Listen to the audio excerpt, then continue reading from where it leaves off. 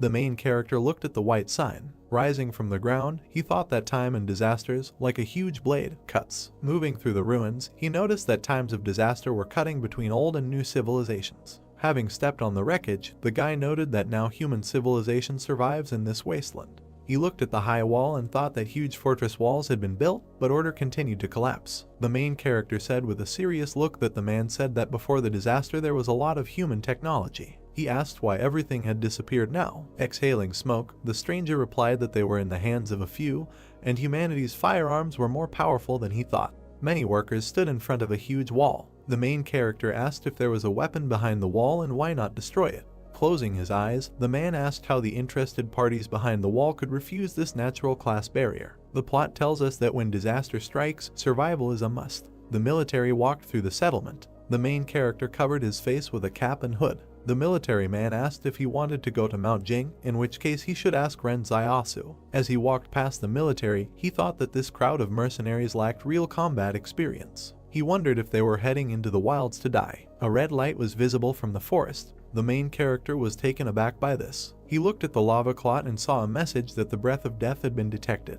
The monster began to crawl out of the magma. A crowd of demons ran towards the main character. A huge spider appeared and an inscription said that the breath of death had been discovered. A blue aura emanated from the wolf. There were drops of blood on the ground. Frowning, the protagonist wondered what, for them outside the walls, is their first weapon in the face of danger. A crowd of monsters stood in front of him. A message appeared asking if he wished to unlock his bonds. The main character was furious. There was a powerful energy in the area. He cried out that he wanted to unlock the shackles. It was raining heavily. The rat's corpse lay under the trap. Sitting in the bushes, the main character thought that it was bad luck and acid rain began to fall before the arrival of the prey. He noted in his mind that if he didn't bring the loot today, Yuan and he would die of hunger. As he continued to lie down, he emphasized the fact that even a sparrow would do. He saw the wings of a bird in the sky. Watching her closely, the main character thought that this was great and that this was really a sparrow. He looked at the bird. Her eyes glowed red. He jumped up sharply. He dodged the huge bird. The main character reached for the frying pan. Grabbing it, he prepared for battle. The bird jumped up from the ground.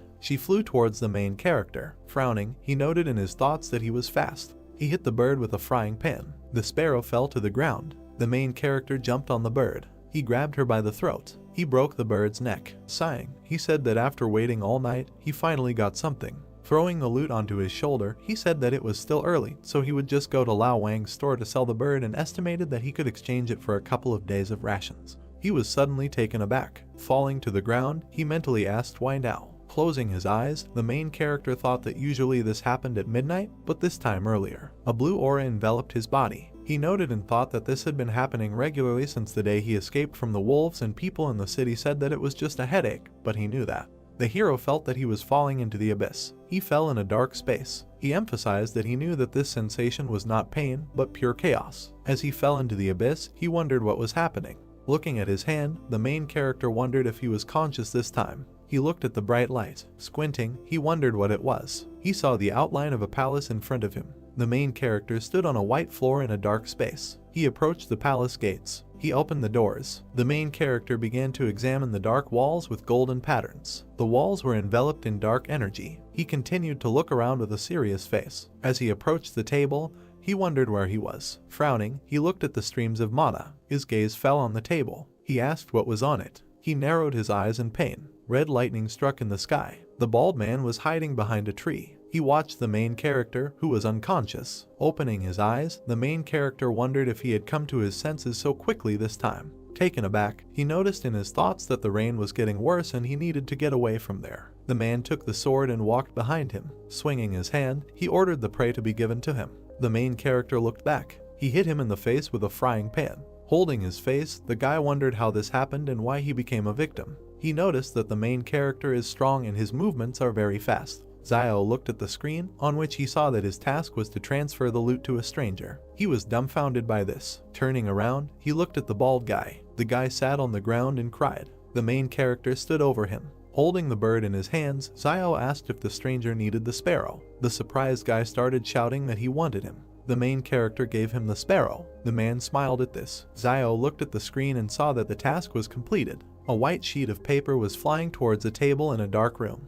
He was heading towards the printing machine on the table. A piece of paper flew into the car. The machine began to print on paper that the task was to transfer the loot to a stranger, and for completing the task, he was rewarded with a basic profile skill which allows him to study the abilities of other people. Closing his eyes, the protagonist thought about the skill acquisition profile and whether he could use this to learn other people's skills. The guy cried and said that Zio was a good person. The main character looked at him out of the corner of his eye. He snatched the sparrow and declared that he would never get it even if he wanted it.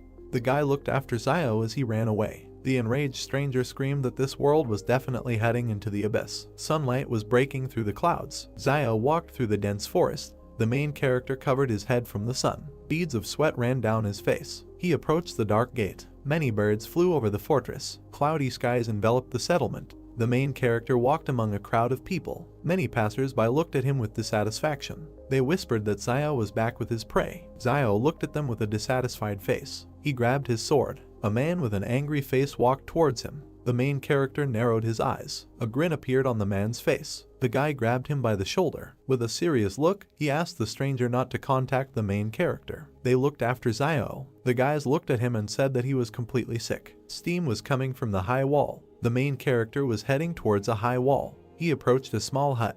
Having placed the bird on the table, Zio asked how much they would give for it. The merchant extended his hand. With a dumbfounded look, he asked to be more careful. Taking the sparrow, he said that this glass was very expensive. The main character frowned at his words. He looked at the empty shelves. The merchant began to weigh the sparrow. Smiling, he said that everything was correct and he weighed 3 jin 6 liang. Zio watched intently as the merchant cleared accounts. He said with a serious face that market prices are good now and sparrows cost 200 per jin, so the total is 700. The main character said with an embittered look that this was too little. The salesman adjusted his glasses. Shifting the scores, he stated that the maximum was 800 and there really wasn't enough meat in the fence, but everything had a price and they had to live by the rules. Zio grabbed the abacus and declared that it was almost winter, and there were few sparrows these days and below 900 was out of the question. Crossing his arms, the merchant began to quickly shake his head. The main character grabbed the bird and began to leave. The seller asked where he was going. Zio replied that he would go to Old Lai and ask his price. The merchant stood in front of him with a smile on his face and offered to negotiate, asking how much he wanted to sell it for. The main character said that first he would find out the price and then they would return to this issue. Smiling, the seller asked if Zio wanted 900 and then agreed, adding that he did not want to delay payment for Yuan's tuition. He noted in his mind that today someone from the fence came to buy game and he couldn't let Old Lai take advantage of it. Zio, with a straight face, clarified what the merchant said at the end. He began to tremble and asked what the price of the main character was. Smiling, Zio replied that he wanted 1,200 for the sparrow. Veins appeared on the merchant's face. The main character asked whether he agreed or not, noting that if not, then he would go to Old Lee. The seller began counting out the bills. He continued to count them with a puzzled look. Having given the money, he said that this was all there was. Having taken the money, Zio said that there was nothing wrong with it and the merchant would return it tomorrow. The main character looked up. He pointed his finger at the jacket and asked him to take it out, noting that it would be just right for Yuan. The merchant reached for his jacket with his cane. Putting it on the counter, he asked if Zio would like to buy it for himself, noting that he knew the price. For him it would cost 490. He noticed that he doesn't carry jackets very often, so if he takes one jacket now, he might end up dead in the winter. The main character replied that he was not cold. Zio's gaze fell on the medicines and he asked why anti-inflammatory medicines. The seller replied that one capsule is 210. This medicine is taken for 3 days in a row and he will give 3 capsules for him for 620 and will also give a dose of iodine as a gift. Looking at the cut on his hands, the main character asked to forget about it, adding that in winter there is usually no inflammation. After giving the jacket, the merchant asked the next time Zio catches a sparrow not to kill it, noting that there are noble people behind the wall who want to keep it for fun.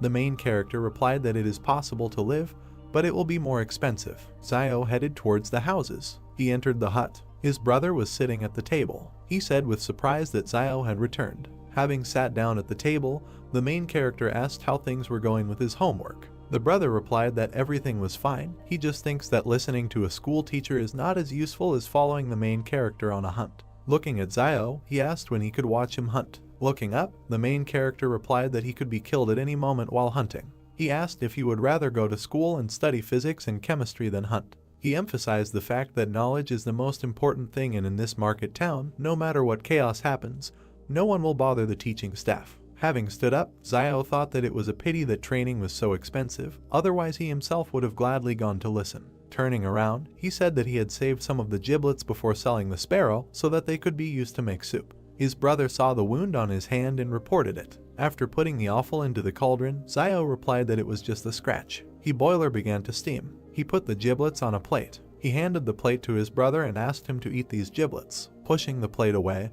he replied that he would not and that the main character should eat, noting that he needed to recover. Zio replied that he was not hungry. Yuen began to cry and said that he would not eat, adding that it was not some kind of scratch at all and he heard that 2 days ago someone died from an infection. Putting the plate on the table, the main character said that tears are useless and his brother understands that he cannot shed tears in this world, and this world has not believed in tears for a long time. He pointed his finger towards the street and asked Yuen to look at the people around them. He asked what would happen if someone came at night and stabbed them to death because Yuen didn't eat enough. Zio stated that he sent him to school because he had the ability for it, and if he studied well, he would not have to go into the wasteland early in the morning to earn a living like him. Yuen sat down at the table. He started eating the offal. The main character patted him on the head and said that usually when they go out, Yuen is damn smart and cunning, but as soon as they get home, he acts like a crybaby. Zio asked him to try on the new jacket when he finished eating. Looking at the main character, Yuen asked where his jacket was. Smiling, Zio said that he wanted to rest. The frying pan was empty. Lying on the bed, the main character thought about the palace that he saw today. He frowned. Zio suddenly opened his eyes. He began to look around. He saw the dark palace again. The main character noted in his thoughts that the palace had appeared again. He entered it. Zio began to examine the palace from the inside. He extended his hand towards the dark stream of mana. His hand began to sink into energy. He wondered if it was all in his head. The main character saw a typewriter on the table. He took a white sheet of paper. He read the sheet on which was written about the task he completed today. Zio looked at the car with interest. Looking at it, he noted in his thoughts that it was written about justice, decency, honesty, trust, friendship, and goodwill. Taken aback, he wondered if they were telling him that he needed to be a good person in a world where morality was a luxury. Looking at the table, he declared that nothing would come of it. A lonely girl walked through the settlement. She pulled back the curtain. The stranger entered the protagonist's hut. Yuen put the blade to her throat. Yuen pointed his blade at the frightened girl. Looking at her, he paused, then asked that she was Zioyu's sister. Zioyu smiled, tilted her head and replied that Yuen was still awake. He looked at her displeasedly and then stepped aside.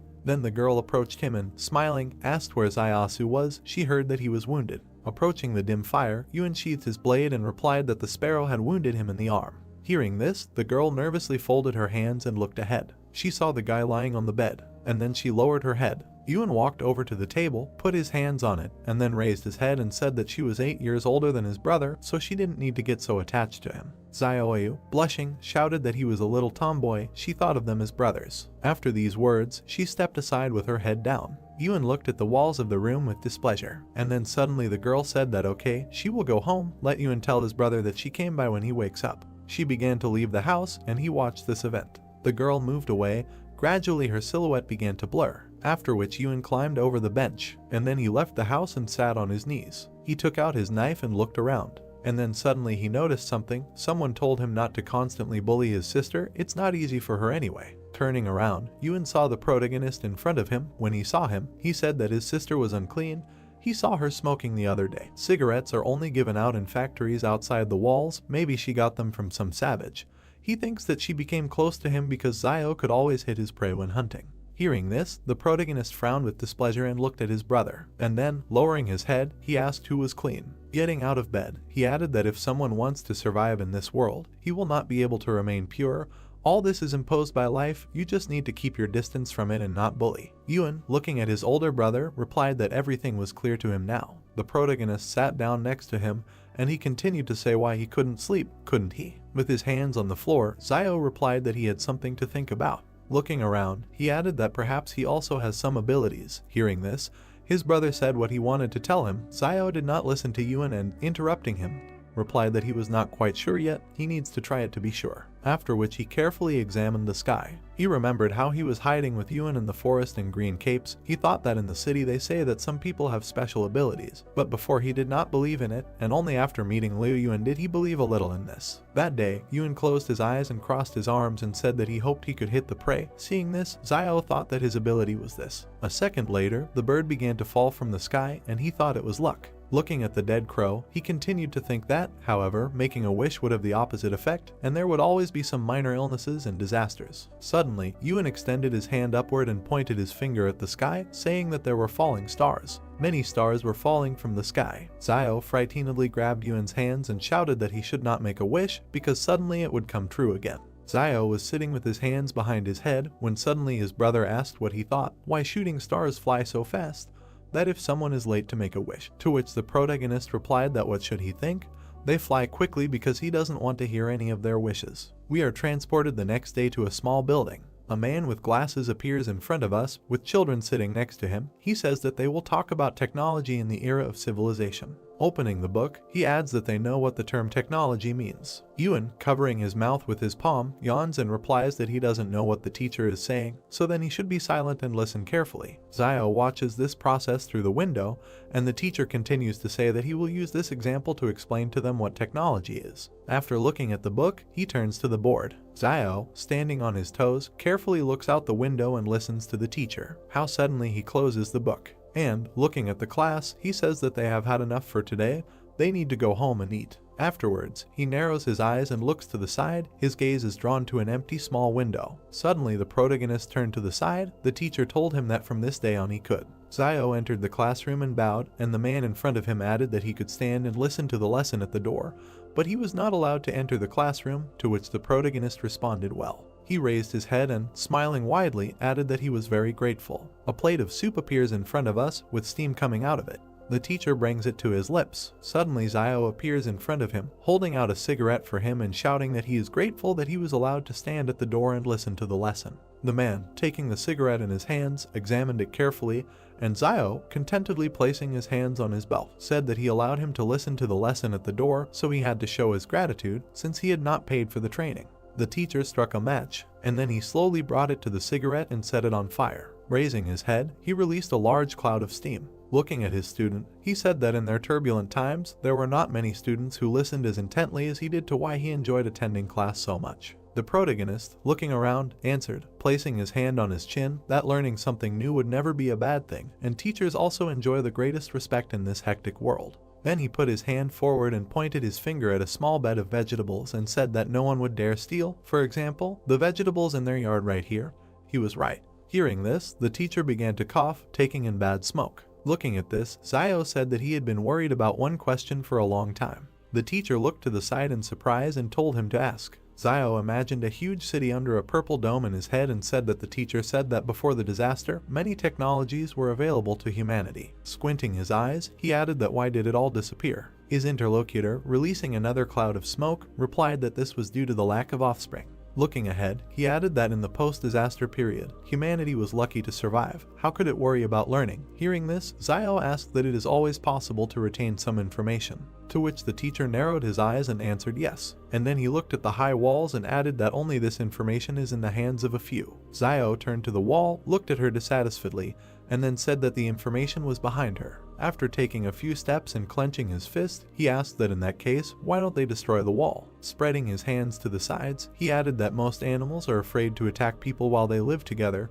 Even without this wall, wolves will not dare to take a step. Not to mention the fact that the destruction of the wall would allow a lot of technology to be released so that civilization could be restored. Hearing this, the teacher pressed himself tightly to the cigarette and inhaled the smoke. And then, exhaling, he said that as long as there is danger in the wasteland, the renegades will live near the wall of the shelter. He imagined in his head men working tirelessly, and added that there would be a lot of cheap labor at the wall, and the consortium behind the wall would not allow it to collapse. The bare-chested man looked at the wall and wiped the sweat from his face, at which time the teacher continued to talk about how the interested parties behind the wall could give up this single-class barrier. After a second, he put out the cigarette and thought that he should save half to smoke next time. Then, putting it in his pocket, he said that they should stop talking and go to class, after which he thought that this guy quickly turned away so that he could hide the cigarette.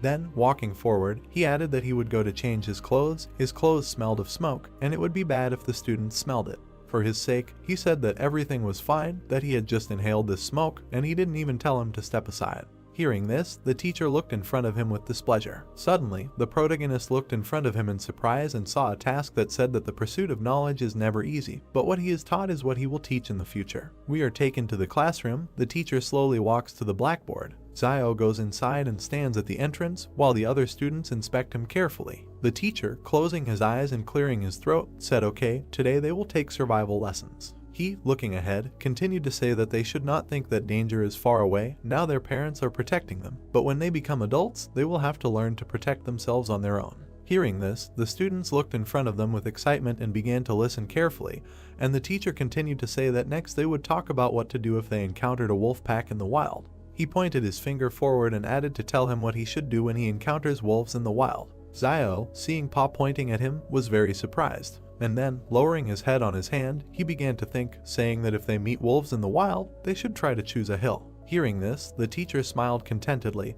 and the protagonist continued to say that with a good open view where there would be a tailwind. Extending his finger forward, Zio winked and added that such a place would be a wonderful cemetery according to Feng Shui. Hearing this, the master turned pale and stared ahead. There was complete silence in the class for several seconds, and then Zio, looking in front of him in surprise, thought that it was strange. Why the task was not completed, he didn't seem to teach anything bad. Suddenly the teacher put his hand to his mouth and cleared his throat. The protagonist, seeing this, bowed his head, and then, putting his hand forward, he imagined 3 huge wolves in his head and said that, probably, the teacher had never seen a wolf, let alone a pack. Even with a lone wolf there was practically no chance of survival, so it was better to immediately find a good place for yourself for the grave. Hearing this, the mentor looked ahead anxiously, and then he said that from now on he could sit in class and listen to lessons, and he would teach survival lessons. Zio, hearing this, smiled widely and asked what he would teach, and then thanked him. Suddenly, a system message appeared in front of his face with the message that the reward for completing the task of the first force appeared.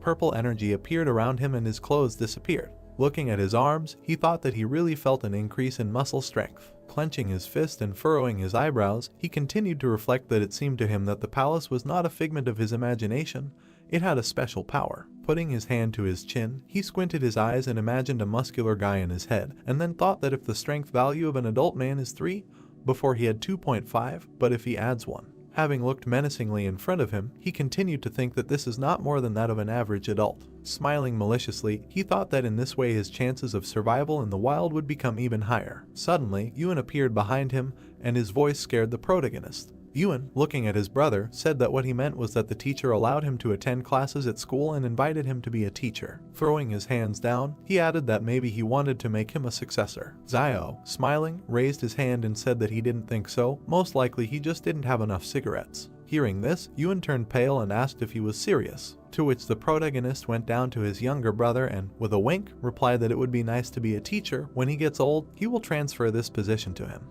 Then he turned around and, spreading his arms, added that, in the end, wild nature was dearer to him. Yuan gritted his teeth in displeasure and lowered his head, and then thought that this always happens. He, looking displeasedly at his brother, continued to think that if he gets something good, he immediately passes it on to him. Zio, taking a few steps to the side, said that it is good to be a teacher, but this is not for him. His brother must study hard and develop every day in order to become a worthy and smart person in the future.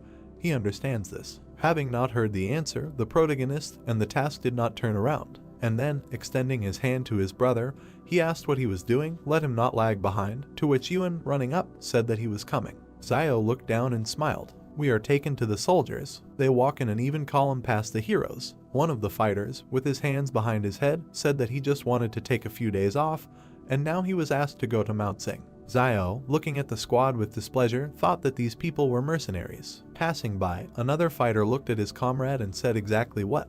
But first they need to go to Quan Fuguyu and try to find someone who can show them the way. Frowning his brows, the protagonist thought that they were going to Mount Jing. This group of mercenaries from behind the wall lacked combat experience. Isn't it just suicide to rush into the wasteland like this? Then he walked past the girl. Suddenly he turned around and looked behind him. Looking at the leaving group, he thought that this girl, she gave off the feeling of a wild animal from the wasteland. Suddenly, Yuan, standing behind his brother, asked that he thought Fugui would recommend him as a guide. Everyone in the market town knew that he was very familiar with the wilderness. The protagonist, looking ahead, replied that usually you can go to the Jing mountain area on your own 2 feet and get out of their feet first. Whoever wants to let him go, but he won't go. There is something strange in this group, so they should better avoid there. We are transported to the evening. Zio enters the tent. He is greeted by a concerned Yuan, asking if his wounds are okay. To which Zio replies with a smile that everything is fine. His brother, frowning with dissatisfaction, shouted at him not to lie to him. Last time he already tried to hold on through force. Zio, going deeper into the tent, pulled his hands up and told him not to worry, he was not going to play with his life. Suddenly they heard someone's footsteps and a voice asking if this guy really escaped from the wolves alive. Another voice replied that of course, how could he lie? Hearing outside voices, Yuan and Zio turned around worriedly, and then they suddenly fell to the ground, grabbing their weapons. They walked forward slowly. Zio walked to the door and looked out a little through the crack. He saw the guy with the gun looking at Fugui, saying that he meant that he was sick in the head. The man in front of him, rubbing his hands with a smile, replied that everything was fine. He just said casually, "It won't hurt. He is not seriously ill. They are already in place." The protagonist, frowning with dissatisfaction, thought that this Fugui really decided to bring him together with these people. A man in a red vest walked out to class in different directions and loudly told Zio to go out because he had guests. Yuan looked in front of him displeasedly and asked what he should do, to which the protagonist, turning around, replied that he would go out and let Yuan stay in the house. Zio took a few steps forward and out of the tent, extending his hand forward. Then he jumped up to Fugui and, grabbing his hands, shouted with a smile that he congratulated him on the safety of his father and son. Everyone outside looked puzzled at the guy who appeared in front of them. A fighter with an orange bandage around his neck asked what kind of father and son. He meant capital and interest. A second later, he opened his mouth in displeasure and shouted that no, this schizo is definitely sick. What kind of nonsense is this? He grabbed Fugui by the collar and, pointing his finger at Zio, shouted that yes, he was definitely sick, and he told him that everything was fine. At least he knew what would happen to him because of his lies. Afterwards, the squad began to move away, and Fugui, stretching out his hands towards them, shouted that they would allow him to explain, because Zio may be sick, but this is not at all the case. Tears flowed from Fugui's eyes. He turned to the protagonist and asked him why he wanted him dead. And then he ran to the detachment, saying that they would allow him to explain. The detachment commander shouted that he was giving him time until dawn to find a suitable person for this job. Suddenly the girl with the sniper rifle stopped, and then, turning back, she looked at Zio for several seconds. After a while she turned around and continued on her way. The protagonist noticed this and frowned, and then a bundle of paper and a system message appeared in front of him, saying that the necessary skills would be learned in a random order. He, looking in front of him in surprise, thought what random study meant. A bundle of paper appeared in front of him, which began to open, and a system message that the target's firearm skill had been accidentally copied, whether it needed to be learned. Seeing this, Zio opened his eyes wide and thought that he should learn this. A huge number of system windows appeared in front of the protagonist. In one of them a download appeared in text stating that knowledge of firearms maintenance and care of firearms, regular maintenance to prevent mold, corrosion and rust, and to ensure for functionality, you need to check the magazine, chamber, external deformation, operability, accessories, and cartridges. Looking at the system messages, Zio thought that these were all firearms skills, which meant that he could really copy someone's abilities. After he closed his eyes, a system message appeared in front of him that he had achieved success in training. He had mastered advanced skill in using firearms. Opening his eyes, he looked in front of him in surprise, saying that unless what he received was a basic level scroll, why did he learn advanced firearms mastery? After that, he went to a large system message and, poking his finger at it, received information that there are two types of skill copy scrolls. A basic level scroll allows him to learn any skill up to an advanced level. A master scroll allows him to learn other people's master skills as soon as he will reach an advanced level in one of his own skills, and also has a chance to learn the target's supernatural abilities. After seeing this, he thought that he can even learn other people's supernatural abilities. This is generally normal. An image of a girl appeared in front of him in the system message, and he asked that he could find out the firearms proficiency level of that girl. He looked in front of him in surprise and thought that she was fluent in firearms, but why was she serving in a private army? Something is really wrong with this group. He then narrowed his eyes and scratched the back of his head in puzzlement. Suddenly he turned around, hearing his brother's screams. Yuan grabbed him by the cape and asked why he was looking at the back of this girl all this time. Suddenly someone came out of the tent and asked whose back it was. Turning around, they saw Zio coming towards them. Looking at her, Zio opened his mouth in shock and asked what she was doing here. The girl straightened her hair with a smile and said that she had swapped with a family of 3 who lived here before, and in the future she would move here and live next door to them. Hearing this, Yuan clung to his brother and asked in a whisper that he was still a virgin. Because Zio spent a lot of money on this, she used to live in a stone brick house. Hearing this, Zio annoyedly grabbed his younger brother by the hair and shouted that he was already old enough. So it's time for him to talk about this aspect of your education. To which Yuan said that it's good if he doesn't know something, just let him will ask. Zio waved to Zioyu with a smile after these words, and then they headed towards the tent, and the protagonist added that he really had something to do with something, and not now they were barely staying afloat, so he shouldn't try to connect them with his sister. Suddenly he saw something in front of him. Yuan stopped and extended his finger forward, saying that he should just look at those 2 potatoes hidden under the chair and what looked like 3 pills. Looking under the table, Yuan added that it was to treat his arm injury. Bending down, Zio grabbed the bottle of pills and looked at it and said that it was indeed an anti-inflammatory drug. Looking ahead, he added that whether his brother remembered how last year he encountered wolves and was injured, someone secretly planted them some pills to keep him alive, right? Picking up the bottle of pills, he added that the place where the pills were planted was exactly the same as now he was trying to find this person. Yuan, looking at his brother, said that his sister could not do this, he only told her about his injury this time. Zio narrowed his eyes and looked ahead. Suddenly, behind the tent, someone grabbed Zioyu's hand and pulled out a cigarette for her, saying that she moved here and he brought her a cigarette, to which Zioyu replied that she would no longer do such things. Yuan and Zio turned to the exit in fear as they heard a man's voice laugh and then shout that she would eat and drink if she didn't do such things, who would give her a cigarette. The protagonist grabbed his dagger. Meanwhile, the guy tore Zioyu's clothes and she raised her head and screamed for him to let her go. Zio, gritting his teeth, jumped out of the tent like lightning. Looking ahead with dissatisfaction, he saw a system message that he had a new task to help. Squinting his eyes, he thought that even without this task he would have helped. Then, grabbing his dagger, he made a quick dash forward. The man in front of him looked ahead in fear, and then, smiling, he thought that the little guy with the bone knife wanted to stab him. Then he took out a huge machete and, smiling, thought that he had real iron here. Suddenly, in a second, Zio's machete cut him into 2 pieces. The man looked at his broken blade in fear and shouted that how was this possible? The protagonist then let go of his dagger, and, grabbing the scoundrel's hand, he hit him in the stomach with all his might. Then, literally in a second, he went behind his back and began to break his arm. And then at great speed he hit his face on the floor. Blood flowed from the man's face. He clenched his teeth in displeasure and thought about how old he was and how he could be so strong. Zio then looked at the frightened Zioyu and asked who he was, to which she replied that he was a foreman at a coal mine. She imagined in her head how several men were killing a guy, and then said that last night a man was stabbed alive in the market town, and he took the lead because he heard that this man had a habit of saving money, and so it turned out that he owed the casino money, and so he decided to do this. Zio looked displeasedly at the foreman, and then he picked up the broken machete tip from the floor. Raising his attacker's hand, he grabbed the dagger and looked at him menacingly. Suddenly a system message appeared in front of him that he had a new task: he must leave the enemy alive. A second later, the protagonist cut the attacker's side, and he screamed in pain. The foreman, cringing in pain, pulled his hand towards the cut, and meanwhile Zio, rising to his feet, said that he had about 3 minutes left. Looking down, he added that if he went to the clinic in the market town and got stitches, he might be able to survive. The foreman, gritting his teeth, slowly began to rise to his feet, and then, leaving bloody footprints on the floor, he ran towards the trading city. A system message appeared in front of the protagonist that the task had been completed. The reward was a basic scroll of copying skills. Since he now lacks weapons, he begins to complete a side task. Looking at these system windows, he thought that the first task should be to rescue Zioyu.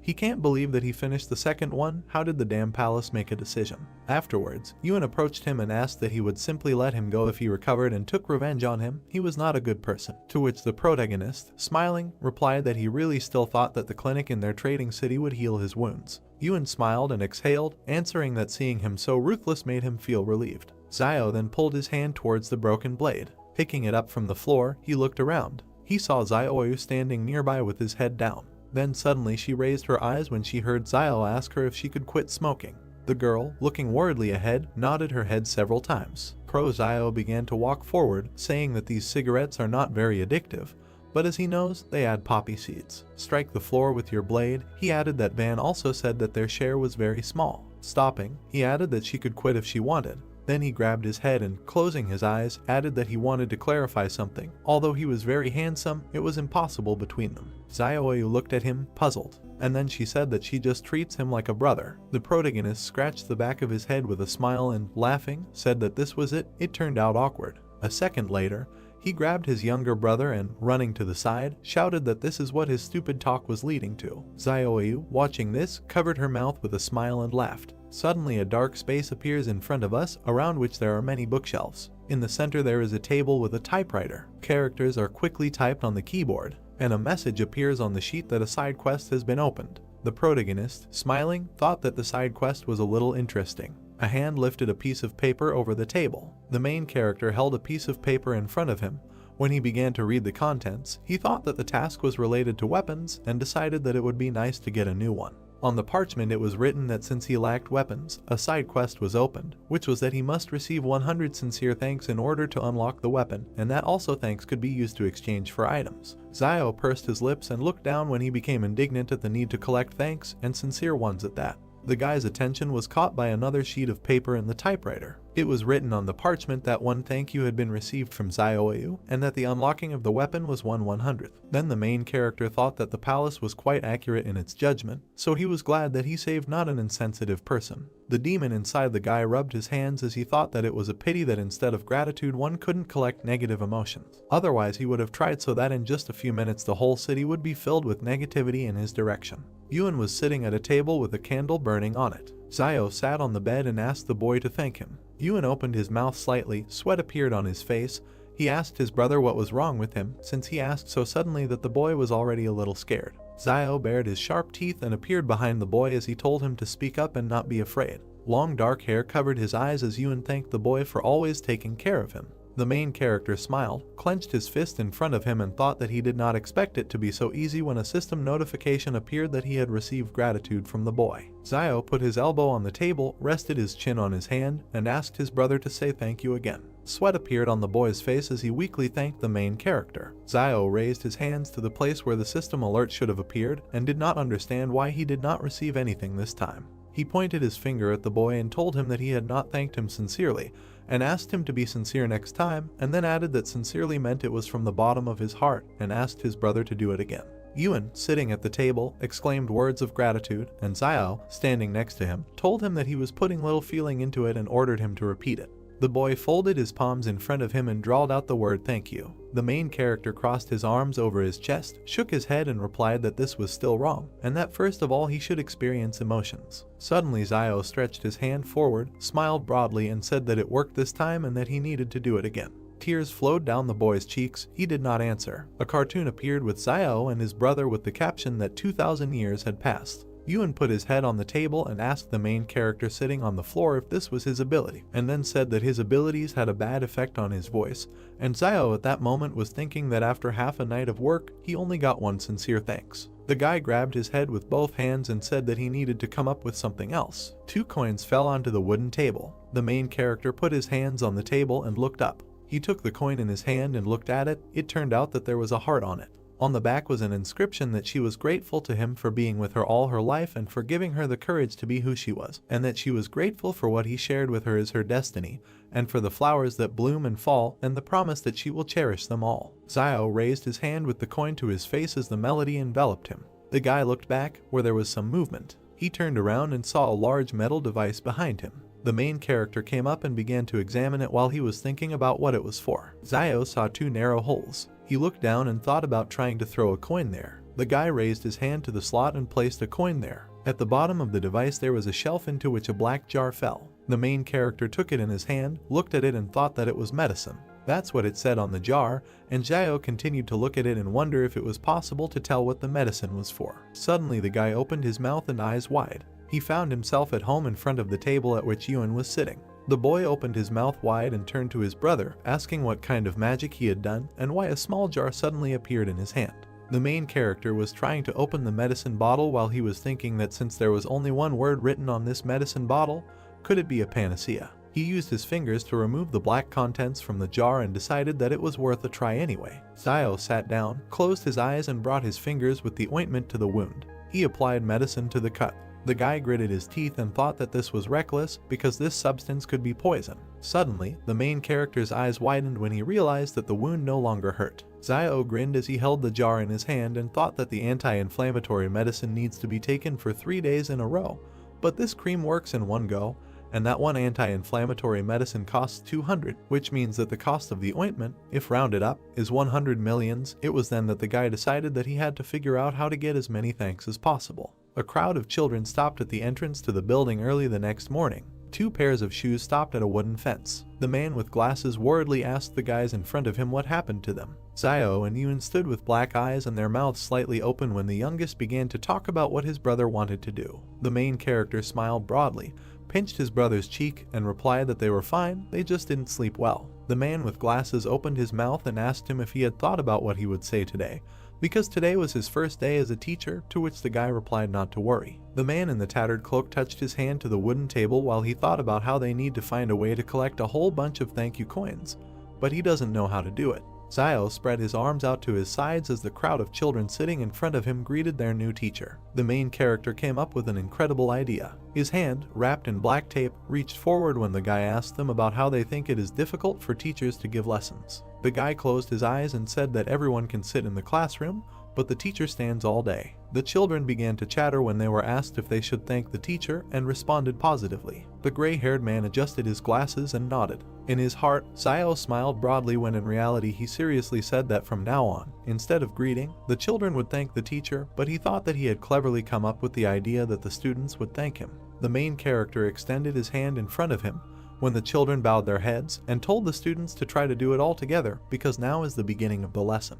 The guy looked up and thought about why nothing was happening, and how none of these little brats sincerely thanked the teacher. He touched the back of his head with his hand, closed his eyes and agreed that 9 times out of 10 life doesn't go according to plan, so he decided to come up with something else. The stone wall near the treetops was shrouded in fog. Zio stood at the board and drew an animal's face on it while he talked about how today they would talk about basic survival skills in the wild. One student began to yawn, and the other opened his mouth and looked forward. Another student gritted his teeth and touched his face with his hand while Zio was talking about how rabbits in the wild do not attack people, and that they are about the height of a person's shin, and have great strength, and the boy was thinking that this guy is too talks a lot and that he still hasn't finished the lesson. The main character smiled while he talked about how the children should be more careful because it is very difficult to survive in the wasteland. One student raised his hand and turned to the teacher, saying that if he did not finish the lesson, it would get dark outside and it would no longer be safe to return home. Zio nodded as his hand with the chalk froze at the blackboard. He closed his eyes and raised his hand as he said that safety comes first, and then ended the lesson. A crowd of people ran out of the building into the street, shouting thanks to the teacher. Coins began to fall onto the wooden table. The main character beamed and smiled when he thought that the effort was paying off. He was touched that due to such a long lesson, the students were grateful to him. Yoon was walking next to Zio when he asked him not to delay his lessons so much in the future. The main character closed his eyes and replied that he was ready to give his life for education, and asked what was wrong with being delayed a little. Yoon clenched his teeth and said that he could not continue like this because he would destroy the youth of their country. Zio grabbed his younger brother by the head and asked him what he might know because the guy received the coins, which means that the student's gratitude was sincere. The boy opened his eyes wide, pointed his finger forward and told his brother to look there. There was a crowd of people ahead. One man smiled widely while the main character was thinking that isn't it old man Liu, and that he went to be a guide. A man with glasses approached the guys and addressed Zio. He adjusted his glasses, opened his mouth and told him that he was a heartless little wolf to whom he recommended such a good job, but he did not agree. The main character opened his mouth, looked away and asked how he knew it would be a good job. The man with glasses grinned and replied that there are poor and noble people behind the walls of the shelter, but the poor will not be able to get out of there, and that these people who have free access to the territory of the shelter must be noble people. There was a high stone wall behind the guy when Zio realized that it was blocking not only the people outside, but also the people inside. He opened his eyes wide and looked to the side as he thought about how those inside the walls have a hard time getting out, but those outside are desperately trying to get inside by any means necessary. The man with glasses smiled and touched Zio as he said that he had heard from the staff that they were looking for a good guide from the trading city to take him beyond the wall so that they could use his services, and asked the guy about when else would he have it was such a wonderful opportunity. The main character looked to the side and remained silent when Yuan asked him why he didn't talk to those guys from the group again, because he was much better than that old man Liu. Zio turned his back to the bespectacled man and the boy and told him to get it over with and that it was time for them to go home. Near the door there was a wooden sign with hieroglyphs. Yoon pointed his finger to the side and tugged at his brother's cloak as he turned to him and asked if Sister Zioi was there. A girl with long hair spoke to a man through the window and said that her earrings were worth a lot of money, so could he give her more, and she was told that she didn't really need to sell things, because she could just become. At this point, he was interrupted by Zio, who put money in Zioi's hand and said that she didn't need to sell anything, because it was money for 3 anti-inflammatory pills, The girl's hand clenched the money as the guy replied that he was going to buy the medicine anyway, so she could take it, and that he didn't reject her kindness, but they shouldn't be so polite to each other in the future. The main character hit himself on the chest with his fist and said that if it weren't for the medicine that she gave them, he probably would have died, and that she didn't need to worry because now, as long as he had meat, he would make sure that she had soup. Yuan touched his brother and told him in his ear that he had pronounced it wrong, because they usually eat meat together. But he said that while he eats meat, she will eat soup, and then the boy added that they don't have meat at home now. Standing behind him, Yuan nodded as Xiao looked determinedly and asked to be allowed to say differently. The protagonist pointed his finger at Xiao and exclaimed that in the future, if he has a full bowl of soup, then she will always have a bowl to wash it. The girl smiled, closed her eyes and replied that from now on she would wash the dishes and laundry for him. The man knelt down and began to beg the doctor to help his family. A man in a white coat stood next to the wounded guy while the man at his feet talked about how their family could not survive without him. The man looked down and asked what was the point of visiting a doctor if they couldn't afford it. Xiao and Yuan stood and watched as the door slammed shut in front of the kneeling girl. The main character opened his mouth, turned to his brother and said that he should remember this, because in front of him is their reality. Drops of rain began to hit the roofs when a voice said that acid rain was coming and that they should go home quickly. The girl and two guys ran in different directions, trying to hide from the rain. Yuan turned his head to Xiao and said that it is very easy for doctors to receive gratitude, because they all thanked the old doctor when he was still here. The main character lowered his hand when his brother said that it was a pity that he didn't know anything about medicine. The guy asked what kind of nonsense he was talking about. Xiao's eyes widened when he thought that even if he didn't know how to heal, he could learn. A piece of paper appeared above the typewriter when the main character added that if he became a doctor, he would be able to earn money and receive gratitude, and thus solve two problems at once. The door that led into the building was illuminated by the sun. Xiao sat against the wall of the house with a sign and thought that he didn't know what time the clinic usually opened, but it wouldn't hurt to come early. The clock struck 2 o'clock in the afternoon when the guy wondered if it was time for him to show up. The door opened slightly. The man in the robe came out, stretching and yawning. Suddenly, he opened his eyes wide and screamed. He stood on one leg next to the guy sitting on the ground and asked him what he was doing here, squatting, and Xiao told him to mind his own business and not pay attention to him. The man in the robe touched the door and said that if he wanted to see a doctor, he had to bring money, and that without it he could sit here all day. A piece of paper appeared in front of the main character, and he laughed when a system notification appeared that the target's skill would be learned at random. The guy's hand squeezed the sheet. An alert popped up asking if he wanted to learn the target's skill called Deception, which was randomly selected. The paper disappeared from Xiao's hand. He opened his eyes and mouth wide and thought that he was here to learn medicine, and that there was no point in learning deception, and also that this random skill was too random. The main character turned his head and gritted his teeth as he thought about how this guy was so disgusting that he had a skill in deception. The man in the robe was holding something in his hands when he turned his head and looked towards the guy. Sweat appeared on his face. He opened his eyes wide when he remembered that he knew Xiao, and thought that it was not for nothing that he seemed familiar to him, and that he was a well-known cruel guy in the city. The man was scared when he did not understand what he wants from him, because he didn't contact him. The main character pointed his finger at the system window in front of him and wondered what level of medicine this doctor had. In response, a message came with the words that from the information about the target it is known that he does not have any medical skills. Xiao clenched his fist and gritted his teeth as he protested that how could he be a doctor without medical skills. The guy threw a frying pan at the head of a man in a white coat and shouted at him that he had been making money from fraud all these years. The man began to cry and told the guy not to talk nonsense and that he was not deceiving anyone. Xiao turned around and walked away from the man in the white coat, holding the frying pan and touching his face with his hand, thinking that he would have to think again about how he could become a doctor without studying medicine. He looked at his hand and realized that the wound was almost healed. The guy remembered the metal device and smiled when he realized that he could heal cuts. The main character entered the house and asked Sister Xiaoyu what she was doing here. The girl was sitting on the bed and holding a black thing in her hands when she said that she saw that the clothes he was wearing were torn, and therefore came to sew them up for him. Yuan was carrying a plate in his hands as he passed by Xiao when he asked what he had in his hands, and he replied that it was Sister Xiaoyu who had prepared the porridge for them. The main character pinched his younger brother's neck and asked him if he had said thank you to the girl, to which Yuan replied that he had not said so yet. The boy bowed and thanked Xiaoyu, and the girl jumped up and told Xiao not to hit his brother, to which the boy replied that he could be spoiled with him, but he couldn't be like that with others. The girl sat down by the fire and put food on a plate while she told the main character standing next to him that it was time to eat because they were still growing. The guy opened his eyes wide and beamed when he thought that they had never been told that they were still growing.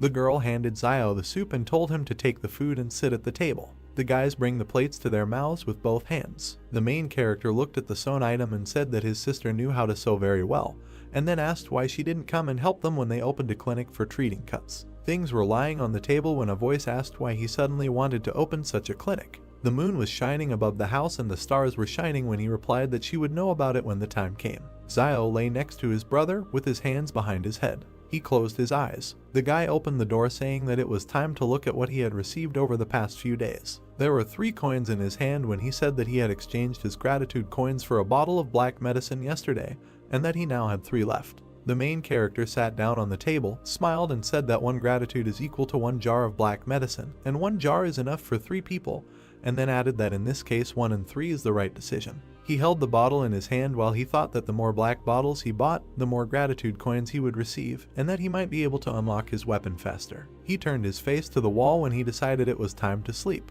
The boy stood next to the girl, waving to his brother and asking him to be careful. Zio smiled and thought that those who take risks will definitely get what they deserve. While the pick was breaking the ground, he thought that tall trees are always the first to be blown by a strong wind. The man who was dripping with sweat turned his head to the side when the main character was thinking about what needs to be done so that people don't think that he wants to deceive them. The man opened his mouth and asked Zio what he was doing here, and then assumed that he was cutting the grass here. The guy crouched down and tried to pull out the plant while he thought that since he already had the medicine, he should cut a few blades of grass. He turned his head and grinned as he explained that it was to give the appearance of being a herbalist and not to come under suspicion. Zio approached the man with the herb and said that it was not a weed, but a medicinal herb, and when he asked again, the guy replied that if you add the herbs in different proportions and boil them, they can be used to heal wounds, and then he asked the man what he thinks about how the main character recovered from his previous injuries. The man opened his eyes wide and assumed that the guy endured everything by willpower. Several people stood at the entrance to the house. Zio sat by the fire and looked at the crowd outside. He opened his mouth and smiled. Men on the street stood and discussed among themselves. Birds were flying over the roof of the house. The main character gritted his teeth and looked away irritably when he thought about why no one was asking anything. The guy went out into the street and pointed his finger at someone from the crowd. The man pointed to himself and asked again, to which he was told to come over. He turned to look at the crowd as Zio stood in front of him. The main character hugged the man and told him to ask him what he was doing. The man opened his mouth and asked him a question. Zio smiled sweetly. He pointed to the dishes on the fire and replied that he was making an herbal medicine that not only had anti-inflammatory and analgesic properties, but also quickly healed wounds, and that he had previously hidden this from everyone. There was grass in the water when the guy exclaimed that today he finally realized his mistake and decided to share it with them. The men began to discuss among themselves that everyone knew that he simply endured everything out of character, and that no one would believe that he could treat anyone. When Zio exclaimed that he was going to open a clinic for treating cuts and called them to his place if someone will get hurt. When people turned away and began to leave, the main character thought that this was not normal, that no one cared about him. A man suddenly approached the guy. Zio saw his bandaged hand. He grabbed it and asked the man if he had injured his hand while working, and if he wanted to get excellent medicine. He was told that he didn't need anything. The main character put the man against the wall, holding a can in his hand, told him to just think of it as an advertisement, and said that this time he would cure him for free. The guy waved to the man running away from him. When he entered the house, Ewan asked him why he was giving out medicine for free. Zio gritted his teeth and replied that he should not ask, and that next time it would be better to die than to repeat this, but thought that the beginning is always difficult, and that he should control himself because those who achieve great things achievements do not pay attention to little things. Birds flew over the stone wall the next morning. When Zio left the house, someone was waiting for him on the street. The main character opened his eyes wide and asked the man what he was doing here so early, because he hasn't been going out to catch sparrows lately. Old man Wang with glasses smiled widely and asked the guy if he had cured Tedu from the eastern part of the city yesterday. The main character closed his eyes when he learned the man's name. The guy crossed his arms and replied that he worked without intermediaries when Wang asked him if he still had the medicine and suggested that Zio give it to him and he would sell it. The man with glasses beamed, smiled widely and replied that he could sell him some then, and the guy said that he didn't seem to be injured. Wang raised his hand in front of him and said that yesterday Tedu felt that something was wrong and wanted to know what kind of ointment the main character gave him, and decided to taste it. At that moment sweat appeared on Zio's face and he asked if this black medicine could be taken orally. The man's glasses flashed when he said that Tedu took this black ointment and tumbled with his wife all night, and then asked the main character how much of this medicine he had and where he got it. Zio closed his eyes and replied that he inherited it. The guy looked at the man with glasses, grinned and asked why he, a bachelor, needed this ointment. Van smiled and replied that the guy should not worry about it, and the main character put his hand in front of him and said that the price of introduction was 600. They put money in his hand and thanked him when a system notification appeared that he had received gratitude from a man with glasses. Zio looked after the smiling man indifferently. There was fog at the gate to the building. Van held a black jar in his hands and smiled. He handed the medicine to the man in the black suit, saying that he had brought this thing. An overhead view of the wooden shacks, Zio standing in front of the sign on his house. On the sign in front of the hero there is an inscription that this is a clinic for the treatment of cuts. The hero looks at it with pleasure and is glad that it is finally opening.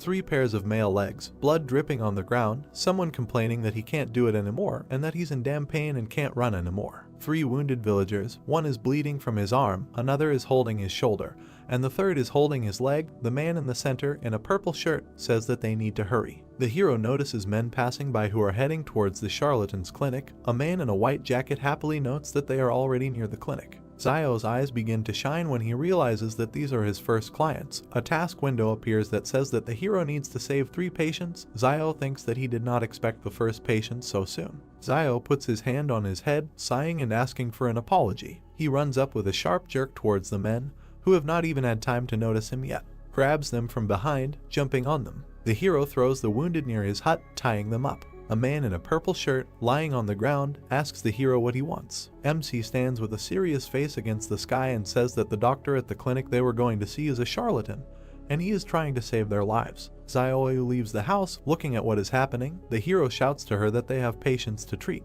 The lady approaches the lying men, asking what happened and whether they got involved in a group fight.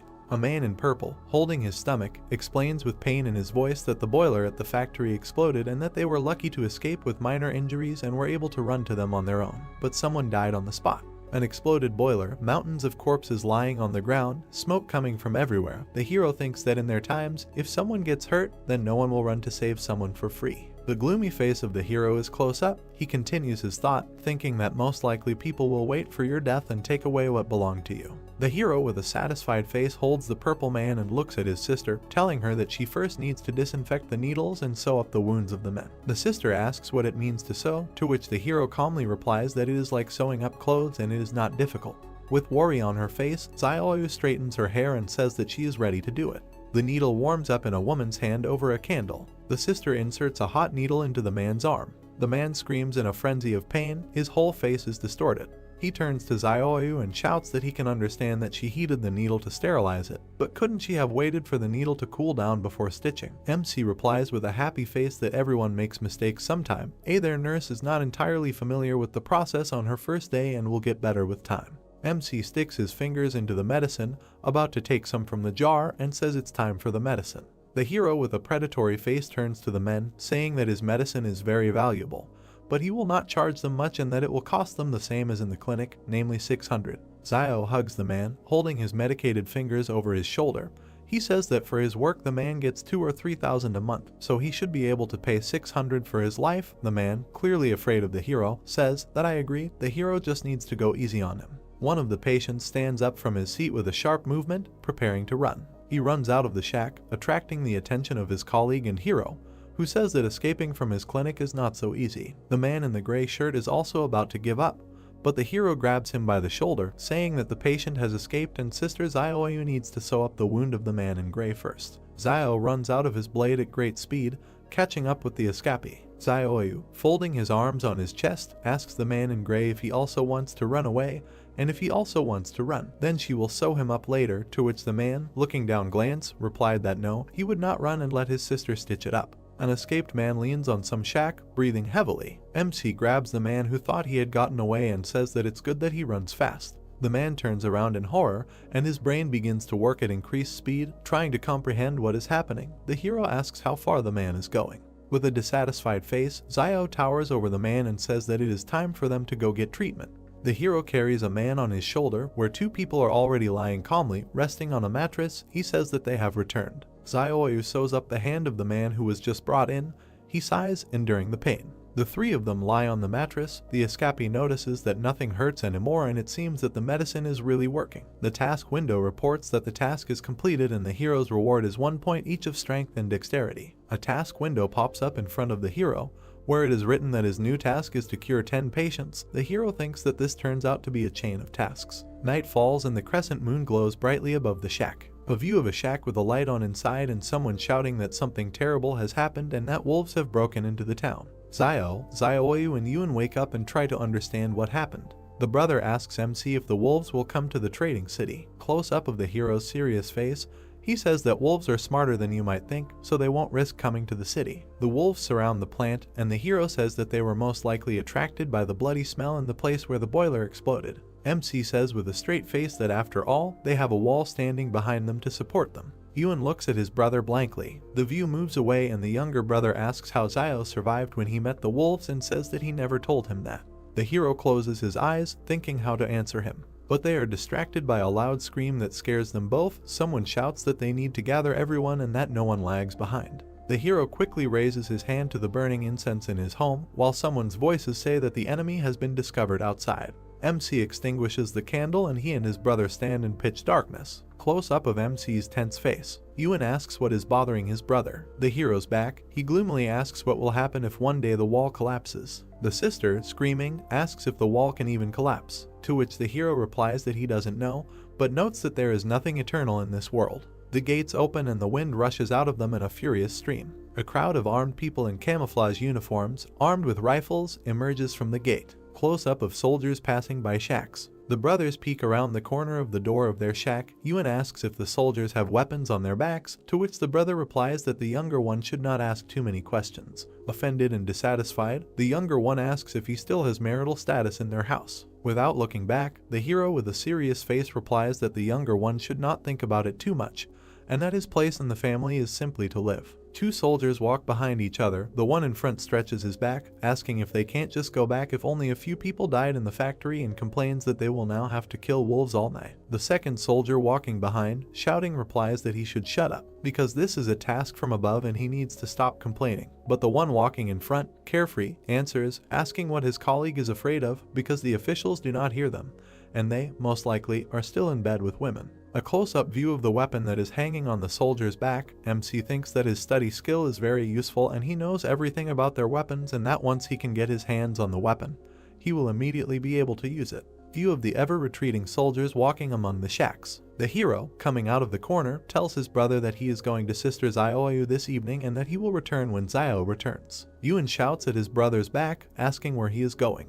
But with a sharp movement, the hero runs away from his shack without answering his brother. The quack doctor pushes, trembling all over, and thinks that something is not working. He sits with his pants down near some stone, sighing heavily. The hero runs at great speed through the shacks. He runs past the charlatan who is sitting behind a tree with a newspaper in his hands, and he notices him. Close up of the charlatan's tense face, he thinks what the hero is doing here at such a time. Zio runs to the factory, from which smoke is pouring out. Close up of the hero running, he thinks that the factory manager was armed with a gun, but he was still attacked by the wolves, and that perhaps he did not expect the wolves to come and did not have time to get his weapon. The hero's face is even closer up. He thinks that it seems to him that the pistol should still be at the factory. A view of the plant, the sky above which has turned red and is obscured by rising smoke. MC stops abruptly, noticing something, and sweat starts pouring down his cheek. The soldiers stand, holding their weapons at the ready, opposite the wolves. A mountain of bodies lies between them, and someone shouts that they need to be vigilant. Wolves are close up, their eyes glow blue, and drool flows profusely from their mouths. The soldiers, who are starting to sweat, can see that they have just fired a clip from the smoke that comes from their weapons. MC notices that the wolves are not at all afraid of bullets. People standing behind the soldiers shout at them to get down to business. A man in a business suit grabs a soldier by the shoulders and shouts for him to shoot. A shot is fired, the bullet hits the paw of one of the wolves, and a trace of pain appears on his face. The wolves look at the reader and begin to walk towards the soldiers. Immediately, many wolves jump up and attack the soldiers from above. The man who just fired the shot screams in horror. You can see how the wolf cuts the soldier's head. A huge stream of blood flies through the shadows. MC, meanwhile, begins to bypass the firefight, moving through the courtyards of the plant. Around one of the corners he sees a battle going on. Blood is spraying from someone, and the hero thinks that a private army is fighting the wolves and all the personnel have been recalled, so the side of the factory in which he is now must be safe. The hero stands with his back to the concrete slab and carefully looks out of it. There are several bodies lying behind the slab, and there is blood all over the floor. He looks at the lying body and thinks that, judging by the appearance of the bodies, the wolves killed everyone in one fell swoop, and in his thoughts he rejoices that he escaped them. Zio, with determination in his eyes, looks up and thinks that he needs to get inside and check. He looks at the tall factory building and begins to move towards it, the legs of a hero preparing to jump. MC starts jumping on boxes to climb up to the fire escape and clings to it. He begins to climb up the fire escape. He jumps onto the roof and sits down, leaning his hands on it. Standing on the roof, Zio looks around, peering into the windows on the roof to see what is below. Close up of the hero, thoughtful face, he thinks that he needs to hurry. He looks back at what is happening below, where people are fighting, and then puts on his hood. Drawing out his bone dagger, he slashes downward with the blunt end. He breaks the window below him and falls among the shards of glass, lands down on his haunches, resting his hands on the floor. Looking around and shaking off the glass shards, Zio thinks that he is finally inside. He calmly removes the hood from his head, standing among the dead bodies. The hero's back, he looks at the bodies lying on the floor here and there, and thinks that it looks like there was a battle here. But for some reason all the bodies are directed in one direction, and notices that in a critical situation, people run either to safe places or to places where weapons are stored. View of the stairs leading down, it is covered in blood. Zio goes down the stairs, walking around the corpses, and notices some red light from below. A close-up of his face, he thinks that this is most likely a shelter in case of emergencies. A stone door with 3 red lamps on top. Under the door of the shelter lie torn bodies, some of which are leaning against the door. Zio touches the door and, not understanding himself, asks if the door is locked. He knocks on the door with his hand. He leans against the door, trying to hear something. Someone presses a button with their hand and the door begins to open slightly, which MC notices, thinking that someone is opening the door. Rushing under the door, Zio notices a man in a business suit holding a gun in his hand. He asks if a man has come here to save him. Suddenly, the man in businesslike looks changes when he realizes that the person who came here is not from the army. Zio slides in front of the man, looking at him with anger in his eyes. The man points a gun at MC, bares his teeth and shouts that it means a little thief has come to him, who took advantage of the explosion, and adds that he knows that the one who came is Zio from the trading city. The hero stands up and examines the man and realizes that it is Wang Dingyang, and asks himself if he is not the manager of the factory. Wang, with a sharp movement, keeping Zio in sight, closes the door of the shelter. Zio looks at the door as it closes and realizes that Wang wants to trap him there. He, at this time, takes the pistol in both hands and with an evil grin looks at the hero, who is looking at him with an equally evil face. MC realizes that the manager has a weapon in his hands and tightly grips his blade in his hands. The pistol is on safety. The hero notices this and a smile spreads on his face. He, in a questioning pose, raises his hands and stands at full height opposite Wang, and says that isn't Wang Dingyang in front of him. The hero begins to walk towards the manager and asks why he is here alone, to which he receives a short answer that the hero cannot come closer. The hero's face becomes so angry that the veins on his forehead begin to bulge. He shouts that the manager is crazy, and that he was the first to run into the shelter, after which he closed the door, not letting the rest of the people in. Wang, holding the gun tightly, shouts that a poor man like Zio shouldn't be asked so many questions, and continues, shouting that Zio needs to take him back to the city so he can save his life. The hero, with an evil smile, asks if the manager wants to save his life, and continues, saying that he will be afraid that he will tell the truth about how he abandoned everyone in order to survive himself. The manager begins to have a drop of sweat running down his cheek, and he doesn't stop grinning, asking how the hero knows this. Zio, with a playful face, raises his finger up and declares that no one knows his son better than his father, to which Wang is lost, not understanding what the hero is leading to. Wang, no longer grinning, but just angry, shouting, doesn't the hero think that he doesn't dare to kill him? View from above, of Wang and Zio standing opposite each other. The manager shouts that he will shoot the hero and will continue to wait for the army to arrive, and that he is a man from behind the wall, and that means that the army must come to the rescue. The hero jumps and makes a dash towards the manager, and with a dissatisfied face asks if the manager doesn't know that his weapon is on safety. The manager frantically realizes the MC's words and looks back at his gun. The hero cuts the manager's hand with a sharp blow, and the other snatches the pistol from his hand. He sharply pushes the manager towards the wall with his blow, presents the blade of his blade to the area of the manager's heart. Blood begins to flow from the latter's mouth, and he stands, frantically looking at the blade, which is stained with his blood flowing down the blade. Van, with a look full of pleading, with blood flowing from his mouth, says that he asks the hero to let him go and that he can tell him where his property is hidden. The hero, with a serious face, says that Van must speak first and then he will let him go. Van, with one eye on the blade that is moving away from him, thinks that MC is still young and that he can deceive him by simply stalling for time until the private army comes to his aid. The hero holds the blade in front of Vaughn, asking if he wants to stall for time, and continues by saying that his lungs have long been pierced by the bone knife, and even if he returns, how long does he think he will last, and states that there is no reason for the hero did not make his fate easier. With a sharp blow, MC pierces the manager's chest, causing him to scream. He sharply removes the knife from the manager's chest, shaking it off from the blood. He sits down opposite the manager's body, searching it. 2 clips in Zio's hand. He thinks that the fact that the manager had 2 extra clips was just right for him. The hero passes by the bodies, heading towards the exit, and thinks that he must get out of there as soon as possible, and that perhaps the army to rescue Wang Dingyang is already on the way. Exhaling from fatigue, Zio enters his shack. Yuan stands opposite his brother, with his arms extended towards him, and joyfully says that he has finally returned and asks if he is injured, to which Zio replies that everything is fine and asks if anything happened in the city while he was gone and whether the military returned.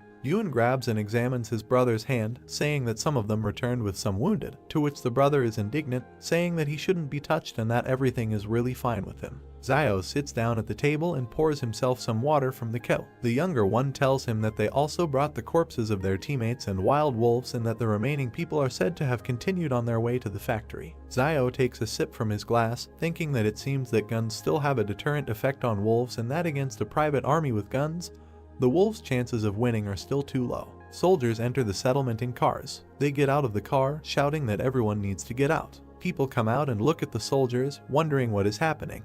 The soldier shouts, holding a weapon in his hands, that everyone who says who left the city today will be given a big reward. Zio and his brother look out of the shack, leaning on its door with their hand. Close up of Zio's face, he thinks why the military came to them and that he disguised the wound before leaving as if the manager was injured by a wolf, and that an ordinary person would not be able to distinguish the wounds, and thinks that maybe the military found out that Wang's gun was missing, which means they suspected something. The hero's memories of how he leaves the factory, holding a pistol in his hand. The soldiers rudely question the people, and Zio realizes that they are looking for a gun. Someone from the crowd raises his hand and shouts that he knows who came out in the middle of the night. The quack doctor shouts that it was Zio and that he saw it with his own eyes. He turns and points his finger in the hero's direction, shouting that it is him. The hero's eyes are close up, sweat begins to flow down his cheeks. The soldier points in the hero's direction, instructing his subordinates to search Zio. Old man Wang rushes out of his seat, waving his arms and shouting that Zio is the same guy that Boss Luo asked to keep an eye on over the wall, and that they can't treat him like that. The head military man asks what Old Man Wang means, to which he replies that they can ask Boss Luo themselves why he is being looked after, but he has no right to speak. The military man remembers a man with a red shirt and rings on his fingers, realizing who Boss Luo is. He raises his head to look at Old Man Wang and shouts that even if Zio is one of Boss Luo's men, then this is a serious matter and that the culprit must be found, after which he will personally go in the evening to make amends to Boss Luo and explain everything.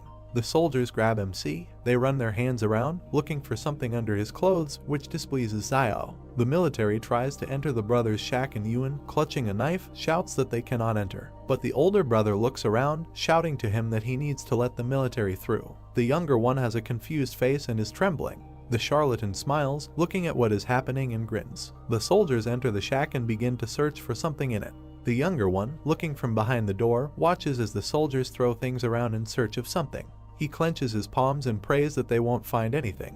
One of the soldiers begins to lift MC's frying pan, but the chief military man, clearing his throat, asks if they found anything, to which the soldiers look back at their boss, unanimously saying that no. One of them lifts the frying pan, not noticing a pistol in its shadow, and they say that this house is so empty that even if a pistol was hidden there, they would found it a long time ago. The main military man says that it is time for them to leave and the soldiers head out. The view from under the frying pan, under which the pistol lies, of the departing soldiers. Yuan sighs, the tension and anxiety disappearing. The soldiers stop searching the hero, and he stands with his hands raised, with a dissatisfied face. Zio looks back at the quack doctor with a displeased face, causing him to jump up. Old Man Wang comes up to Zio and tugs on his shoulder, saying that it seems to him that he shouldn't have interfered and it looks like everything is fine with them, to which MC responds with gratitude. The old man smiles, laughingly saying that if it weren't for Boss Luo's admiration for Zio, he would not have dared to stand up for him. MC looks up at the old man, asking what Boss Luo is doing and asking how he knows him. The old man, leaning close to the hero, says that Boss Luo is a representative of the consortium beyond the 113th wall and that he is simply delighted with his medicine. Zio suddenly realizes that Wang sent his black medicine right beyond the wall. Holding the hero's shoulder, the old man continues, saying that Boss Luo said that from now on, if he delivers the portion on time every month, then he will guarantee that there will be no problems in the future outside the walls. Xiao looks around, asking if Wang could talk to Boss Luo and get them behind the wall. The old man wrinkles his face with displeasure, saying that they are all polluted people and how can they get behind the wall, and asks, saying that who will collect herbs for Boss Luo in the field if MC gets behind the wall. Wang sighs, saying that he also wants to get inside, and Xiao understands that if this Boss Luo still wants to benefit from him, then he would not let him go beyond the wall. Yuan, holding his head, approaches his brother, addressing him. He grabs him by the jacket with a trembling hand, sweat streaming down it. Xiao looks back at his brother, who has already simply fallen down. He looks down in horror and screams his brother's name, realizing what happened. The hero sits on the bed, touching his hand to his brother lying next to him. Xiao frowned and looked at him, telling him not to be so stupid. He might die from this fever. He thought that his brother had made a wish again to save him and would get hit back. Yuan opened his eyes and said, "But what if something happened to him?" The girl squeezes water out of a towel. She placed it on the boy's head. He turned his head, looking at her, and asked for forgiveness for causing her problems. She touched the towel on the boy's head and said with a smile that the two of them were just big kids. But if they weren't more mature than other kids, they wouldn't be alive now. He added that basically his brother is amazing. The hero looks thoughtfully at his brother, whom the girl is caring for. Xiaoyu and the boy turned around as the boy got out of bed and told them not to worry.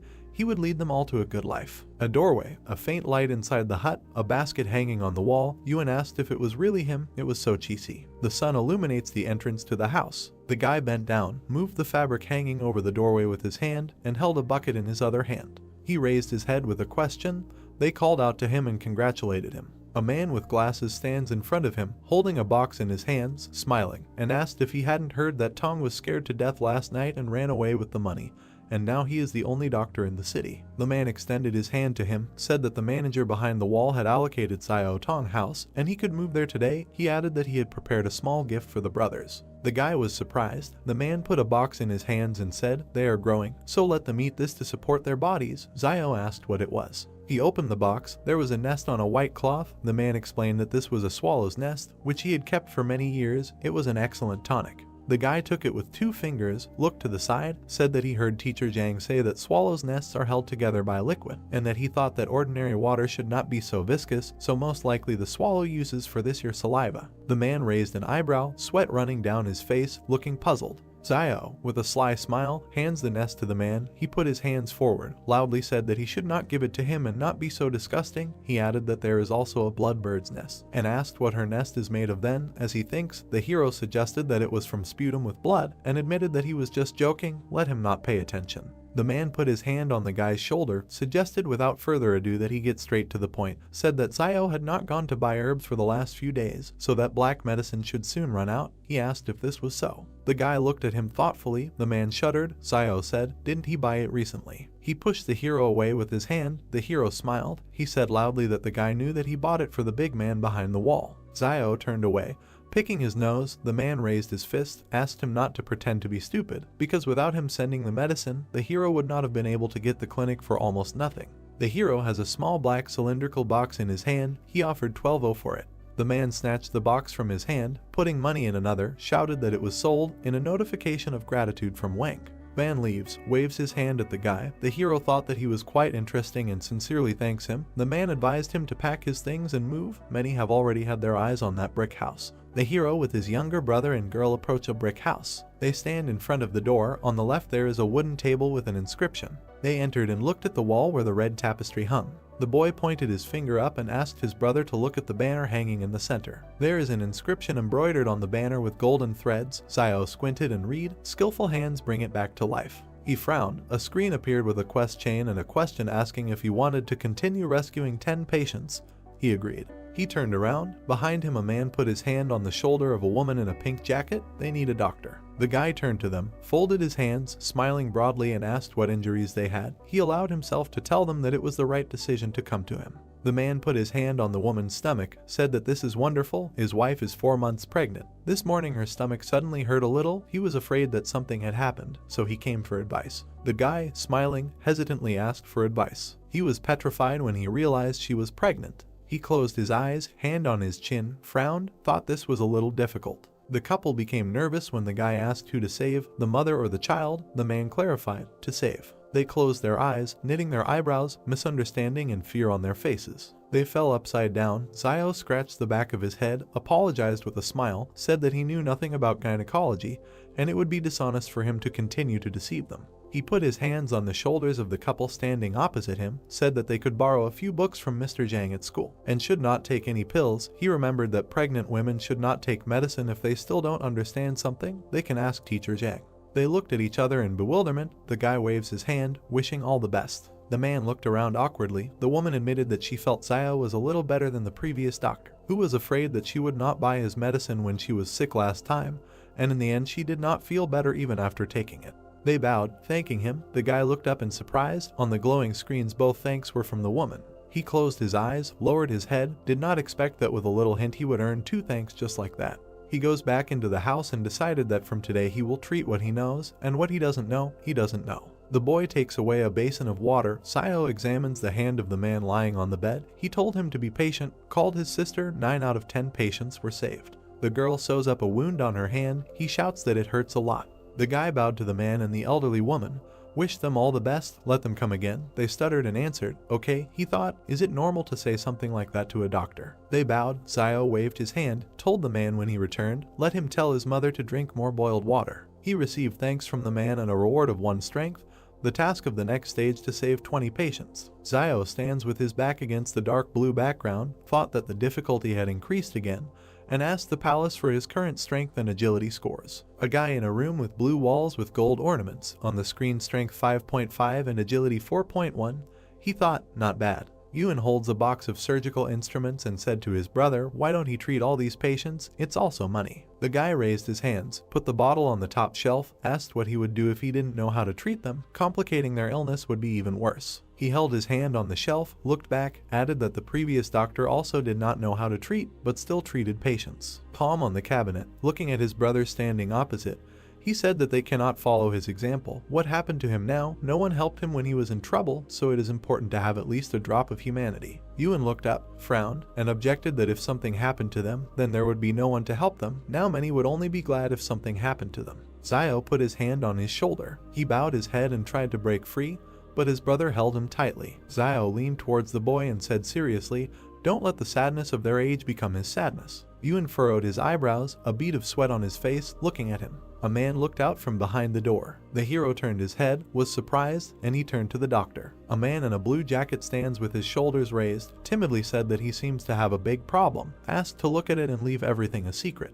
The man began to sweat. Yuan looked displeasedly at his brother, who, barely holding back a smile, asked what was wrong with him and added that he would not treat him if his baby was no longer standing. He asked not to talk nonsense. He entered the room and closed the door behind him. He turned around, narrow eyes, a grin, said that he would demonstrate, just don't let them be scared. Menacing look of the guy, silent. The man raised his head, his cheeks puffed out. Zio covered his mouth with his hand, and the man standing opposite spat out something.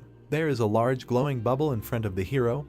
He was surprised, that's all. The bubble burst. A whirlwind of light. The guy covered his head with his hand. Yuan was scared. The flow of air knocked Yuan off her feet. Zio covered himself with his hands and resisted. The boy is sitting on the floor and calls out to his brother standing in front. The clouds of smoke dissipate. The man leaned over and put his hands forward to protect himself. Zio thought the power was not very strong, but it is definitely not something that can be done with an ordinary saliva bubble. He looked at him and said that he thought that he was not sick, but simply had some kind of supernatural powers. A drop of sweat on the man's cheek, leaned forward slightly, asked in surprise, is it the same as turning into a train out of thin air or something like that? Has unusual abilities awakened in him? Zio answered in the affirmative. He bowed low, thanked the doctor and said that he would return to his parents and tell them. The guy received thanks from him. Night, home of the hero. The brothers are lying on the bed. Zio is on his back. He puts his hands behind his head. He thinks that people with abilities are starting to appear in small trading cities. Will these times really change dramatically soon? He closed his eyes, smiled, thought, the world is becoming more and more dangerous. It's good that he has a palace. Today he has collected a lot more thanks. He hopes to unlock the weapon as soon as possible. Someone grabbed the stone fence with his hand.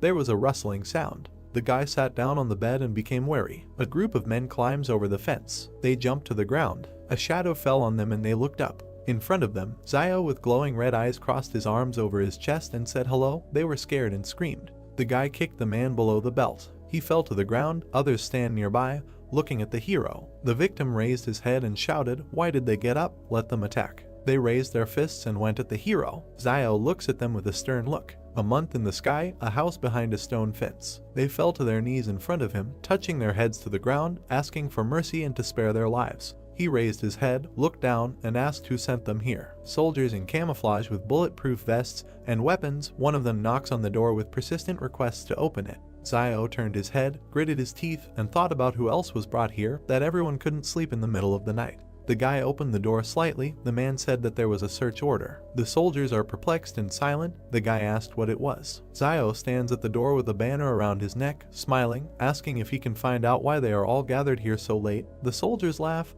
They say he uses the banner for protection. He is crazy. The hero in profile, eyes closed, smiling. He thought that they would not continue the search after seeing the banner. The man pointed his finger forward and ordered a search. He pushed the hero aside. Soldiers entered the house. Xiao asked if they didn't conduct a search last time. He shouted back that the last time was the last time, and this time was this time. The hero looks at his back with irritation. Men are sitting against the wall, trying to get into the house. The soldier unties their hands. The main one shouts, "What a bunch of losers."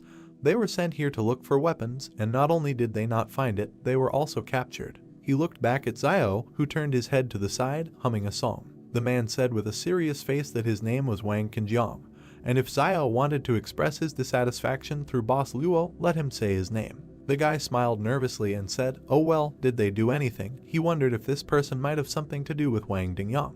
The soldiers leave the house. No firearms were found. The guy thought, and if this is so, will he let him go so easily? There were soldiers lined up behind Qinjiang. He looked at Xiao and said, "Until they catch the one who stole the firearms, he will continue to check," then warned him to be careful, gave the order to leave. The man put his hand on the hero's shoulder and said that if he had been born behind the wall. The guy looked around. Songyang removed his hand and, leaving, said, "Then he would become an excellent soldier, not like this heap of garbage." The car's headlights are on. The soldiers are leaving. Xiao is standing outside the house, thinking that fortunately he hid his gun on the mountain when he was collecting herbs 2 days ago. He closed his eyes and exhaled. This murder had really caused him a lot of trouble. The hero's stone house, early the next morning. The brothers were in bed, opened their eyes, woke up from exclamations. Everyone looked. The group returned. They left the house. Yuan asked if they weren't only away for a week.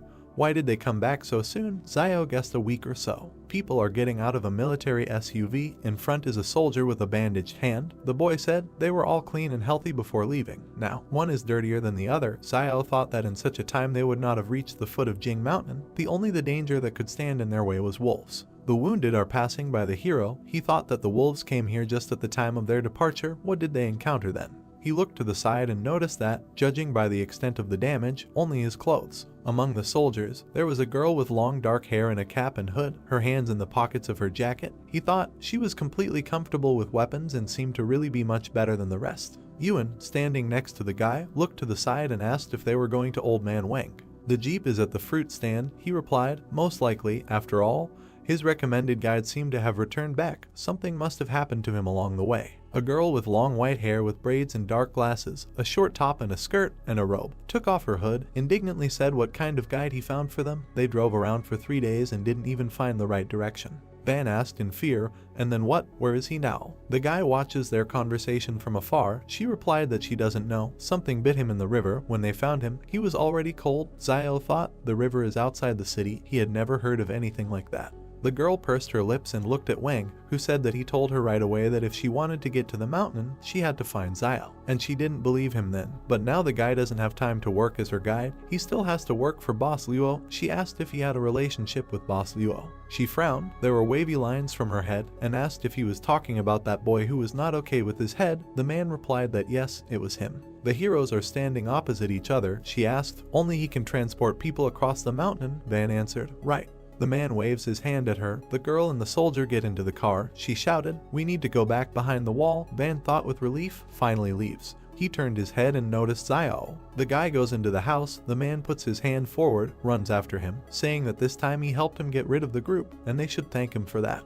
The guy looked at him angrily. The man asked with a smile if he still held a grudge, and added that it was very kind of him to recommend Xiao in the first place. Wang spread his hands. Xiao, standing opposite, asked what about him going himself. He would draw him a map of the route, and he would take them there. Most likely, this would allow the man to get behind the wall. He objected that he did not have such skills, and then what will happen to his son if he goes there? Wang arched his eyebrow. The guy angrily said that the man has a son, and he has a brother and sister, and if he dares to recommend him to them again, he will send Yuan and Xiaoyu to eat and drink at his expense. The man assured that he does it for his own good, and if he were 20 years younger, he would do it. Yuan stands between them, confused. The hero asked for his own good, and answered that he thanks his entire family. Wang said that then he thanks all 8 generations of Xiao's ancestors. The man stands with his teeth clenched. The guy turned away, looked up with a grin, and saw that he had received thanks from man. They turned their heads when they heard the man screaming loudly, for which he was being arrested.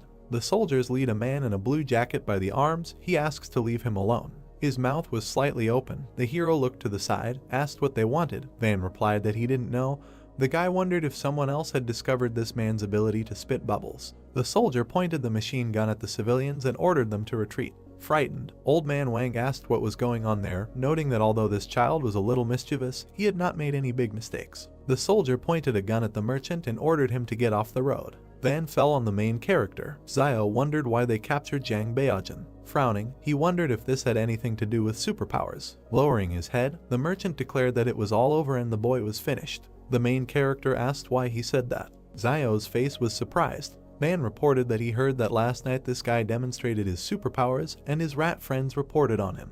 He noticed that everyone behind the walls was checking people with superpowers, fearing that they might pose a threat. He looked at Xiao and asked him to ask what he would do if someone was a threat to him. Frowning, the main character replied that he would kill this man. Turning around, Van noted that everything is not as simple as he thinks, and he heard that a mental hospital for people with superpowers was organized inside. He imagined doctors standing over a man in an operating room. Wang emphasized that they use various tools to study them. He approached the main character and said that if he or Yuan had any superpowers, he should not let outsiders know about them. Looking at the merchant's back, Xiao accepted his words. The main character turned sharply at the cries that someone was being killed. The guy was chopping people with an axe, shouting that they had betrayed Beijing with their cheap tongues. Holding an axe in his hands, the man asked why he should feel sorry for them. The guy stabbed him in the back. The stranger, with the last of his strength, stabbed the axe into the guy's head. The woman watched the bloody battle. She lay down on her husband's corpse and began to cry. She asked how she could continue to live if Beijing and he were not in this world. The stunned protagonist watched as the woman cut her throat. Looking at the many corpses, Wang said that, alas, Beijing was an only child in the family, and if something happened to him, his parents would not be able to survive, and it was no one's fault that he began to boast of strength. A crowd of people started shouting that if his father really had a backbone, he could break through the wall and there was no point in killing the informer. Turning around, the merchant said that they were very tactless. Frowning, Xiao cried out that this is a very vile world. He stood against the wall next to Zhang.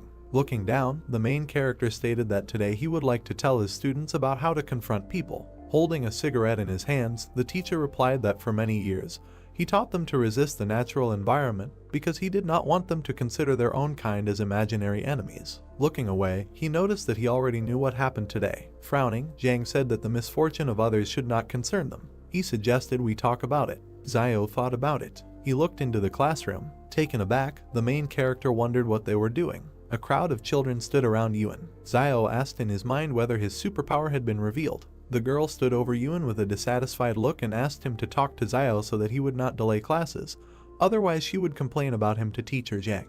The protagonist's brother replied that if his word decided anything, he would have stopped stalling a long time ago. The children asked if Xiao was obsessed with learning and if he wanted to take control of this school. Taken aback, the main character thought that he thought they liked long classes, but they really didn't like his long classes. Rising from the table, Yuan cried out that his brother taught him everything he needed to save his life, and she was generally ungrateful. Yuan asked how dare she even say that. The girl replied that if he didn't want to talk about it, he could just forget about it. The guy looked at the enraged Yuan with interest. Looking at the guy, he asked why he was looking at him all the time. The guy replied that he could see that he was a little upset and asked him to tell him something. He said that yesterday he had a dream that his father found him a stepmother, but she treated him badly. Yuan replied with a serious look that this is normal and dreams are usually the complete opposite of reality. The guy replied that he knew this and asked Yuan not to be upset, noting that he did not think that the students did this on purpose. Placing his hand on the guy's shoulder, Brother Xiao said that it was possible that his father could find him a stepfather. Taken aback, the main character began to think that they were of the same breed. Raising his fist to his mouth, he told the children that classes were starting. Standing opposite them, he asked if they knew which parts of the human body were most vulnerable. He said with interest that he would then start with what they were most familiar with, the neck. Xiao noticed that there are about 20 cartilages in a person's neck, located next to the trachea, and damage to any of them can instantly incapacitate an opponent. He said that time was up and everyone could go. Children ran out of the school shouting gratitude. Sighing, the main character thought that these little brats really cannot understand his good intentions, and he hopes that they will never have to use this knowledge in their lives. Someone called out to Xiao. He frowned at this, then looked into the office and ordered him to pack his things. He revealed that someone had just sent him a handwritten message saying that Boss Law had agreed to let him accompany the group. He suggested that this time the main character would have to make a foray into the Jing Mountains. Xiao was taken aback by this, then walked towards him with his arm outstretched and told him to get ready, noting that the group was leaving soon. Looking away, the protagonist asked in his thoughts whether this group was able to defeat Boss Luo. He wondered if Boss Luo received enough benefits in return or if he was originally associated with this Jing Mountain. He suggested that in any case, this group seemed to have very important and hidden plans for this trip. Xiao started to walk away from there. The merchant asked where he was going. He replied that he was going to see Teacher Zhang to discuss something. He reflected that it seemed like he had no choice but to go with them. The main character came up behind the school and said that he needed to go to Mount Jing. Sitting at the table, the teacher asked if he had to leave. Xiao replied that it was so. Frowning, he said that Zhang had seen the end of Beijing, adding that his life and the teacher's life were in the hands of this group of people from behind the walls. The main character emphasized the fact that if he refuses now, he is afraid that in the future it will be difficult for him to live in a trading city. Looking at Xiao, the teacher said that during his absence, Yuan would live at the school. The main character bowed and thanked Teacher Zhang. Looking after Xiao, he asked to take care of himself. The bright sky enveloped his hut. Yuan asked if the protagonist could not go to Mount Jing. While packing his things, he asked him not to worry, noting that he would return. Yuan's face was sad. Xiao handed the money to Xiaoyu and asked her to take it and remember to buy some cigarettes for the teacher during his stay. Closing his eyes, he thought about what if Sister Xiaoyu had any thoughts about money. She could just take them and leave, at least without hurting Yuan. He noted with an angry face in his mind that it was a little unpleasant to think about, but it was probably the right choice at the moment. He noticed that in the end, in this wasteland, even relatives can turn against each other for the sake of profit. Smiling, Xiaoyu replied that she understood what he meant, noting that she would take care of the rest and Xiao could go in peace and return healthy. The main character looked at the door to the exit. A blue projection appeared in front of him with the task of refusing to go with his peers to Jing Mountain. Taken aback, he asked in his thoughts what was the matter and whether the palace wanted him to go there. He wondered if it would really be that dangerous. He left the hut. Crossing her arms, Xinyu stated that he should already know who they are, so he should get ready, after which they will leave. Xiao began to pretend to be sick and said that Dad's father's name was grandfather and Dad's mother's name was grandmother. Taken aback, Xinyu asked if this man was really that sick in the head. Smirking, the soldier asked to stop pretending, noting that they had already dealt with each other. Frowning, Xiao asked in his mind if it was Wang Qinjiang. He guessed that this time pretending wouldn't work, and as long as this guy was around, he was afraid that he would have to go even if he didn't want to. Crossing his arms and turning his head away, the protagonist declared that he would not go. A white stream of energy flew through the palace. A message appeared that the task was completed, and the reward was a basic skill copy scroll that learns the abilities of others. The joyful protagonist asked in his thoughts whether the task was completed. Embittered, Qinjiang asked why he decided that. Xiao walked past him, saying that he was coming. Approaching Xinyu, he stated that he could go, but he had several conditions. He noted that he wanted 30,000 as a reward. Xinyu replied that this was impossible and offered 10,000. Fingering his fingers, the main character agreed and asked to add 10 bags of salt, 10 packs of cigarettes, 100 kilograms of rice, etc. After interrupting him, Xinyu agreed to 30,000. Pointing his finger at Qinjiang, Xiao noticed that he had one more condition, that if he went, Qinjiang would not be able to go. He grinned and said that the main character was funny. Xiao thought that this guy had searched him twice because of Wang Dingyang's matter, and if he went to the mountain with them, he might get into trouble. Xinyu looked at Yang, who nodded. Standing in front of them, Xinyu agreed. Bet Songyang is not going with them. She asked if they could go now. Smiling, he asked to wait, noting that now they were all members of the team, and he still didn't know everyone's names. Xinyu replied that they were not teammates with the refugees, and he was just a guide and should not be too overconfident. All team members looked at him and introduced themselves. The girl with a serious face said that her name was Yang Xiaojin. They asked if he was ready now. Smiling, the main character replied that he was now ready. He waved from the truck to his brother and Xiaoyu. Yun folded his palms, and Xiaoyu asked him not to worry with a smile, noting that he would return safe and sound. A convoy of cars moved through the wasteland. The main character thought about what teacher Zhang said earlier, that the remaining traces of asphalt on the roads were left before the disaster. Looking around, he thought about what the roads were like in those days. His face was filled with interest. The main character noticed in his thoughts that, nevertheless, recently all the vegetation has noticeably blossomed and even the cabbage in teacher Zhang's house has become taller than ever. Looking at the dense forest, he noted that this was not bad and that perhaps soon one potato would be enough to feed a family of 3. With his hand on his stomach, Xiao said that for some reason this group doesn't say anything about snack breaks. He was suddenly surprised. Moving aside a piece of cloth, he saw boxes of cookies. The main character began to drool. The evening sky enveloped the area.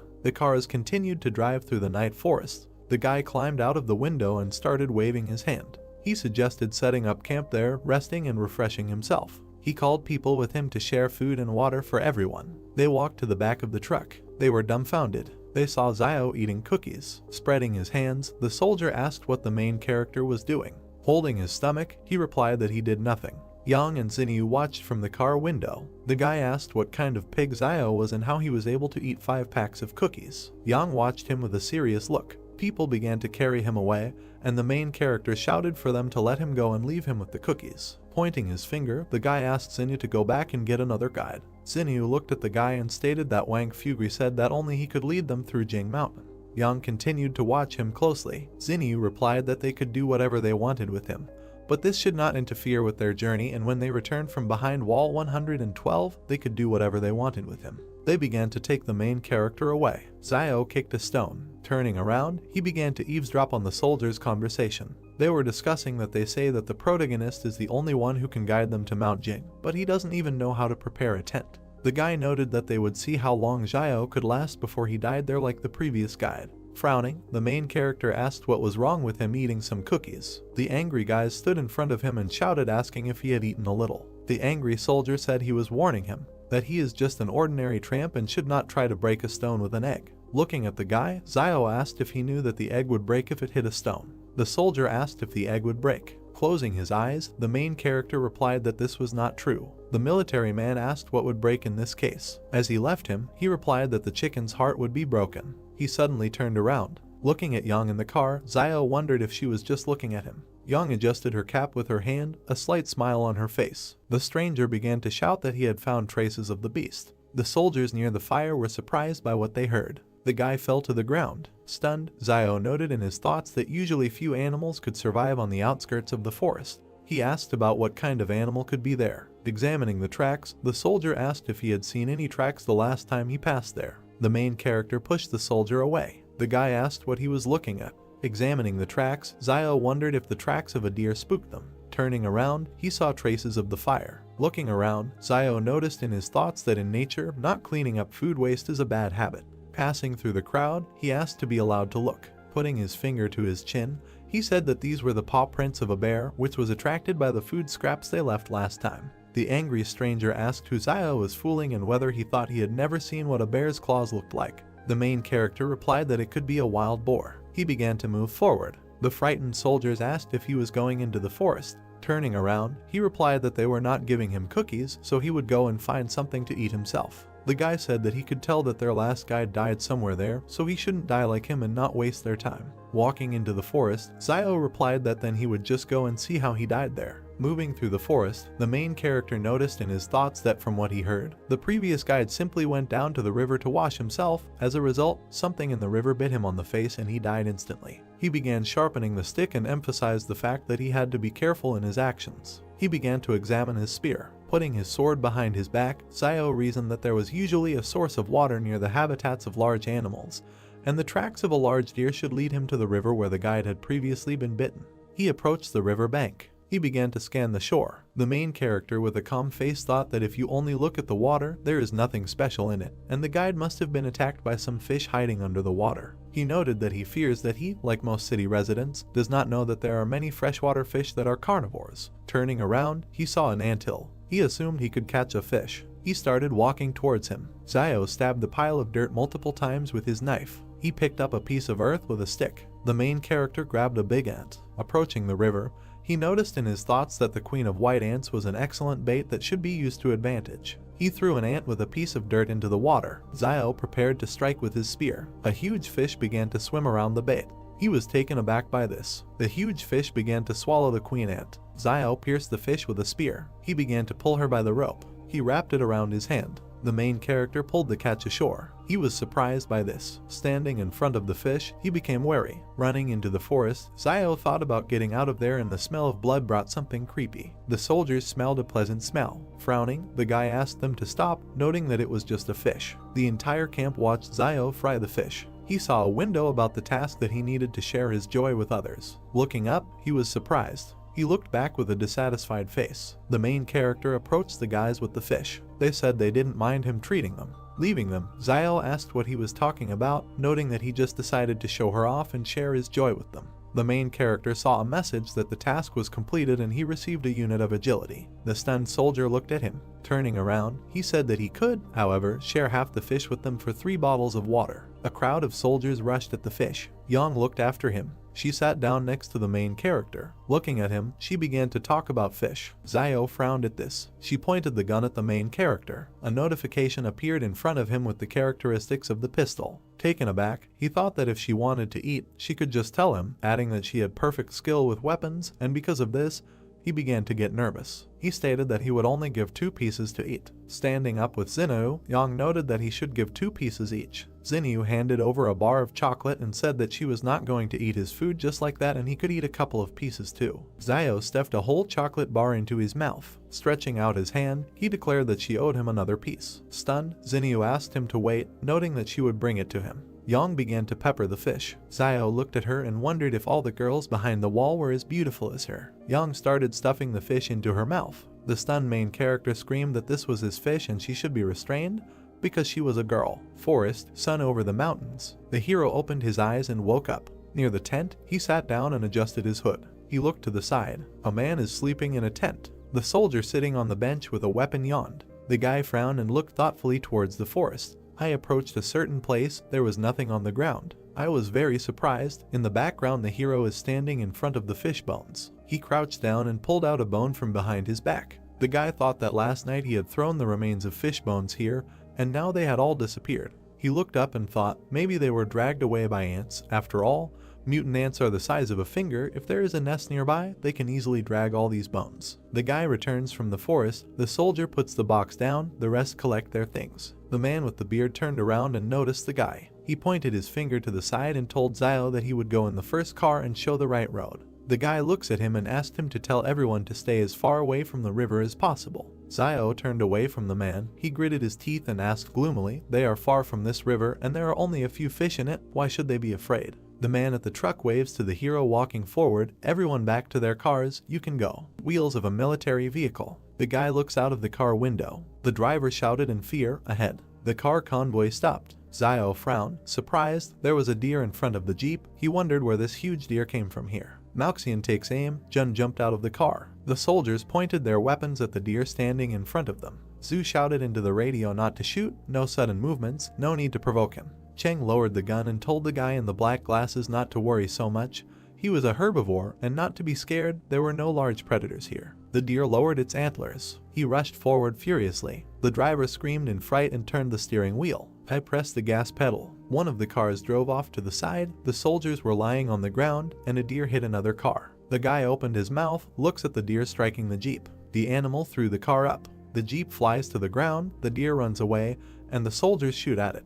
They run to the man by the truck. The hero gets out of the jeep. The guy looks to the side thoughtfully. It's strange to him that Jan didn't shoot. She always looks like she's staying away. The girl looks ahead thoughtfully, her hands in her sweater pockets, behind Jun with a gun by the car. The soldiers help the guy at the overturned car. The man in the robe calls Zio. Isn't he a doctor from the trading city? Let him help. The hero goes to the victim. A man with a bruise on his forehead raised his hand to his ear and clenched his teeth. The guy looks down and thought, it's just a scratch, no big deal. He closed his eyes, put one palm on top of the other, raising one finger, and said that the pain would go away, get better faster, Get better sooner. The man with the beard raised his fist and was indignant. Who even treats like that? What kind of doctor is he? Confusion on the faces of the men, the guy folded his palms and answered, a healer. The man in the robe pushed Zayo away and shouted at him to leave, he was only in the way. The guy turned his head and heard the man ask if the car could still be repaired. A guy with a black bandage on his head is following Zhu. The junior lieutenant replied that it is broken to such an extent that it can hardly be repaired, but there may still be people sitting in the back of the remaining cars.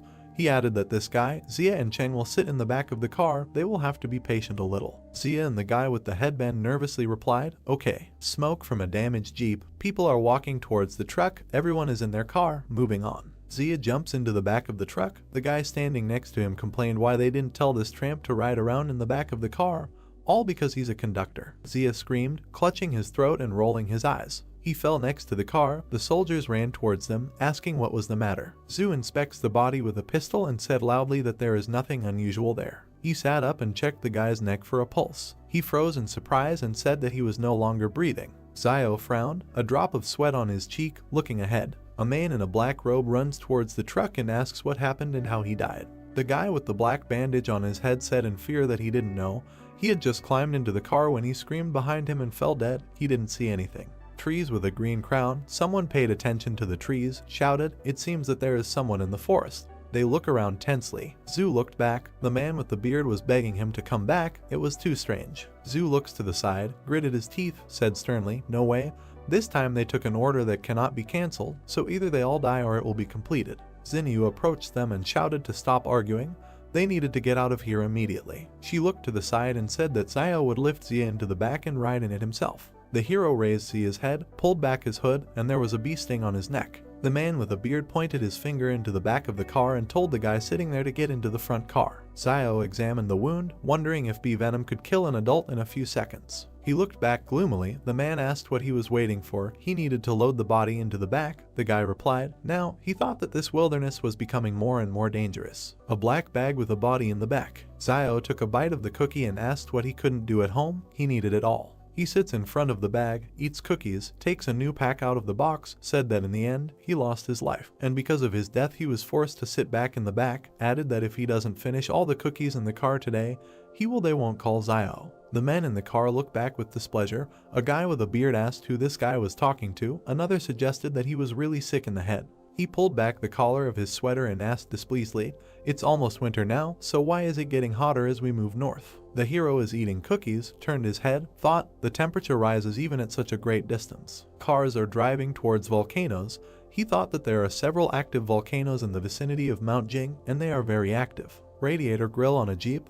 The evening of the next day, the car stopped. The soldiers got out, looking at the volcanoes in the distance. They raised their heads. A man in a robe pointed his finger up, noticed that something was written there. It is written on the stone that it is better not to enter alive. They can't understand what this means. Zhu looked back at Zayo, frowned, and asked who carved it. The hero in profile, looking up, replied that he didn't know. These words weren't there when he was here last year. The man in the robe pointed his finger at Zayo, shouted why he came here. He should not come to such a place. Even if he was hunting here, he was indignant about who he even was, and was clearly hiding his identity. Zayo grinned evilly and replied that yes, there was something he couldn't tell them, actually. There is a dragon next to him. He winked, extended his hand forward with a thumbs-up gesture, and said that he is a descendant of dragons. The man and the singer were perplexed. There was a pause. Zhu pointed a gun at him, said that there was too much suspicion in his direction, so you need to tell it like it is. He asked if it was he who came here and cut out these words. The hero closed his eyes, raised his hands, and replied that the inscription was so high that with his height he would not be able to reach it, of course, if he could not put the stone on the ground.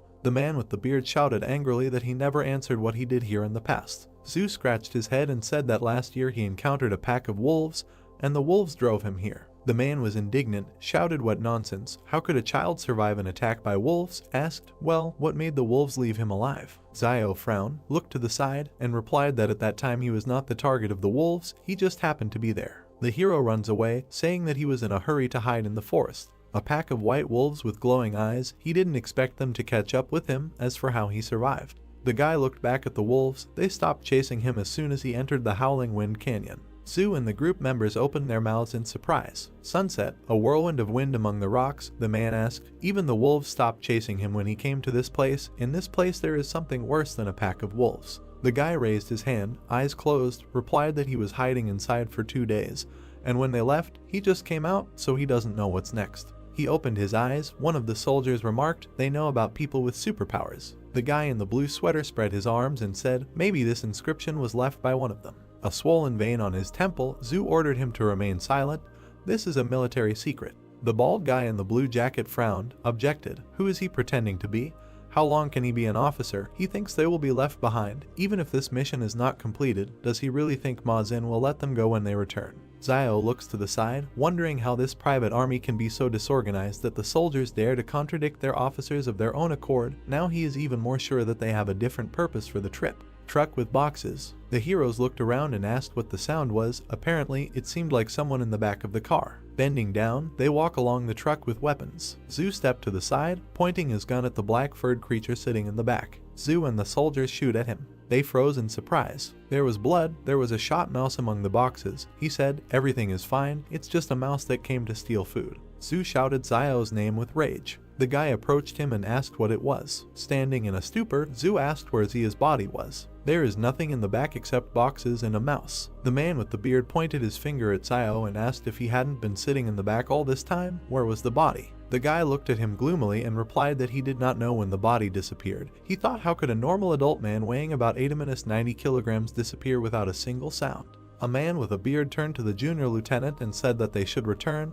"It's too dangerous here." With a stern look, Zhu looks up and remains silent. They are standing by the car. He asked everyone to come here. He said that they need to discuss everything before deciding what to do next. Everyone gathered around Zhu. He said that words were left at the entrance to this gorge. It is better not to enter alive. He suggested that in the depths of the gorge there could be dangers that even a person with superpowers would find difficult to cope with. Looking ahead, serious face. On the other hand, there are also hidden dangers lurking in the forest. Zia's mysterious death, the inexplicable disappearance of his body, and all these incidents remain unanswered. Glasses on her head, Xinyu looked at him and said, "In fact, although the forest is dangerous, it doesn't seem like their entire army will die in it, but it's hard to say what dangers await them in the gorge." Zhu lowered his eyes and thought. The girl pursed her lips and looked at him silently. He was surprised when she asked if he was worried about the situation after returning behind the wall, and told him not to be afraid. She would find a way to help him transfer from the private army when they returned. He looked away, clenched his teeth, and said that this was not what he was thinking, but he agreed with her opinion.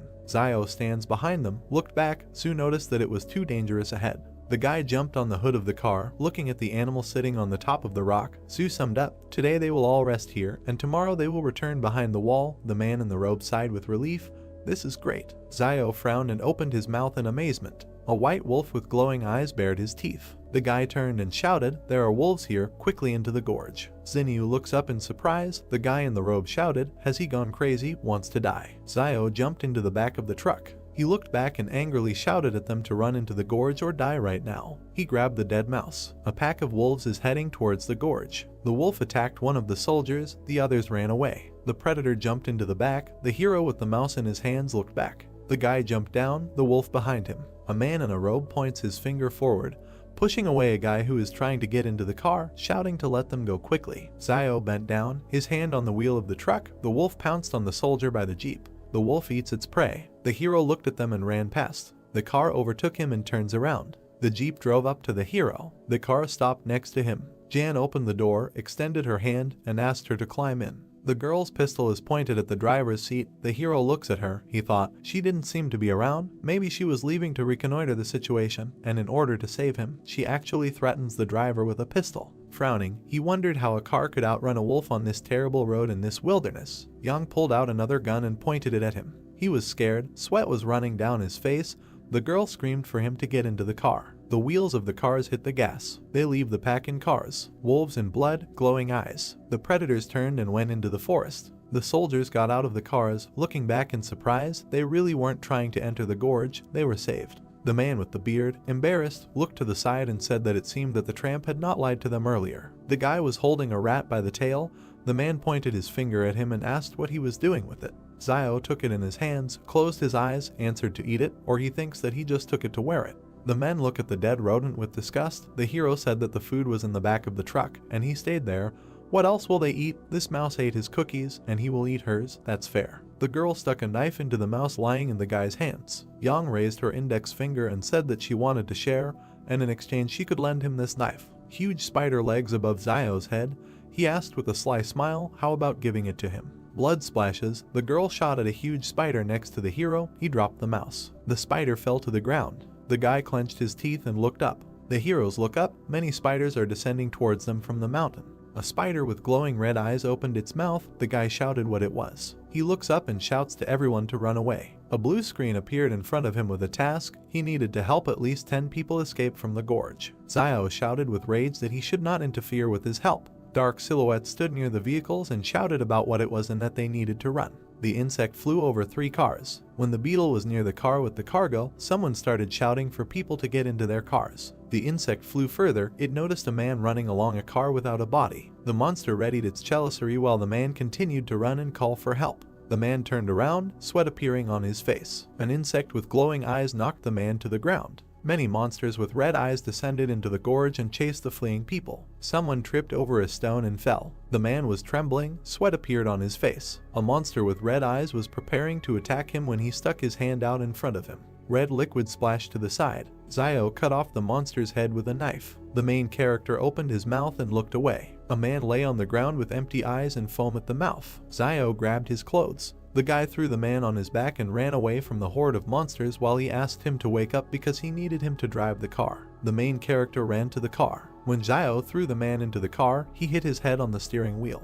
The man grabbed his head with his hands and clenched his teeth, and the guy asked him if he had woken up and said that if he had woken up, he should get behind the wheel as soon as possible. Xiao turned his head to the side, sweat appearing on his face. A girl in a white cap pointed a gun in his direction. She shot at the monster who was trying to attack the main character. Smoke came from the gun as the guy looked disdainfully in Yang's direction. The girl opened the car doors and told Xiao to get in.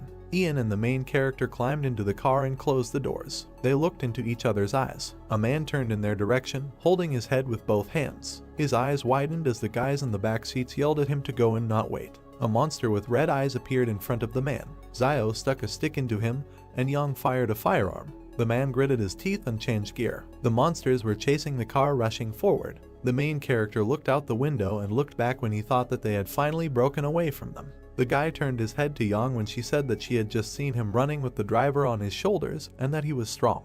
The man with the earring in his ear turned his head, opened his mouth wide and asked the guy if he saved him, and then thanked him and said that if it weren't for Xiao, he most likely would not have survived. The main character looked up, where a system notification appeared stating that he had received the 74th gratitude coin from the driver. The car was driving along the gorge when the guy replied that he didn't have to thank him, and that he only saved him because he needed a driver. And the man replied that everything was fine, because in any case he was grateful to him, and that he regrets what happened before and promised that he will repay him for everything. A system alert appeared about another gratitude coin received from the driver, and Xiao smiled widely and was surprised that he sincerely thanked him twice. The main character looked at the man and asked him to thank him again, and sweat appeared on the driver's face. Yang looked away and exclaimed that there was clearly something wrong with the guy. Xiao looked back carefully. He sat down next to the girl, who crossed her arms over her chest, coughed, replied that he was just joking to diffuse the atmosphere, and suggested getting out of the gorge before these insects caught up with them, and also reminded them that they needed to meet the cars that had gone ahead. The guy looked to the side and thought that he still knew her too little, and that his identity as a person with superpowers should not be revealed, and for this it was better to keep a low profile and quietly earn gratitude. A system notification appeared above Xiao that the task had been successfully completed and that a unit of power had been received. Then the guy thought that if more than 10 people were saved, then the task was considered completed. Over the narrow gorge, stars sparkled in the night sky while the main character thought that the decisions of this palace were strange. Sweat appeared on the man's face when he saw many bones among the stones and shouted about it, and the main character looked to the side and said that those insects most likely did it. Xiao remembered one monster and thought that insects have human faces on their shells because they eat people, and that they seem to eat their souls. The car passed the skull, kicking up dust. The car drove out of a narrow gorge. A crescent moon was shining over the mountains when the car approached 2 more cars. The main character was looking at the standing people when someone said that there were only 11 people left. Sweat appeared on the man's face as he said that they had lost a lot. The man opened his mouth wide and began to shout that he said that they needed to turn back, but they still went into the gorge, and that it was not for nothing that it was written on that stone that it was better not to enter alive. The man wondered why they didn't listen right away. People stood opposite each other and did not understand what was the point of talking about this now, and that if someone wanted to return, then let them leave, because the wolves were probably already waiting for them. Someone said that they had no choice but to go into the gorge and that they were lucky to survive. The man covered his face with his gloved hand, clenched his teeth and muttered that they were taking a break, and that it was useless to argue because now the most important thing was to work together and get out alive. The girl with glasses on her head opened her mouth and asked him what kind of mission he came to these mountains with. The main character stood and looked decisively forward. Zhu opened his eyes and sweat appeared on his face. The man clenched his fist in front of him, looked at the lieutenant and asked him what the purpose of his visit to the mountain was. Behind the lieutenant stood Xiao as he asked the man who asked the question who they were so that he could tell them his purpose and reminded them not to forget that they were just strangers in the company. The main character sat on the hood of the car and thought that he had heard that the group was just trying to get to the other wall and decided to go along with these privateers, and that it was not unusual that ordinary soldiers did not want to talk about it. The man in the cap looked to the side and asked how to be one. People turned towards the lieutenant and began to tell them what their mission was, because so many of their brothers had already died along this path. Xiao looked at Xenia and decided that she was also not simple, since one word of hers provoked a conflict between ordinary soldiers. A girl in a black jacket approached the guy. Yang stood in front of Xiao and said that she was hungry, and the main character gritted his teeth and asked her why she was telling him this, because she was not his girlfriend. She extended her hand to the guy and asked that in this case he would return her knife to her. Yang pointed a gun at the guy, and he sat her on a stone and said with a smile that he would bring her something to eat, and then asked if there was something she didn't eat, to which the girl answered in the negative. She remembered opening the car doors, said that she had thrown the previous mouse into the trunk, and told Xiao to use it for cooking. Sweat appeared on the protagonist's face, and he, smiling, thought that the mouse that he threw away to escape the swarm was actually picked up by Yang. That is, she stole food from the swarm of insects, and out loud he agreed with the girl's proposal. Over the fire, a hand held a stick with an animal leg. Cheng opened his mouth wide and told the man opposite that now they were all in the same boat,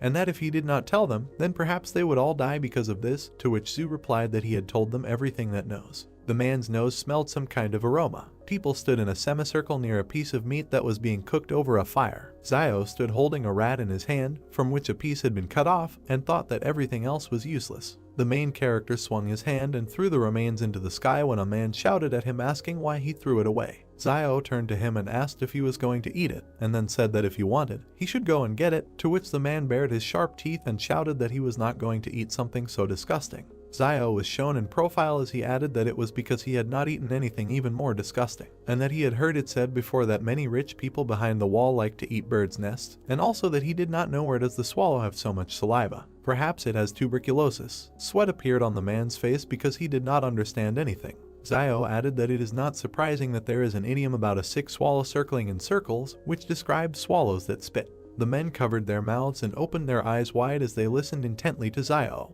There were many sticks lying in the burning fire. The main character looked at Yang and thought that he still had a basic skill copy scroll that he did not use when he completed the quest to refuse a trip to the mountains. He closed his eyes and decided that the girl must have other excellent skills besides firearms. The guy found himself in the palace and asked him to give him a list of all Yang's skills when a system notification popped up saying that there was no display permission. Xiao looked up, opened his mouth slightly, and said that he had studied her skill before and that he should have permission to view others. Once again, the notification that there was no display permission appeared, and the guy thought that this palace had become more legible, and that he could not believe that there was no loophole left. The main character, standing with his back, put his hand on his belt and asked about the level of her combat skills, to which he was told that it was advanced. When Xiao asked about his fighting skills and whether they were stronger, a system notification popped up stating that he was at a medium or normal level. This realization knocked the guy face down to the ground. He grabbed his head with his hand, clenched his teeth and cursed that he was not as good as Yang. Xiao turned his head to the side, looked at the girl and decided that it was because his fighting skills were a reflection of his accumulated life experience gained from fighting people, rather than the result of professional training, and that based on his intuition, she should have powerful fighting skills. The protagonist clenched his fist as he thought about the fact that she couldn't defeat him in a real fight, and that advanced fighting skills were useful anyway, so it was worth learning them first. The guy pursed his lips and looked to the side as he decided to use the skill copy scroll. A system notification appeared congratulating the target for randomly selecting the advanced skill of jumping rope and asking if he would like to learn the skill. Xiao raised his hands to the notification window, showed his sharp teeth and shouted about why this particular skill was chosen, and why this skill was even considered an advanced skill, and how it worked. For example, would he be able to do a backflip while he was jump rope? Yang opened her mouth slightly and looked to the side when she asked when the meat would be ready, and then added that if the meat was overcooked, it would not taste good. The main character handed the girl the meat on a stick, laughed and said that it was already ready, and that in the wasteland food needs to be fried longer and water needs to be boiled for more than 10 minutes before drinking. The men's stomachs began to growl. Zhu spread his arms out to his sides and opened his palms, asking the people around him if anyone on their team had any food left, to which he was answered in the negative. The guy took a bite of the piece of meat he was holding in his hand and thought that now they were all silent, and none of them admitted that they were hiding food, and then added that he did not understand how you could share something that saves a person's life with just anyone, and decided that there was nothing wrong with it. Lieutenant Zhu, with Chang and Jun standing behind him, pointed his finger at the main character and said that no one knew more about survival in the wild than him, so he could help everyone find food and cook it. Xiao looked ahead seriously as a system alert popped up telling him that he had a new task, which was to help his team find food. The guy stood up with a piece of meat in his hand. He pointed his finger at the man in the cap and said that he saw him steal food from the truck before entering the gorge, and that it should be in his bag. At that moment a system notification appeared saying that the task was completed and that the reward is a basic skill copy scroll. Xiao smiled and looked away as he thought about how it was said to find food anyway, but there was no mention of where to look, so everything was fair, and then he added that he liked the way the palace graded tasks more and more. Zhu extended his hand in front of him with his palm open and ordered the man in the cap to take out the food. Cheng opened his eyes and mouth wide and screamed, asking what they were doing when he went for food, and then he himself answered that they went for clothes, a tent, and the star went for his cosmetic bag, after which the man asked again about that. Why should he share food with them now? Zhu frowned and exclaimed that he was doing this for the benefit of the entire team. Cheng pulled out a weapon and pointed it in front of him as he asked the lieutenant if he still thought he had any power now. Zhu opened his eyes wide and became angry when the barrel of a gun was pointed in his direction, and Cheng suggested that he try to touch him. There were other people standing near the two when the guy in the cap shouted that he should not try to take the food from him. Zhu looked at the gun, gritted his teeth and asked him to share with them now, and as soon as it becomes light, they can find food for everyone. Cheng, with a bandage on his face, opened his mouth and said that it was still unknown whether they would get out of here alive or not. A man in uniform rushed past a man in a cap. Zhu kicked the attacker in the stomach. The man with a pistol in his hand flew away from the lieutenant. Cheng fell to the ground and pointed the gun forward. Zhu stood not far from the man lying on the ground with a firearm and looked at him. The shadow of his cap fell on his eyes and sweat appeared on his face. A man in a bandana appeared behind the lieutenant and clenched his fist. He had a knife in his other hand when the guy attacked the man, who had his back to him. Zhu looked back with wide eyes. Xiao and Yang looked carefully in the same direction. A dark silhouette, similar to a lieutenant, grabbed the hand in which the guy was holding a knife. The main character opened his mouth and was surprised, thinking that this was a superpower. A dark silhouette stuck a knife in the stomach of a guy in a bandana. Cheng put his weapon in front of him and fired. A black shadow with white eyes appeared in front of the lieutenant. Bullets were flying into the dark silhouette. They stopped in front of him and fell. The bullets landed on the ground and bounced off. Xinyu, Jun and the other people gaped in surprise while Xiao thought about the fact that he suspected that there were people with superpowers in the group, but before that he only thought about Yang. The main character opened his eyes and mouth wide when he thought that no one would have thought that Zhu would hide it so well, and that it was a pity that there was no skill copy scroll yet, because he had to copy his skill when there will be an opportunity for him. Xiao closed his mouth and looked to the side. A girl in a hood with ears was sitting next to him. The guy asked her if she was interested, and Yang continued eating meat and replied that she was interested. The main character looked away and thought that she absolutely didn't care about what was happening. Zhu stood between two black shadows. The silhouettes disappeared, and a guy in a bandana was sitting on the ground next to the lieutenant. Zhu parted his mouth and looked away as he said that he was just trying to find a way out of their situation and that he didn't want to offend anyone.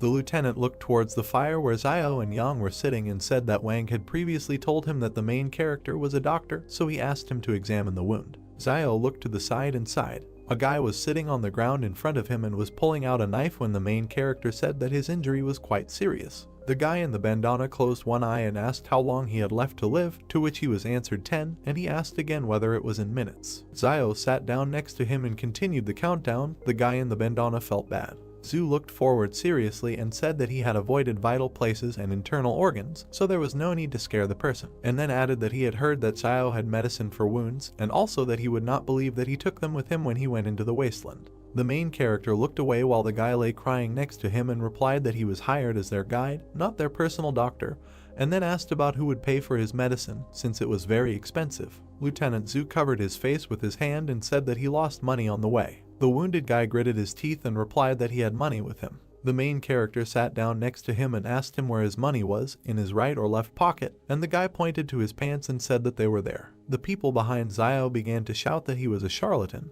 because a cut cannot be treated without stitches. When he looked down and warned that he immediately wanted to say that he did not know how to stitch wounds, so it was only up to God whether the wound would heal after the medicine or not. While the main character was licking his lips and counting the money, Zinyu approached him and said that she had a sewing kit, but she felt bad at the sight of blood, and on the other hand, Zhu approached the guy and replied that he would sew it up. There was a voice that exclaimed that he should stop counting the money, because first of all he needed to save the man.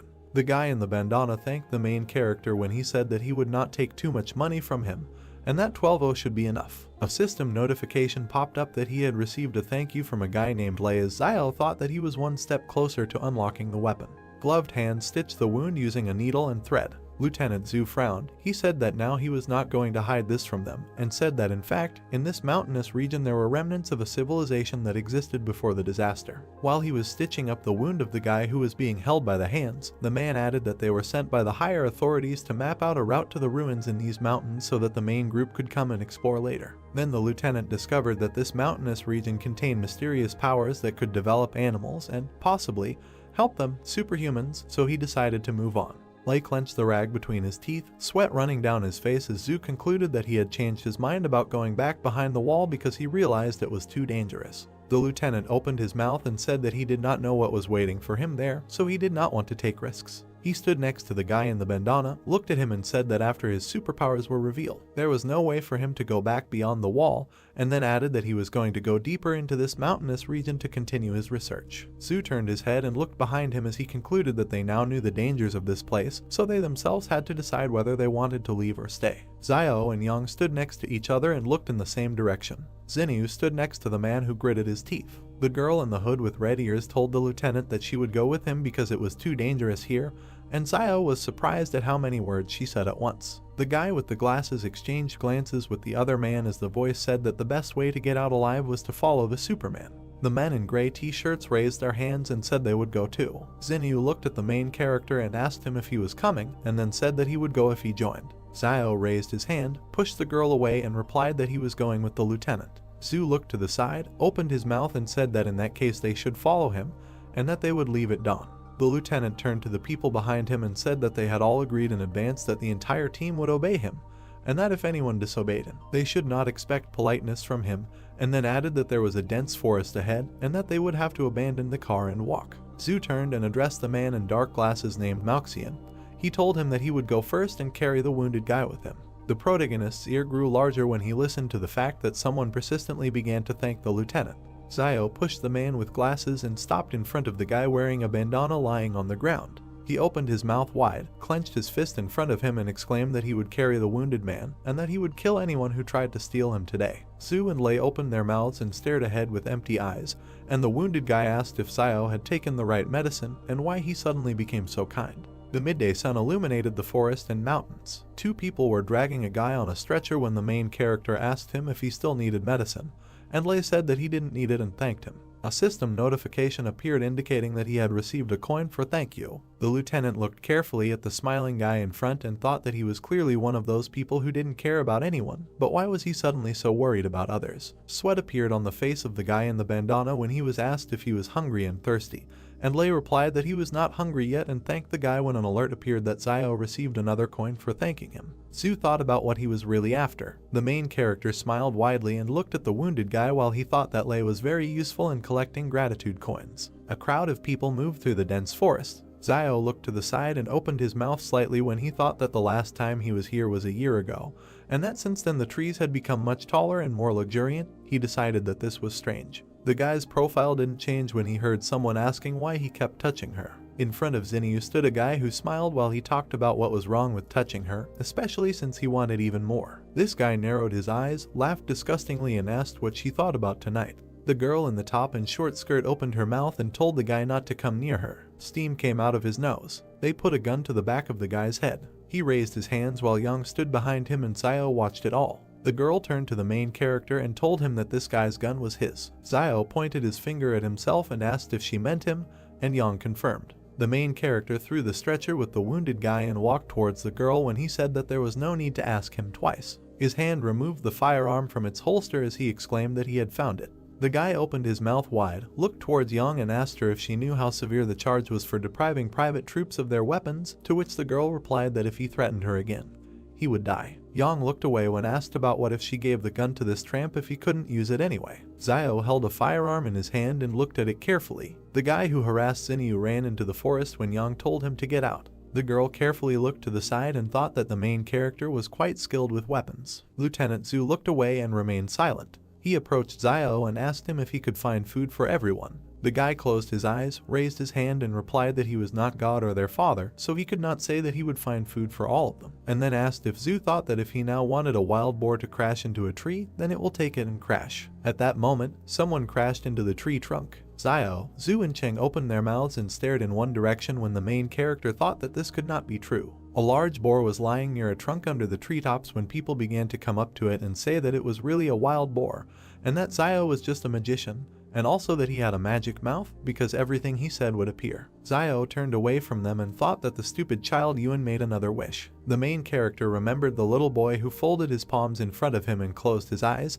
He was wondering how he was doing at Jing Mountain, and then he wished him so that he doesn't go hungry. The man's hand held a knife, cutting the animal. The hero began to look askance at Xiao, who was talking about not leaving food for tomorrow that he couldn't finish today and trying not to mess around with blood for a long time, since it attracts animals very well. The blood from the beast slowly flowed onto the ground in which the ants were located. The main character began to answer that currently ants the size of a thumb do not attack during the day while a person is active. But at night, if the ants can smell a bloody smell near a person, he will be eaten like regular food and just one bite of the formic acid release can cause severe pain. The guy looked at Xiao, saying that he understood everything, calling the main character good. The girl with heavenly hair watched the guys, saying that Xiao was quite sincere. Out of the corner of her eye, the girl began to notice something. The beast was roasted on a fire, and many people were sitting around it. Xiao sat with the meat in his hands and, closing his eyes, began to eat it, and a girl began to sit down next to the guy, looking at him carefully. She began to look at Xiao, who was not at all happy with her, with a smile on her face, and said that it seemed to her that she could have a very good time in the wasteland. Since it looked romantic, the main character began to tell the girl that this was survival and there is nothing romantic about it.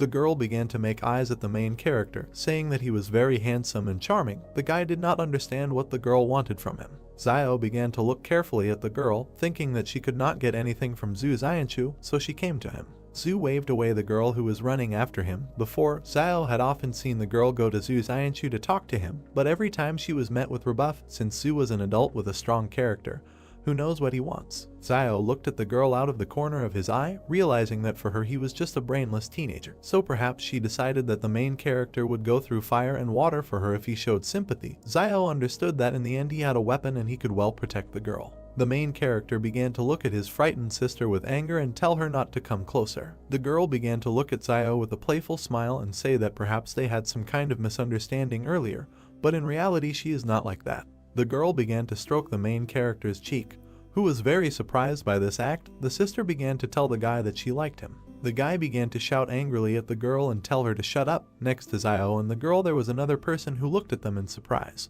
The main character began to look in surprise at the man sitting next to him, and the girl was equally surprised. Xinyu began to leave Xiao, saying that he was completely sick and the guy deserved to be alone. Since Xiao learned to hunt, he has seen too many women like this, just looking for someone to rely on in this broken world, or someone to use as a tool. The main character looked at Xinyu with disbelief, eating chicken and telling himself that he didn't need such a woman for nothing to waste food on her. One of the guys began to grit his teeth. The hero began to look at Zhu, saying that they had run out of bottled water and food. Since they initially took too little water, the guy began to ask her where they could get more water. Zhu began to approach the sitting Xiao, asking him where he could get more water. The system window began to show the hero to tell his teammates how to find water. Xiao began to look to the side, lost in thought. The main character stood in the middle of the crowd, confidently telling all the people that to find water in the wild, you can rely on rivers or collect resources from leaves. The main character began to look away, telling people that they were lucky because there were several pine trees nearby that had pine juice that could quench their thirst.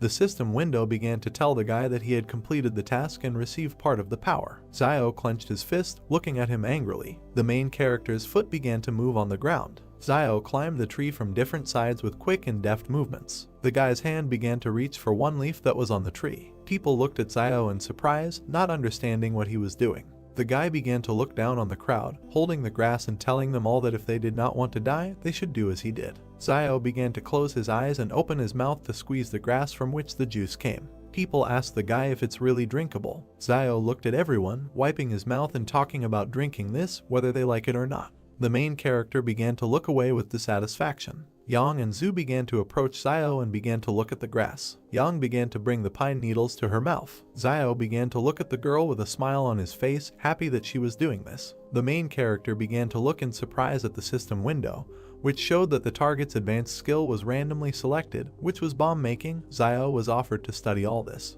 The guy began to look at Yang, who was taking the pine needles. The main character could not understand what kind of training the girl had gone through and why her skills were so severe. Zio was wondering if the target had the skills of covert killing. The system window began to show the guy that she had analyzed the target and an advanced stealth killing skill had been found. Zio began to look at the girl with a smile, thinking about whether she had the skill of singing children's songs. The system window immediately began to show the advanced skill and say that it had been found. The main character looked at the girl with incomprehension, not understanding what kind of disorder was in her skills. Zio quickly jumped from the tree to the ground. Two guys stood near a tree, telling each other that now they need to climb the tree. Although people have not been monkeys for a long time, the guy replied that it would be great to become a giraffe in the next life. Zio began to look at the guys, telling them that animals also do not live as they seem, and the main character heard that giraffes, although tall enough to protect themselves from external enemies, but they have difficulties in mating, so before courtship male giraffes must drink urine to determine if a female giraffe is on point.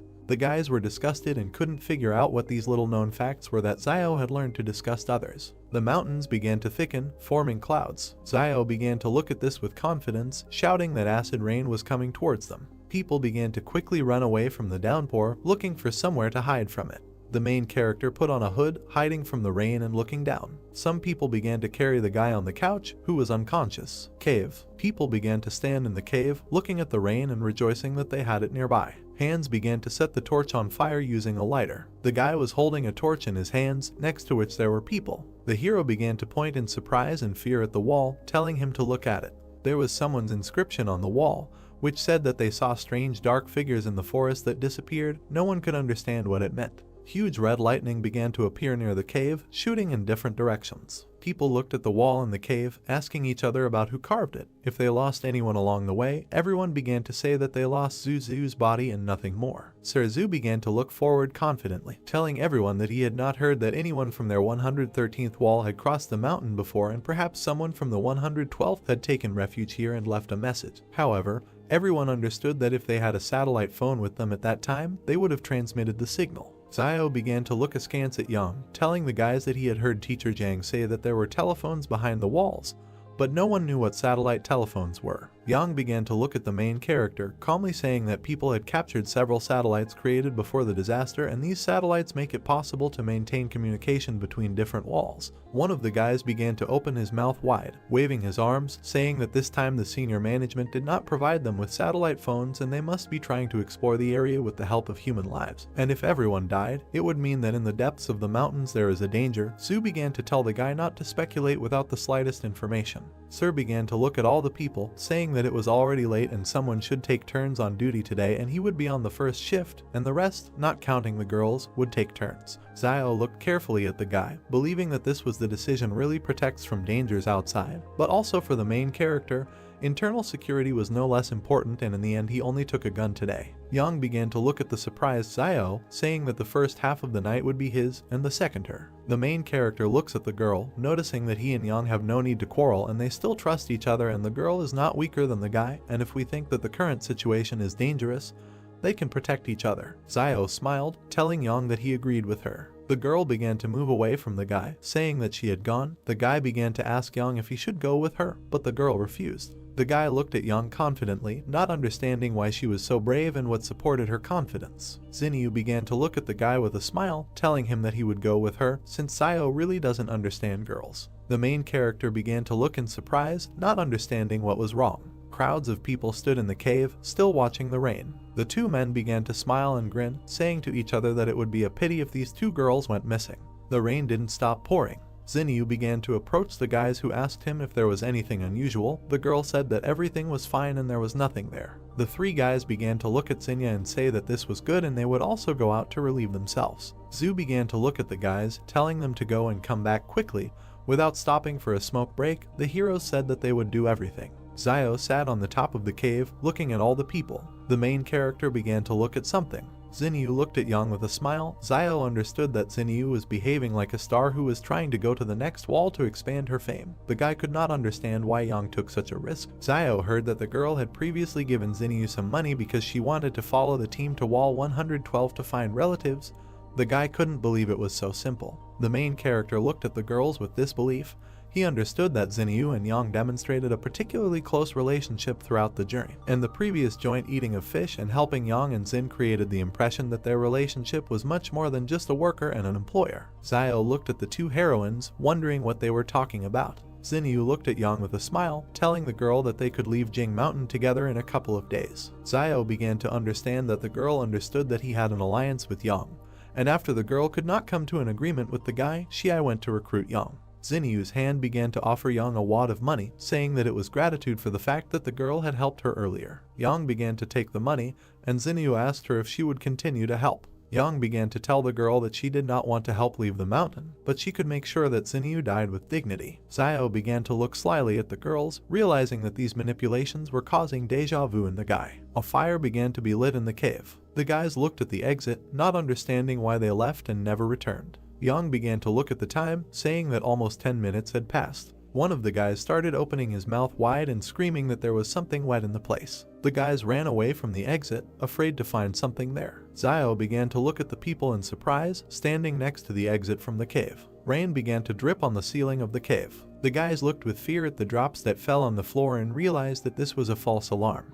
Zio began to point his finger at the drops, saying that they could get water directly from here, since the rock formations filter the water even purer than water from a well, and it is probably one of the cleanest sources of water in the wasteland. Zhu began to point his finger at the water and, looking at the people, asked if everyone had heard Zio. Sir began to tell people to collect some water, since although the pine needles were able to provide some moisture, there was too little of it. The meat was surprised that he did not receive thanks. Hands began to hold the flask, pouring water into it. Zhu began to look at the guys who were pouring water and told them that if he finished, he could take over half the night. The guys began to tell Sir to do just that, but first they had to smoke a couple of cigarettes. Everyone was asleep except Zhu, who was watching everyone. Two guys were sitting on the rocks with their backs to Zhu. The heroes held a cigarette in their mouths and glanced slyly at Sir. The guy's feet began to remove the cigarette. One of the guys began to stand near Zio, and the second near Yang, waving a knife and trying to kill them. The guy's face was confident and crazy. The guy screamed for them all to go to hell. A man wearing gloves with both hands swings a knife at someone. The girl Yang shoots the man in silence. The main character grabs with one hand both hands of a man holding a knife. He instantly turns him onto his back. The junior lieutenant and his comrade pay attention to the noise, asking what is happening and what is the matter. They see Yang and Zio attacking unknown men. A man in a black cloak and bandage, holding his wound, clenches his teeth in pain. He, closing one eye, begins to shout to his colleague, saying his name Sun Jinjeng, so that he acts. A man among the squad raises his hands, opening his eyes, and says that he has nothing to do with it. Standing in front of the camp, he raises his hands in fear. The girl and the main character look suspiciously at the military man. Zinyu, also continuing to look suspiciously, asks himself what is happening again, and can't these people just calm down for a while? Holding the man's throat with two fingers, Zio asks himself what they are trying to achieve with this desperate, sneaky attack, water, weapons, or was it all because of Luo Zinyu? Looking down with dissatisfaction, he thinks that this doesn't matter anymore. The notice says about the task that you need to give the enemy a painful death. Grabbing him by the throat, at the moment the man begins to cough up blood, he thinks that in this wilderness one must always get rid of all potential dangers. This is the law of survival. Sun, covered in sweat, looks at the characters with fear. He looks at the squad, shouting at them that for the record, he had nothing to do with it, and he was part of their plan for a dastardly attack. Ian, looking from under his cap at the man, asks the guy what it means that this is what is happening, and so he was in collusion with them and knew about the vile attack. She, standing next to everyone from the squad, sharply shoots at Sun Junjin. Looking after him, she says that covering up a crime is tantamount to the crime itself. The main character looks towards the girl with a blank face, thinking that it is better not to mess with this girl again. The notification states that the task has been completed and the reward is a master-level skill copy scroll. Zio, with an excited look, looks at the fallen scroll in the cave, asking himself again about the master-level skill copy scroll. The main character looks at the sinister lieutenant. The notice again states that the Shadow supernatural ability has been learned, asking the guy if he wants to learn it. Xiao thinks that he cannot believe it, and this is exactly what he needed, responding to the notification that he wants to study. The main character stands against the background of a purple magical wall. The notification states that the target has been studied. Being in a dark room, releasing burgundy magic from her hands, similar to blood, she asks herself that this haze is a shadow. The hero turns his gaze back. He sees a dark bloody ghost with red eyes in front of him, thinking that this black shadow looks darker and more massive than Zhu Xianchu's, and this is because his appearance is darker and more massive. Seriously looking straight into his eyes, Xiao thinks that he wonders how well this shadow fights. He closes his eyes. The ghost opens from his seat, leaving his remnants of magic on the floor. He begins to circle around the main character. Suddenly, the ghost changes its direction with all speed towards Xiao, who has closed his eyes. He immediately grabs it with his hand, shattering its magic piece by piece. Holding his fist up, smashing the magic, he notes in his head that this is not bad, and this shadow is at least twice as strong and faster than his own body. He looks forward with interest, continuing to think that the density is also very high, so it is not surprising that Zhu Xianchu was able to use his shadow to deflect the shots.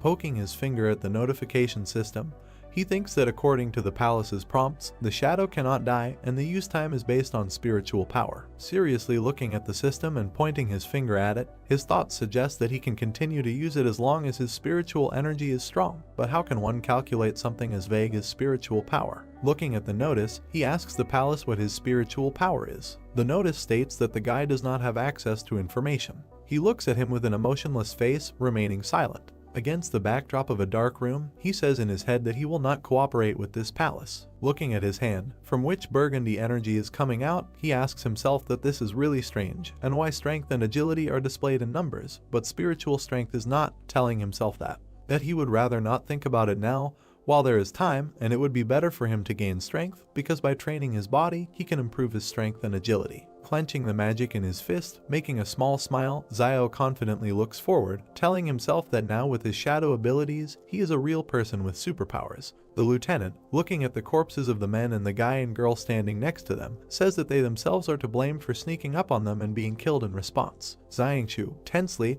tells them that Sun Zhenjiang was not involved, so he did not deserve to die. Turning away from them, he says with anger against their background that, however, it is too late to talk about anything, adding that in this wilderness there is no right and wrong at all. Yang and Xiao look at the lieutenant with hostility, remaining silent. The girl turns to the hero, asking him that he just pretended to be asleep. The main character, looking thoughtfully at the girl, thinks about it. That life in the trading city has given him the habit of being constantly alert, even when he is sleeping, and not losing his vigilance. And this young Xiaojin was clearly pretending to be asleep herself, but decided to ask him, and he does not understand her. Walking away from Yang, Xiao asks if she figured it out, to which the girl says that she is bored. Two burning volcanoes smoke in the blue sky. The main character looks at the bodies lying in a line in the middle of the cave. He looks emotionlessly at the bloody body on the ground, thinking that he cannot understand how Zuxia's body disappeared earlier. Pursing his lips, he continues to look down, telling himself that these three bodies are lying here and nothing happened, and this is at least strange. The lieutenant and the hero stand at the exit from the cave, looking into the cave, informing them that it is already dawn, and let them prepare to hit the road, although they do not know what dangers lie ahead for them, but they cannot remain in place. Looking ahead, the lieutenant explains that they must find their next campsite before dark. His gaze suddenly shifts to the side, and Xianchu reveals that the two guys who went outside to relieve themselves last night haven't returned, so they're probably going to have something going on. Looking at the military, Xian, Yang, and the protagonist, he says that he hopes that next time they will not go alone, and after all, they have seen what happens to such people. The man in the bandana, looking uncertainly to the side, apologizes to everyone, asking if someone could kindly help him up. Xiao appears in front of the man, to whom he reacted by opening his eyes. He grabs him by the bandages on his stomach. The man begins to scream at the top of his lungs that he is being killed. Hitting him with his hand, the hero asks why he is shouting and let him get up and walk, because the wounds have already healed. Lifting his jacket and exposing his stomach, he touches it, asking again that they have indeed already healed. The man sits, turning to Xiao, who has turned to him that this black medicine of his works very well, thanking the guy, to which he replies that this is an inheritance from his ancestors. The notice reads thanks from Wang Lei. The lieutenant sternly addresses the nodding protagonist, asking if he still has the medicine. Xiao passes by the military man, saying that he is no more, to which the man says that he will pay for it from his own pocket and offers double the price. The guy turns around with a crazy face, asking what he just said, changing his mind, and now saying that then there is still a little medicine left. The main character looks suspiciously at the lieutenant, holding his hand on his chin, asking him what he didn't say earlier that he had no money, to which the man replies that the 3 they killed had it, so he borrowed from them. In a funny way, clutching his heart, the main character thinks that he seems to be too inexperienced and did not search the corpses. How could he make such a stupid mistake, and his heart bleeds? Zio, spreading his hands to the sides in front of the lieutenant, tells him that this is not his money, but the main character's money, and let him give him at least half, to which the man says that he is not interested in money, and he will give him all 8,000 or about what he has on him if he gives him the medicine. The characters' hands pass medicine and money to each other. Zio begins to stare at the man while holding the money in his hands. The lieutenant, irritated, puts his hands on his hips, telling the main character not to look, and he really isn't lying, because that's all that happened. The history notice states that it has been discovered that there are 20,000 on the media, and he can purchase them on the initial personal storage. Zio thinks about how he needs to buy it, repeating it several times. Dark magic is creeping towards the door. The notice states that this is a successful initial personal storage purchase. The main character gradually approaches the dark door, thinking that it hurts so much, and he would like to see what storage space he paid 20,000 for. Zio grabbed the door handle. Opening it, he sees a brick wall with a hole in it. Closing the door with all his might, the guy, angry, asks what it is, saying that he paid 20,000 per cubic meter, asking what are the prices for housing in commercial areas. Thinking about the crappy palace that he decided to throw it at money and ruin his youth, adding that when he is refined to the intermediate and advanced level, he thinks that the palace will become a real home.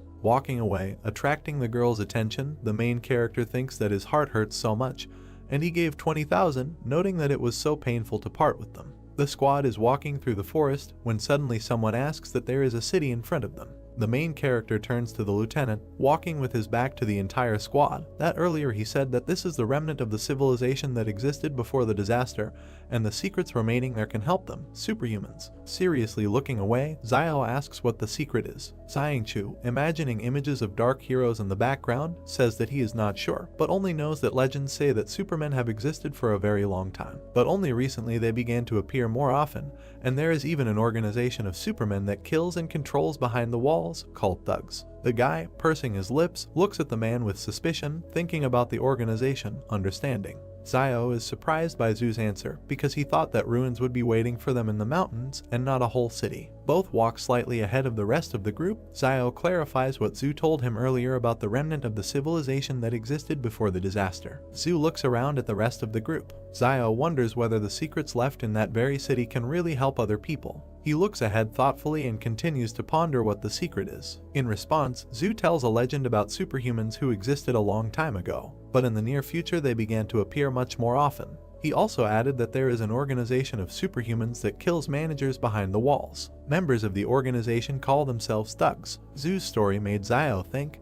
because if there is a whole organization of such people, then there are quite a lot of superhumans. He turned his gaze to Zoo and clarified whether the army was engaged in their capture. A member of the organization, of whom only one silhouette is visible, stands on a mountain of corpses. Zoo gives a negative answer because superhumans are much stronger than Zio can even imagine. Zoo continues his speech against the background of an image of a table, behind which 4 silhouettes of thugs are gathered. He says that currently all fortresses are aimed at superhumans and that no one knows exactly how dangerous superhumans are. However, the leadership of the fortress has created a shelter for superhumans and intends to use the power of the thugs for their own purposes. Thus, Zoo revealed the true reason for their departure to explore the mountains. The other members of the group are not far behind the two. Zoo doesn't know what potential Jing Mountain hides, but he knows for sure that Wang Kanjiang, before setting off, found out information about other teams that are also now on their way to Jing Mountain.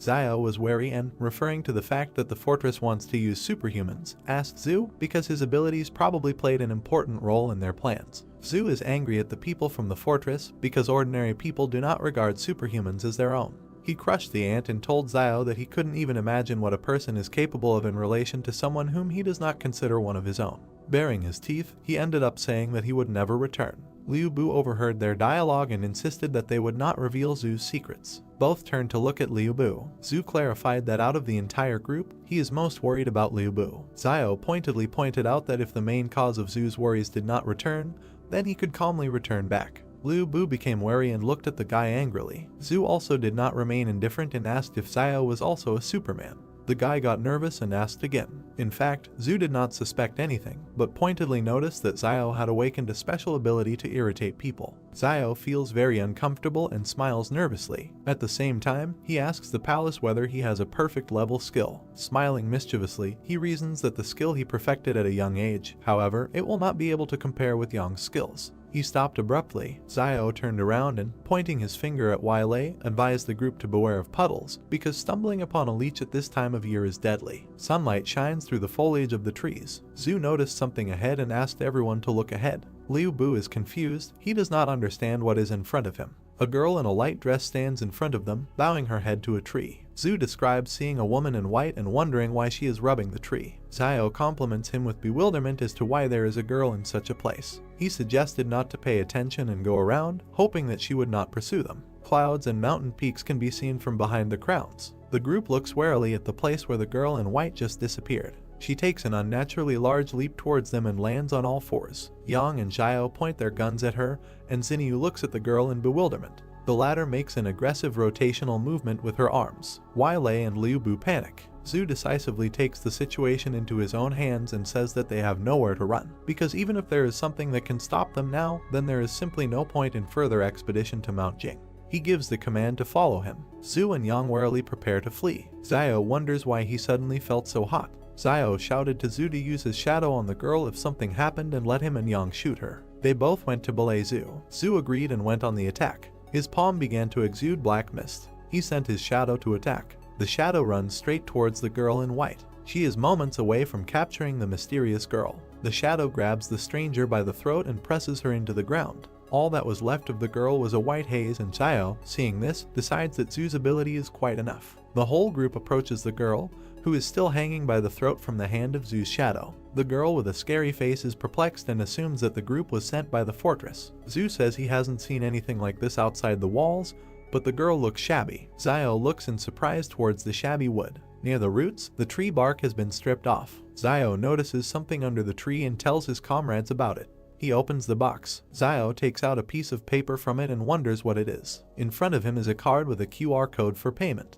Xiao thinks maybe it's something left over from the disaster, since the card is plastic and could have remained unharmed for a long time. The pattern on the map is puzzling. He asks his comrades if the pattern looks like a map of the labyrinth. Everyone looks at the map, puzzled. Zhu suggests that this may be a map of a mysterious city in the Jing Mountains. Xiao looks at him, puzzled. Ian draws their attention to the writing on the map. In close-up, on the card there is a request to scan the QR code for payment. Ian reads it out with bewilderment. Xiao is indignant that in order to go through the maze you also have to pay. Zhu puts the card in his chest pocket and suggests moving on. Close-up of the team, and a little to the side of Liu Bu with the girl. Zhu says that whatever is hiding on Mount Jing, they will have to take a look at it eventually. Liu Bu asks the others if they should take this shitty doll with them. Xiao, Zhu and Xinyu looked at him puzzled, but one of them suggested taking it anyway, it might come in handy. Liu Bu looks at the girl in white with confusion. A beautiful sunset can be seen from behind the mountain peaks. The group decides to stop in an angular cave for the night. Zhu looks ahead and notices that there is a pine tree growing nearby, and if anyone is hungry, let him pick up some pine cones for a snack. Xiao cuts the tree trunk with a knife and green liquid oozes out. Zhu is puzzled.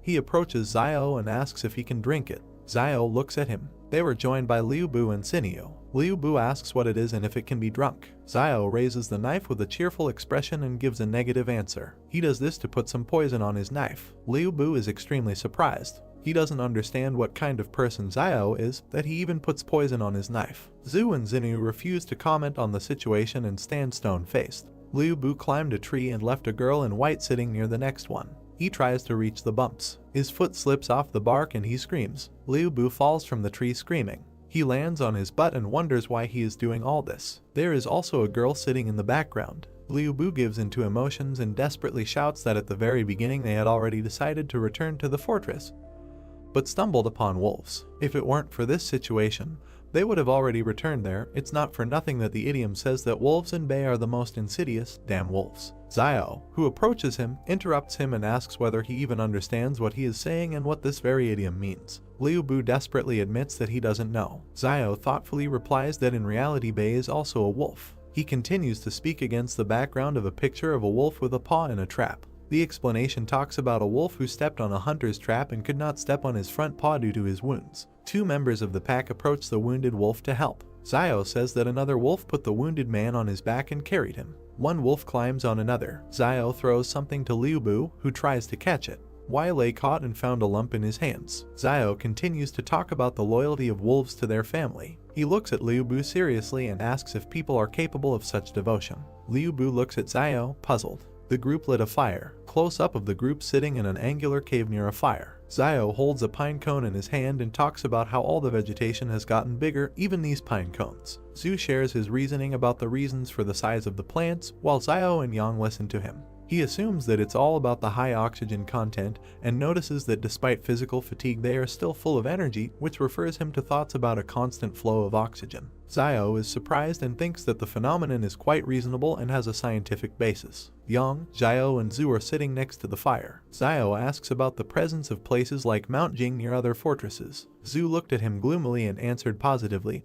only there is a note that such objects are controlled by a company called Flame Source. Zio also gloomily asks for the name. He then wonders why he hasn't heard of such a company and whether it belongs to some kind of union. Zhu looks thoughtfully at the fire and, against the background of the emblem of this company, answers Zio, calling the company an independent consortium that controls up to 20 fortresses. He finds it remarkable that they are relatively far from their 113th fortress. Zio justifiably does not know about such a company. Zio responds by asking about knowledge of living conditions in the place controlled by this company. Zhu closes her eyes and waves her naked face negatively. Yang joins the dialogue, commenting on the mystery of the territory controlled by the source of the flame. Zio turned his head towards Yang in surprise. Ian's close-up against the silhouette of a flying dinosaur talks about the rumors. Someone saw huge prehistoric birds in the sky. Yang looked at the main character and said that the Flame Source Company has such power that it has suppressed this place, and perhaps only the main leadership of the Flame Source Company knows what is happening inside.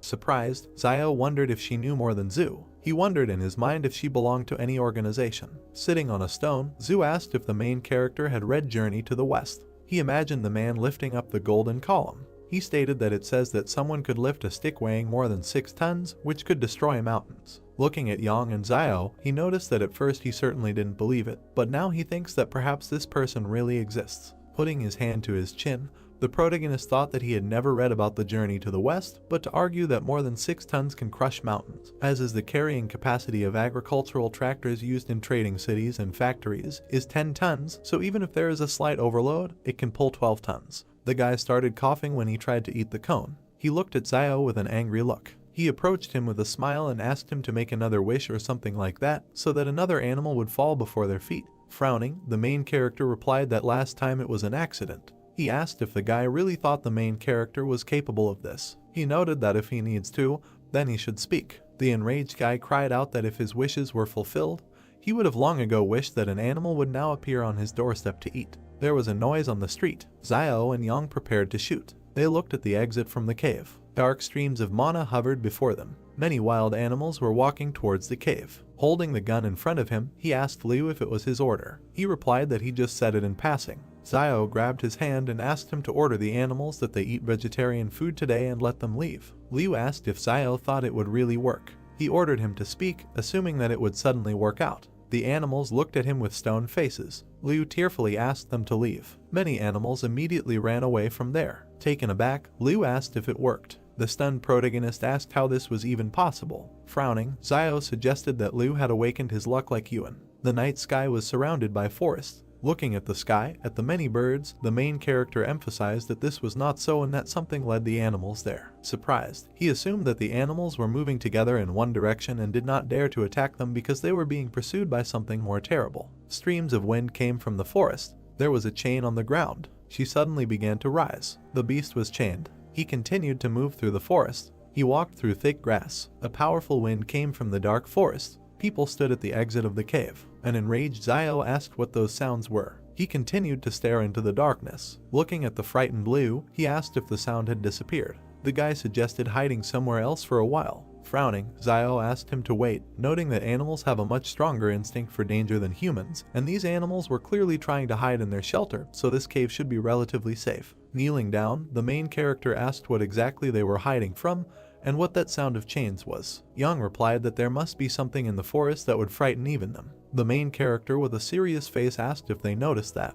He remembered the many human bones along the rocks. Zio said that they saw human skeletons in the gorge when they passed through it, but it was unusual not to see animal skeletons in the forest. Frowning, he stated that any living creature could die from attack, disease, and old age. He asked how they didn't see a single skeleton. He remembered how the fish bones disappeared in the forest. The main character noticed that, to make sure, he deliberately threw out fish bones in the forest. As a result, they disappeared the next day, and there were no traces left around. Turning around, he said that there is also Zuzia's body, which disappeared without a trace, and all these missing people have one thing in common: they all disappeared into the forest. Frightened, Liu wondered if it was possible that after animals evolved, plants also evolved. Zio replied that it was unclear. Zhu said with a serious face that there was no need to be too nervous and it was good that they realized this earlier, at least they could take precautions in advance. The frightened Lei noticed that there was no danger as long as they stayed away from the forest. Zhu presented their route and reported that it lay in relatively sparsely wooded parts of the ridge and hills.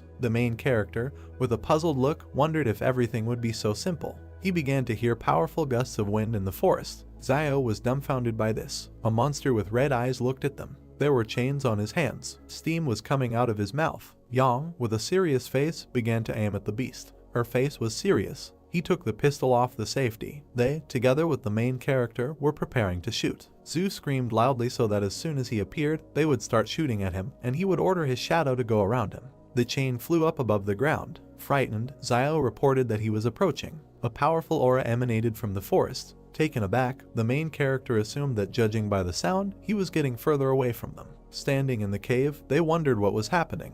Frowning, Zio noted that this monster was afraid to leave the forest, and the cave is located about 10 meters from the forest and it looks like the animals were hiding there before. Turning around, Zio stated that there was something wrong with the forest, but they were lucky to escape it. Stretching out his hand, Sui said that the danger had passed, so they should rest and he would be the first on duty today, and after midnight the main character and Yang would replace him. They looked at each other. Standing next to Zio, Sui said that he couldn't help it if they didn't trust him, but he was on duty first anyway. Light smoke came from the extinguished fire. The main character and Ian were sitting near a rock. The afternoon sun illuminated the forest. There was an explosion. Zio and Yang suddenly woke up. Coming out of the cave, they asked what was happening. Looking at the smoke in the sky, Zio guessed that the Jing Mountain volcano was erupting. Stunned, Sui suggested that it seemed that the other teams infiltrating Mount Jing had made their move. With a serious face, he suggested that they speed up, noting that they needed to do it before they learned the secret. The main character looked at Suya and asked if he was tired of living. He emphasized the fact that it is unknown what dangers lie ahead for them, apart from this explosion. Frowning, Sui replied that they were already there and there was no turning back, so the only thing they could do was to find the secret of Jing Mountain as early as possible. Smiling, Zio noted that this is true and since they have already taken it, they need to bring it to the end. Yang watched him silently. Black smoke rose from the volcano. The group ran across the field. Lei wiped the sweat from his face and said that it was very hot. They saw a huge beetle. Moving further, Xinyu asked why they thought the animals became bigger but the people did not. Looking at Zio, she noticed that instead, people received superpowers. Turning around, Sui said that from ancient times to the present, human evolution has always been associated with mental abilities. After looking at him, the main character said that Teacher Zhang said that there is a gene in the human body that limits muscle development. He introduced the human body and the progress of evolution. He noted that this is because smart people are more attuned to their environment, causing the brain to require more energy, so muscle development must be limited to avoid competition with the brain for resources. Zio emphasized the fact that only humans have genes that limit muscle development, but this is the price they gave for the sake of intelligence. Taken aback, Yang stated that she saw a Superman with a developed physique. She asked what he would say to this. Putting his hand to his chin, the main character suggested that his ancestors had something to do with wild animals. The group was taken aback by this response. Looking at the main character, Xinyu said that Teacher Zhang at their school in the trading city is very smart and he must know a lot. Moving towards the mountains, Zio replied that this is true, he knows a lot of things, but he starts making up stupid things in class if he comes across something he doesn't know. He noticed that usually the teacher reads books and so on when he is free. There are such people behind the walls of the fortress, and they are all amazing. He said that in his free time, Zhang grows vegetables in the garden. Surprised, Xinyu asked why things in the trading city were not exactly as she thought. Teacher Zhang sneezed loudly. Sui asked him to wait with a serious face, noting that there was a human body ahead. They walked towards the human remains. While examining the corpse, they wondered how he could suddenly appear there, and perhaps it was someone from the King Consortium.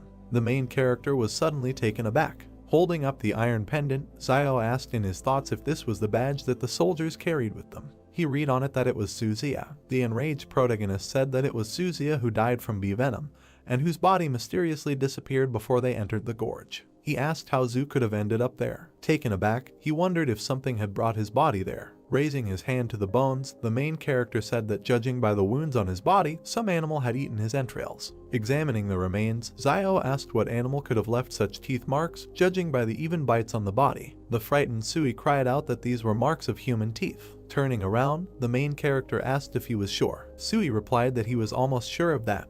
Looking away, he revealed that he was bitten on the hand by his first love when he broke up with her while he was still in school. With a cry, Xiao asked how he found the time to talk about such things when they were all scared. Looking at the corpse, Sui asked why there were traces of human teeth on the corpse and whether someone had gone crazy from hunger and eaten their own kind. Frowning, Xiao asked what the guys thought, whether it was possible that what was dragging the chain last night was a person. The group was scared by this theory. Grabbing her gun, Yang yelled that they were getting out of there and using a three-man tactical formation in case something sneaked up on them. Turning around, Xiao asked what a tactical formation was. Yang asked if his teacher taught him this, noting that she thought he knew everything. Pointing her finger at the floor, she asked him to go to her left, adding that everyone controls their own sector of vision and should shoot directly at any strange creature approaching. Smiling, the main character replied that he understood everything. Moving along the gorge, the main character thought that Yang seemed to have taken command. As a matter of course, and no one said anything else. He assumed that everyone understood that Yang is not so simple. She is not only ruthless and not afraid of the changes taking place, but also knows details about the source of Flame Company. The sounds of gunfire were heard from the volcano. Looking up, Sui reported that the firefight was becoming more active, and it seemed that they were getting closer to the secrets of Mount Jing.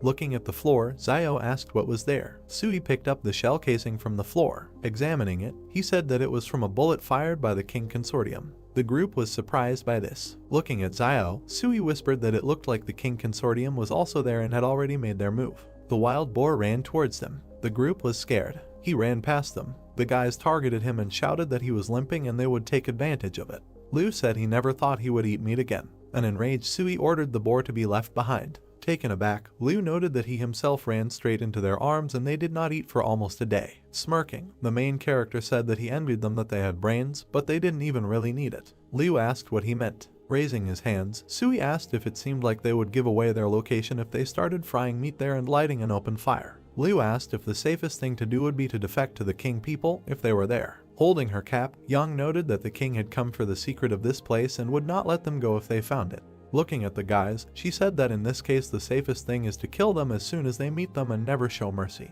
She noticed that to be merciful to enemies means to be cruel to yourself. Turning around, Sui asked them to move on, adding that turning back was certain death and moving forward was the only way to survive. Lei and Liu walked past Yang. Sui said that they further avoid meeting the King Consortium fighters based on where the shooting is coming from. Lei stated that he thought they would starve to death before allowing the Kingmen to catch them. Yang looked after them. Smoke rose from the volcano. Looking into the dark forest, Sui said that perhaps in an hour they will know what is hidden in this Jing mountain.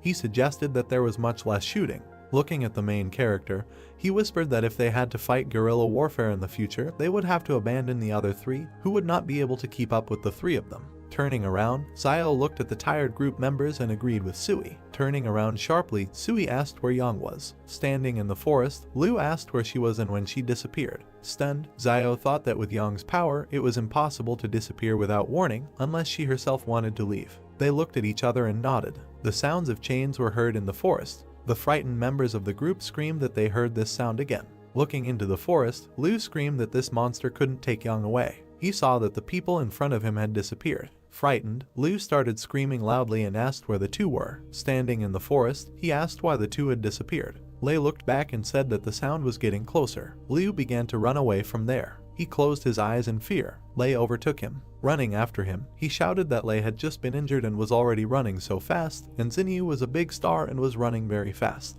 Liu frowned. He tripped Leia. While escaping from there, Liu asked for forgiveness, noting that someone must be sacrificed in order to survive. The monster rushed at Lei. Stunned, Liu turned around. Blood began to flow from Lei. The monster was sitting on him. Liu and Zinyu continued to run. Closing his eyes, he screamed that he just wanted to come back alive, and there was nothing wrong with that.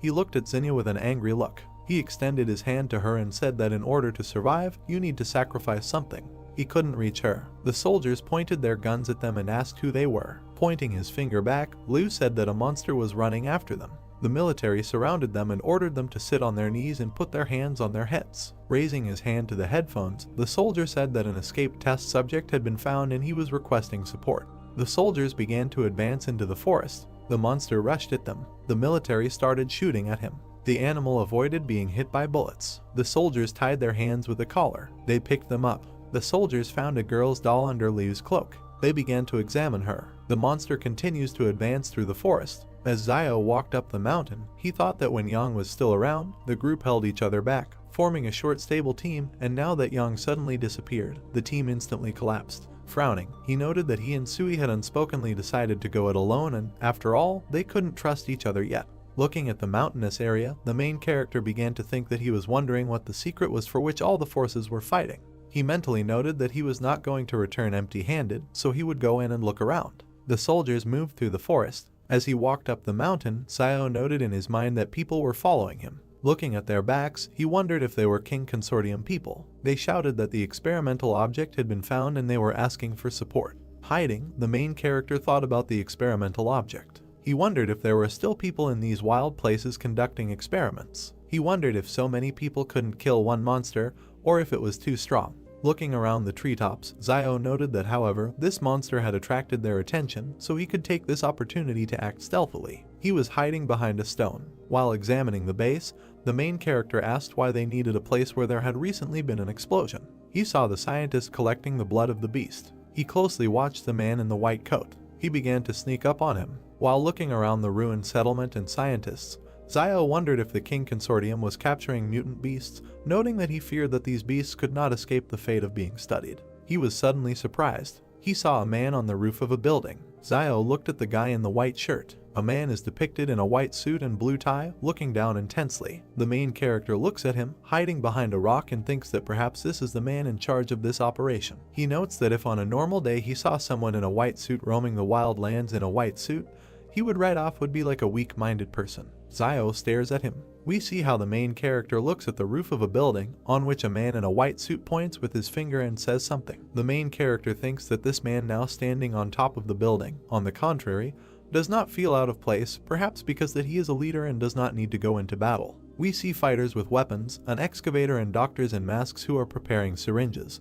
The main character thinks that the surrounding area is heavily guarded and the number of fighters could reach 1,000. He notes that it looks like the King Consortium intends to find the secret of the mountain that he talked about Zhu, and that in the current state of affairs, he is unlikely to be able to compete for what they are looking for, and there is no point in him taking risks for the sake of a secret unknown to him. Xiao looks at the broken street and thinks about leaving everything as it is. We see a destroyed building. The main character walks along a road littered with rubbish and debris. He walks around the ruins from the city and thinks that it is amazing that there is a huge city here, and although all the buildings are in pieces, the main structure is still intact. Xiao takes a step through the rubble. He walks forward through the ruins. We see his back. He thinks that one can only imagine how beautiful this city used to be. Xiao turns around in surprise. He looks at the surviving sign and reads the title. The main character thinks that Xiao you can sounds a little mysterious. Xiao sees another sign and lists what he has already seen: a beauty salon, fast food, and a health center. The main character looks thoughtfully to the side and remembers a strange doll, a QR code, and a sign with an image. He asks the question that he risked his life, went all the way to find all this. Xiao stares ahead and thinks about waiting.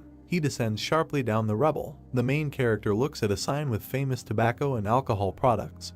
He is surprised that there is such a shop here and thinks that in their days there is tobacco and alcohol. Xiao notes that if he can find their source, he can become the richest man in a trading city. He smiles joyfully and slyly, clasping his palms together. Xiao thinks that since they are only interested in mutant animals and secrets, he asks not to blame him for devastating the rest of this place. The main character looks at the shop and notes that, protected by plastic packaging, tobacco and alcohol should be in good condition. He reaches out to the crack and notes that it is broken, so all the cigarettes and alcohol inside have also turned to dust. The main character holds his heart with horror. He thinks that his dream of becoming the richest man has been shattered. Xiao clenched his teeth, frowned, and thought with anger that he really had to leave just like that. He couldn't take the main secret with him, so he had to take at least something. We see another sign. The main character thinks he needs to go and look somewhere else. He looks at the doll in a short skirt and top. He is surprised that they are there too and does not understand what they are needed for. Zio raised his hand to his chin and looks thoughtfully at the doll. The main character begins to strangle the doll. He wonders if there is air inside and does not understand why it looks like young. Zio applies even more force. The doll's head inflates and increases in size. The doll's head suddenly explodes. The main character wipes his forehead with his hand with relief and assumes that he knows what this is for. He walks down the street and carefully looks around. In the store, Zio stands near the counter with goods and reaches for the top shelf. He picked up a white jar. He reads in surprise that it is old white gold. He does not understand what the hell it is and whether there is gold in it. Zio, surprised, opens the jar and pours out the contents, and pills fall out of it.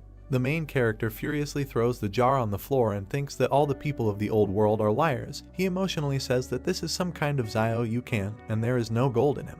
Zio closed his eyes and raised his hand to his chin thoughtfully, noting that he heard Wang say earlier that there were shops selling gold behind the wall. Dollar signs appeared in his eyes. He reasoned that this city is very large, so there should definitely be a store like this there. We see the facades of buildings and the starry sky. The main character notes that in their days gold is a valuable currency, and it does not deteriorate, so if he finds it, he will definitely be rich. A brick building is shown. The main character's brother goes with a flashlight to Zio, who is sitting on the mattress, and thanks her for taking care of him all the time lately. The sister replies that it is good that Yuan's temperature has subsided, otherwise she would not have known how she would have explained this is Ziosu. Yuan puts the lamp on the table.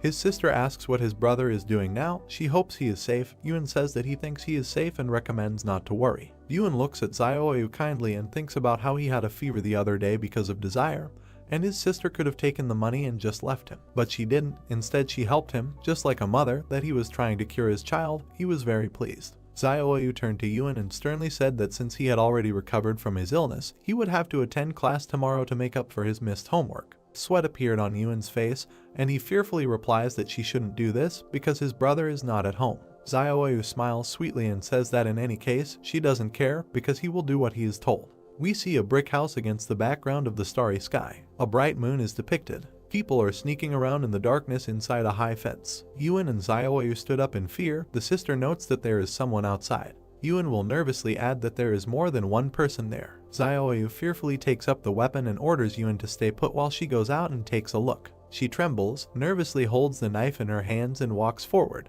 Yuan watches her leave the house. A bald man kicks in the door, and another one stands nearby. They attack the stunned Zio. She screams and points the knife at them with her eyes closed. A man with an angry face tries to snatch it. He calls Zio names furiously. Two men force her to the ground and hold her by the neck. In fear, she orders them to let go and leave her behind. The third one attacks Yuan with a knife. He swings and hits the bed. Yuan falls to the ground. He lands in a fighting stance. The man, dumbfounded, notes that he is a smart guy. Yuan remembers them and thinks that these three were usually messing around in the market town, but he didn't expect that they would actually attack this house next to the school. He looks at the man sternly and thinks that because of his recent illness, Sister Zio must have become their target when she went to buy meat to help him gain some strength. A teacher comes into the house. The criminal points a knife at him and says that he hasn't liked this old man for a long time. The attacker stands in a fighting stance and says that Zhang must have a lot of valuable things. Yuan, standing nearby, nervously asks that they still dare to kill the teacher. The criminal attacks the boy and orders him to give the money in an amicable way without these resistances. Yuan furrowed his eyebrows and thinks that they even dared to touch the school teacher, afraid that no one would find out who committed the murder. We see the roofs of houses in the dusk. The attacker brandishes a weapon and a wound appears on his body. Yuan sharply fired his pistol at him. The other two men are shocked and don't understand where he got the gun from. Yuan continues to shoot criminals. They start running towards the exit while the boy shoots. Two unknown people watch as a man lies on the ground. Yuan furiously pointed a pistol at the lying man, and the others began to scream in horror and run. Yuan shot at them. All three died. They are lying on the ground. Zio looks out with the teacher. Yajin says with horror that he knew that Zio was quite a ruthless person, so he understood that Yuan would be like him. He looks at the boy in surprise and says that he couldn't even think that at 13 Yuan would dare to shoot someone. Yuan holds the gun with trembling hands. He is shaking all over in shock. Zio holds him by the shoulders in horror and screams his name. She hugs the boy and tells him not to be afraid and that everything will be fine because everything is already over. Jaeon watches his sister hug the boy and asks if Zio left this for him. Sister and Yuan look at the gun. The teacher asks if this is why Yuan went alone into the wilderness to make sure no one found him.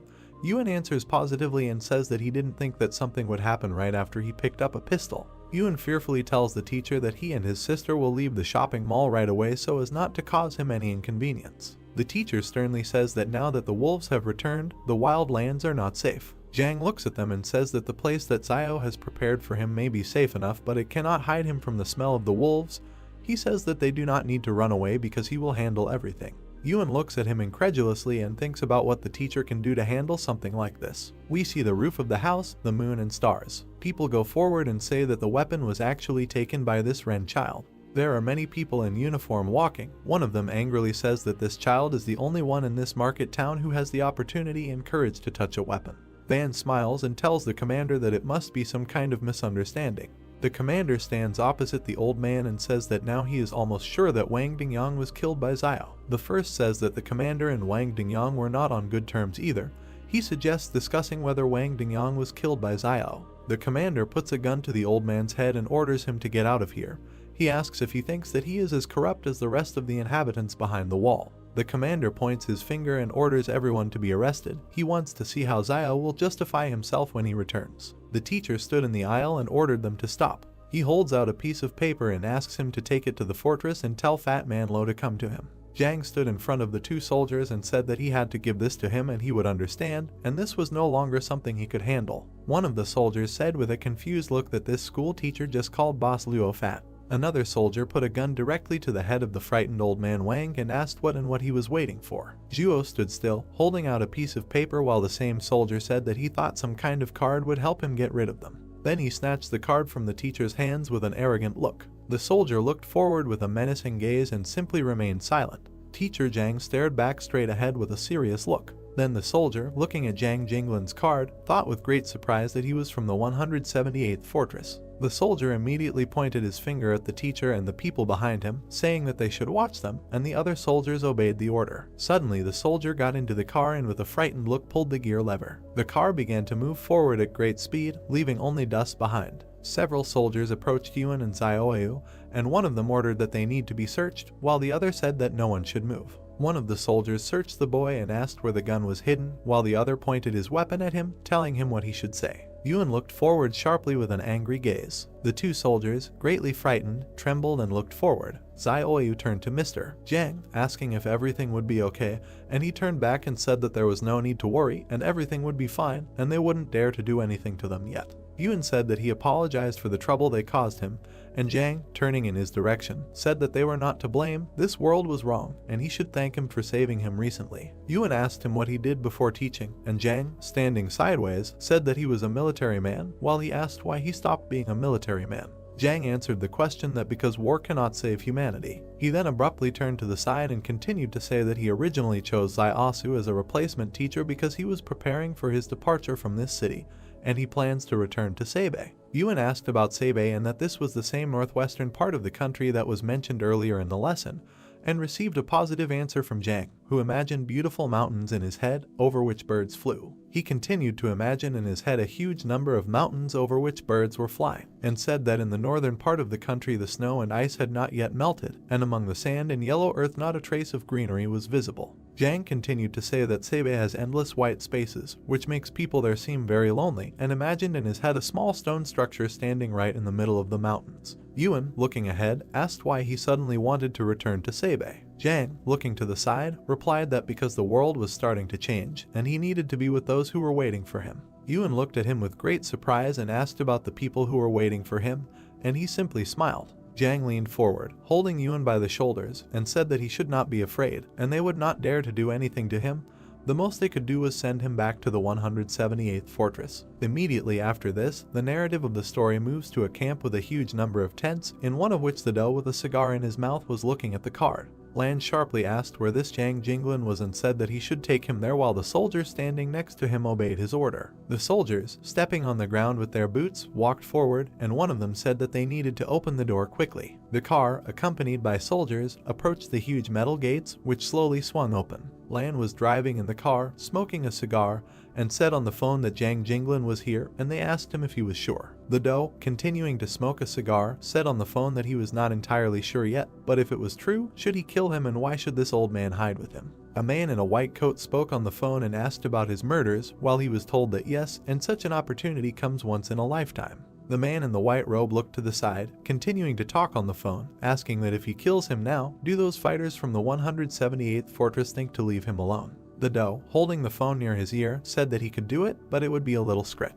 A man in a white robe, speaking on the phone, asked what he thought. There was an impenetrable wall in this world and why not just send him back to the 178th Fortress, let Sebe continue to guard him. The man in the white robe looked to the side, saying that even if he had to die, he couldn't die at the hands of the king family, let alone them with him. While Lan spoke on the phone that he was the case if he one day, and that he answered him that later it would not be too late to kill him, but for now let someone else have a headache first. Then the man in the white coat asked on the phone what. By the way, if there was a tramp named Ren Zaiasu in his area, and Lan, continuing to smoke a cigar, asked about that medicine seller. The man in the white robe nodded his head, holding his hand in his pocket, not saying that Luo Xinyu is a singer, Ren Zaiasu is a medicine seller, and asked what and who Yang Xiaojin is, while Lan asked about her on the phone and said that he never haven't heard this name. The man in the white robe said on the phone that there were two more questions. How many years had Luo Xinyu been a singer in the fortress and whether this Ren Zaiasu had relatives or friends. And Lan, sitting in the car, said that Luo Xinyu had become famous in almost 2 years and Ren Zaiasu seems to have a brother. Suddenly, the soldier sitting next to him said that this Yang Jinglin was his friend, and Lan asked with a displeased expression what kind of coincidence this was. A man in a white coat said on the phone that there was no need to touch his brother for now, and let him deal with the rest as best he knew, while Lan and the soldier were sitting in the car. The soldier looked away with a dissatisfied expression, clenched his teeth, and simply remained silent. Immediately after this event, the narrative moves to a huge city standing right next to the mountains. A man in a white robe lowered his hand with a walkie-talkie in it. The man in the white robe turned sharply to the side, looking forward. The man in the white robe, sharply behind the block, said that he forgot to introduce himself, and he is King Zhen from the King Family Consortium, Luo Lan's younger brother. King looked towards Liu and Xinyu kneeling in front of him, saying that he was glad to meet them. Xinyu looked straight ahead with great disdain as King called them Mr. Liu Bu and Miss Luo Xinyu. King walked forward and said that they should tell him more about these three people, Zhu Xianchu, Yang Xiaojin and Ren Zaiasu. King arrogantly looked at Xinyu sitting below and asked if there was something connecting Ren Zaiasu and Yang Xiaojin. They say that the names sound very similar. Liu exclaimed with fear on his face that they were not connected in any way. He then looked at King and said that Zhu Xianchu is a Superman who has the ability to release a shadow from his body that can even stop a bullet. Liu gritted his teeth in fear, saying that he could not say much about Yang Xiaojin, but the one to be most afraid of was Ren Zaiasu.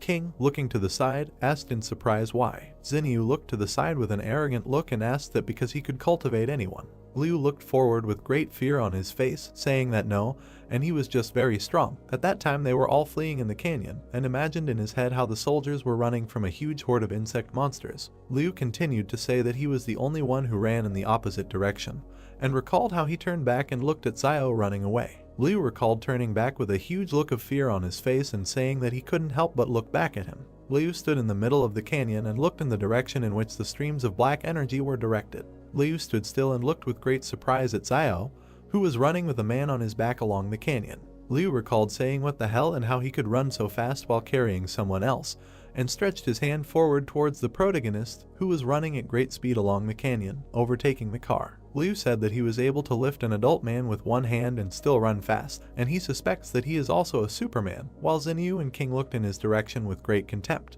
King, lowering his head down, closing his eyes, asked what if there was anything else, and Liu answered that no, and that was all for now. If he remembered something, he would tell him. King, with his hands in his pockets, said what needed to be written down, and Zhu Xianchu was an underdeveloped Superman with risk factor C. Ren Zaiasu was a suspected Superman with increased physical strength and risk factor F, and his subordinate wrote it all down in a notebook. His subordinate then took Liu's hand, who said that they should wait. The subordinate continued to lift Liu, who looked at King and shouted that they had nothing to do with it, and they were all ordinary people who were forced to follow Zhu Xianchu all the way here. King would turn around sharply and say that he knew that this had nothing to do with them. If he had anything to do with it, then he should be nervous now, and Liu would ask what and if he was going to do something with them. King closed his eyes and said that they would go with him and should try not to be too surprised while his subordinates lifted Liu and Xinyu from the ground. At the same moment, a crescent moon shone in the night sky, surrounded by a huge number of stars. Immediately after this, the narrative of the story moves to a huge building, near which people were standing.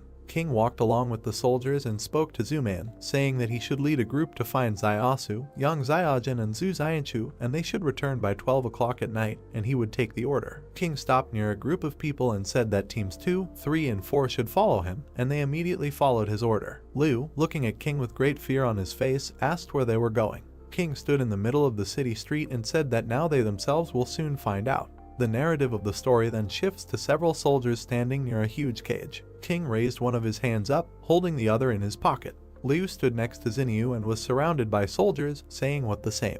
In that same cage, with a chain on his arm, lay a gray, scary monster. Liu asked that the teeth marks on Zhu's body were not the same, while everyone else was standing right next to the monster's cage. King would quickly turn around and say that they seemed to know a little about him and had seen the bodies he had bitten.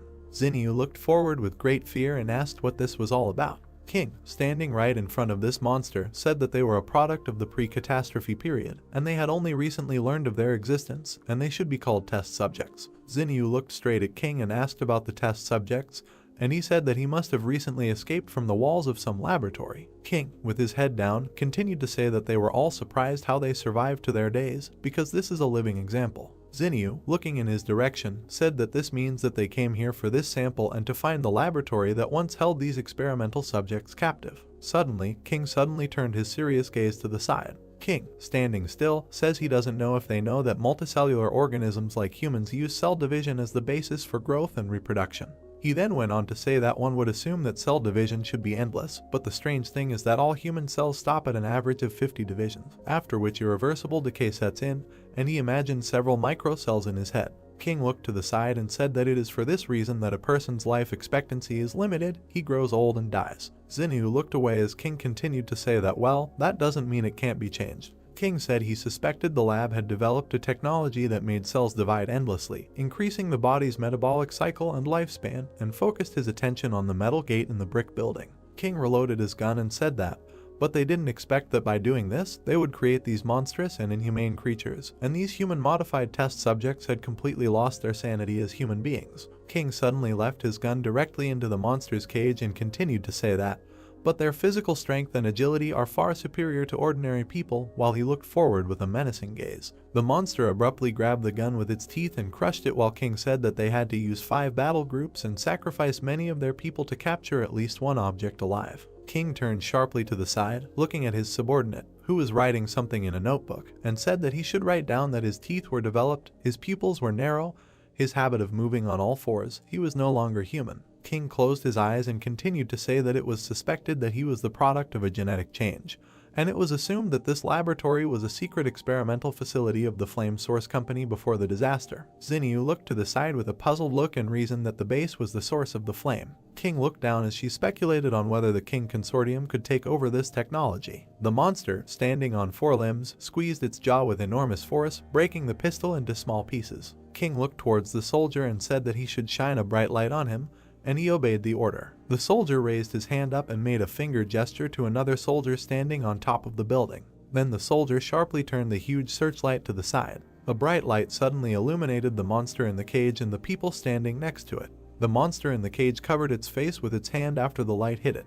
The monster suddenly began to back away, closer to the shadow, while in its cage. King, tilting his head down a little, asked about photophobia. The soldier standing next to Kin and Xinyu said that there are 2 possible causes of photophobia. The first being the weakness of the individual who was once human and now it is reflected in what it is now, and the second is that it is in a gene edited. The model was based on the nature of the beast. King, turning his head slightly to the side, said that one was enough to study so that they could kill the rest without further losses, and the soldier standing behind him accepted the order. King reasoned with a thoughtful look that if he has photophobia, then why was he recently active during the day, and is he evolving again, or is there something that attracted him and made him go out in broad daylight? King conjured images of Xiao, Zhu, and Yang standing next to each other in his head and wondered if this could have something to do with the 3 of them. A huge number of soldiers stepped with their black boots directly onto the asphalt.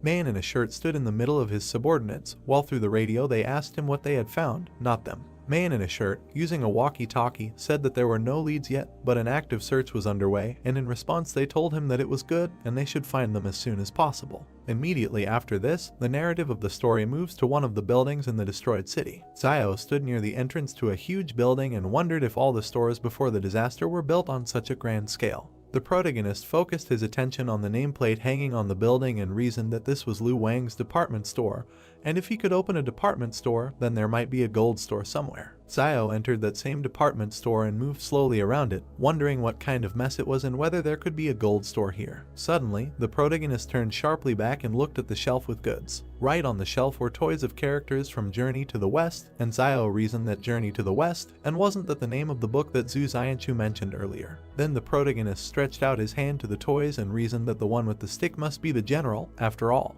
Zio walked away from the toys and wondered where the gold store was. The protagonist approached the sign indicating that this was the Chao Su Fuk jewelry store and said that of course, and here it is. Zio immediately rushed towards the jewelry racks, putting his hands forward. The protagonist held a black bracelet in his hand and reasoned that silver turns black when oxidized. Zio immediately threw the bracelet behind his back with a dissatisfied look and reasoned that silver was worth nothing.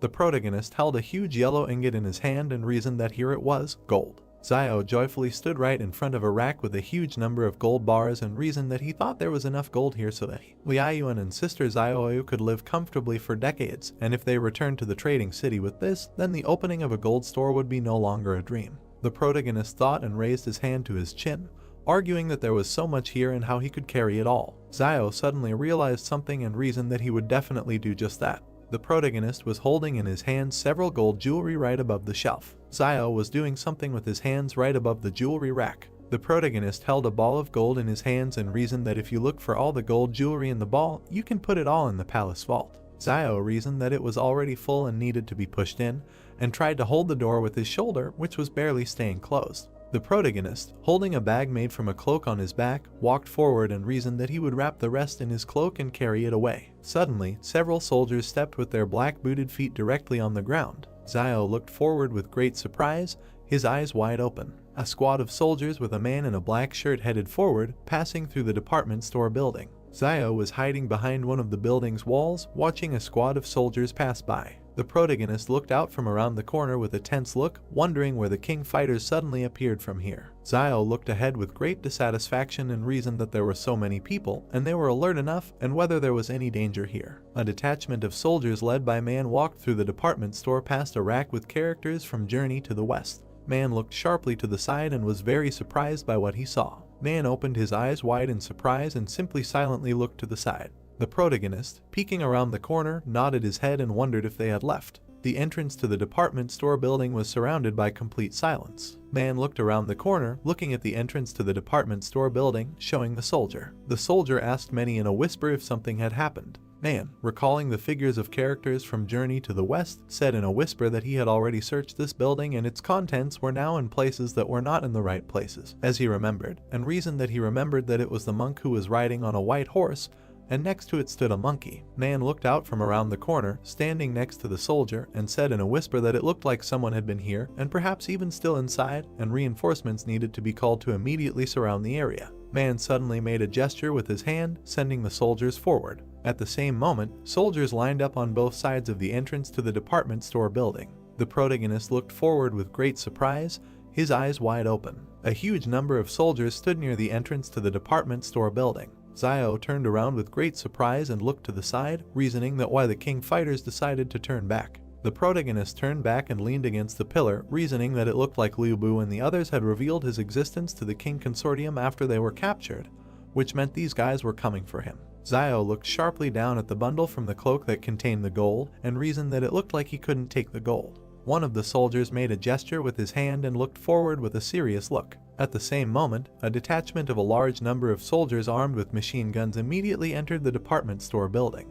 The detachment was divided into two and dispersed in two different directions. One of the soldiers turned towards Manya standing next to him and said that he should take a look at this. Then the soldier opened the cloak, which contained a huge amount of gold bars, and said that there was a bag of gold, presumably thrown away by the tracking object. Man looked down, saying that he was interested in gold after coming all this way, and the person who could do this was probably the vagabond Ren Zaiasu. Suddenly the soldier sharply raised his head up and saw a silhouette in a cloak in the flight between the stairs. The soldier immediately radioed that the target had run to the second floor, standing next to the stairs. A huge number of soldiers at the same moment ran up the stairs, while the radio transmitted that the target had run to the third floor. Man stood near the stairs, looking at the soldiers who were climbing it and shouting that they should go ahead and not let him leave. Man stood still, raising his head up, reasoning that something was clearly wrong, and Ren Zaiasu foolishly decided to run upstairs. If he continued to run upstairs, he would simply end up surrounded by them on the roof. Man closed his eyes and thought, reasoning that he was very greedy for money,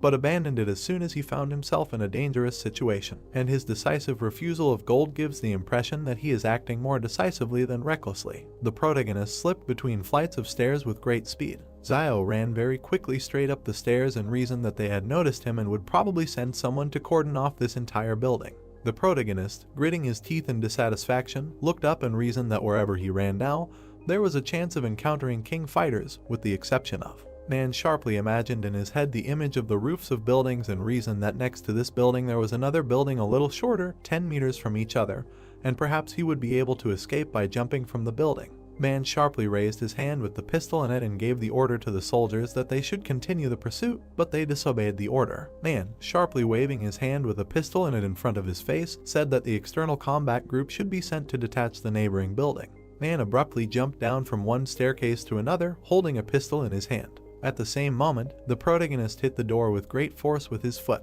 Zio kicked down the door leading to the roof with his foot. The protagonist was right on the roof of the building while a door flew forward right in front of him. Zio turned sharply to the side, looking at the neighboring building, and said what was there. The protagonist rushed with great speed to the edge of the roof of the building. Zio sharply pushed his foot off the edge of the roof of a building and jumped forward, flying to the roof of another. Man ran out of the department store building with great speed and turned his head to the side. Man abruptly stopped in place and looked with great surprise at the silhouette of the protagonist, who was flying past the buildings in the city. Man, gritting his teeth in dissatisfaction, asks if this Ren Zaiasu can really jump to another building and what level of strength and speed he has achieved. Man abruptly grabbed the walkie-talkie and said that the strength of Ren Zaiasu's target needs to be reevaluated, and repeats that the strength of the target needs to be reevaluated. Zio landed sharply right on the roof of a nearby building, doing a somersault and getting on all fours. The protagonist suddenly rushed forward with great speed, running along the roof of another building. Zio raised his head sharply and looked at the tall building right in front of him with great surprise. The protagonist, with his eyes wide open, looked forward and talked about this in surprise. Zio then focused his attention on a very tall, dilapidated building. The protagonist focused his attention even closer to one of the rooms in the very building in which a certain silhouette was visible. In that very room in the tall building, Yang stood watching everything that was happening. Yang sharply adjusted the girl on her head with her hand. Suddenly, out of nowhere, a strange black and red trunk appeared right in her hands. She then stepped on the small step with her black booted foot. Yang stood still and aimed at the scope of her huge black and red rifle. She suddenly exhaled slowly and continued to aim one eye at the scope of her rifle. Yang stood in place, holding her black and red rifle with two hands and aimed at its scope. Zio continued to run along the roof of the building with great surprise, talking about young Xiaojin. The protagonist stopped abruptly on the roof of the building and looked sideways at the street of the destroyed city. Zio suddenly focused his attention directly on King and the people standing next to him who were near the cage, and reasoned that this means that young Xiaojin's goal was to come and kill this young man in a white suit. The protagonist froze abruptly in place, raising his head up and looking at the tall building on the side of him, and reasoned that she was so far from this man in a white suit. Zio looked to the side with a reasonable expression and thought that at such a distance to the target, the sniper needs to calculate many factors, such as wind direction, temperature, humidity, and various external obstacles and cover near the target. Then the protagonist focused his attention on Kin standing near the cage and highlighted his approximate location on the street, reasoning that how can sniping be carried out at such a distance, even if one has to take into account the deflecting force of the rotation of the earth. King stood still while Xinyu was behind him. Xinyu rose sharply, and the protagonist looked forward and reasoned that the wind had stopped, and now. Zio turned his head sharply towards the tall building standing nearby and reasoned that she had not fired.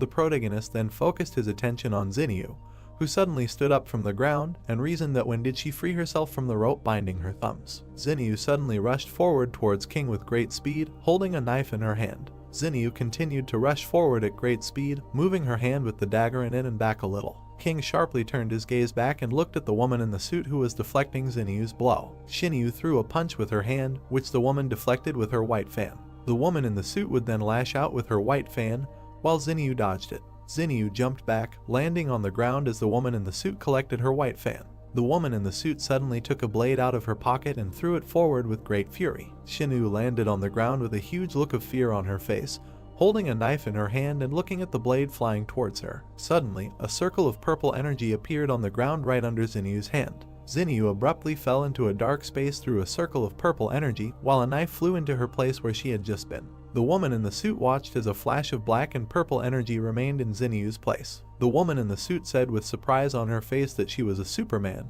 and King stood next to her, watching everything that was happening. The protagonist watched what happened with great surprise and reasoned that Luo Xinyu was in fact also a Superman. Xiao turned sharply to the side and asked that where did that fragile and quiet Luo Xinyu go, and it must be someone else posing as her. King turned sharply to the side, looking at a tall building in which a bright and yellow light was coming from the window. At the same moment, Yang fired her huge black and red rifle. King turned sharply to the side with a huge fear on his face while someone shouted that there was a sniper there. The bullet rushed with great speed straight towards King, who was standing still. At the same moment, the girl in a business suit jumped sharply to the side, gritting her teeth. She suddenly leaned forward, opening her two white fans behind her back. Then the girl in a business suit put two white fans right in front of her and tried to deflect the bullet flying at her. The girl in a business suit clenched her teeth in dissatisfaction and fear and simply remained silent.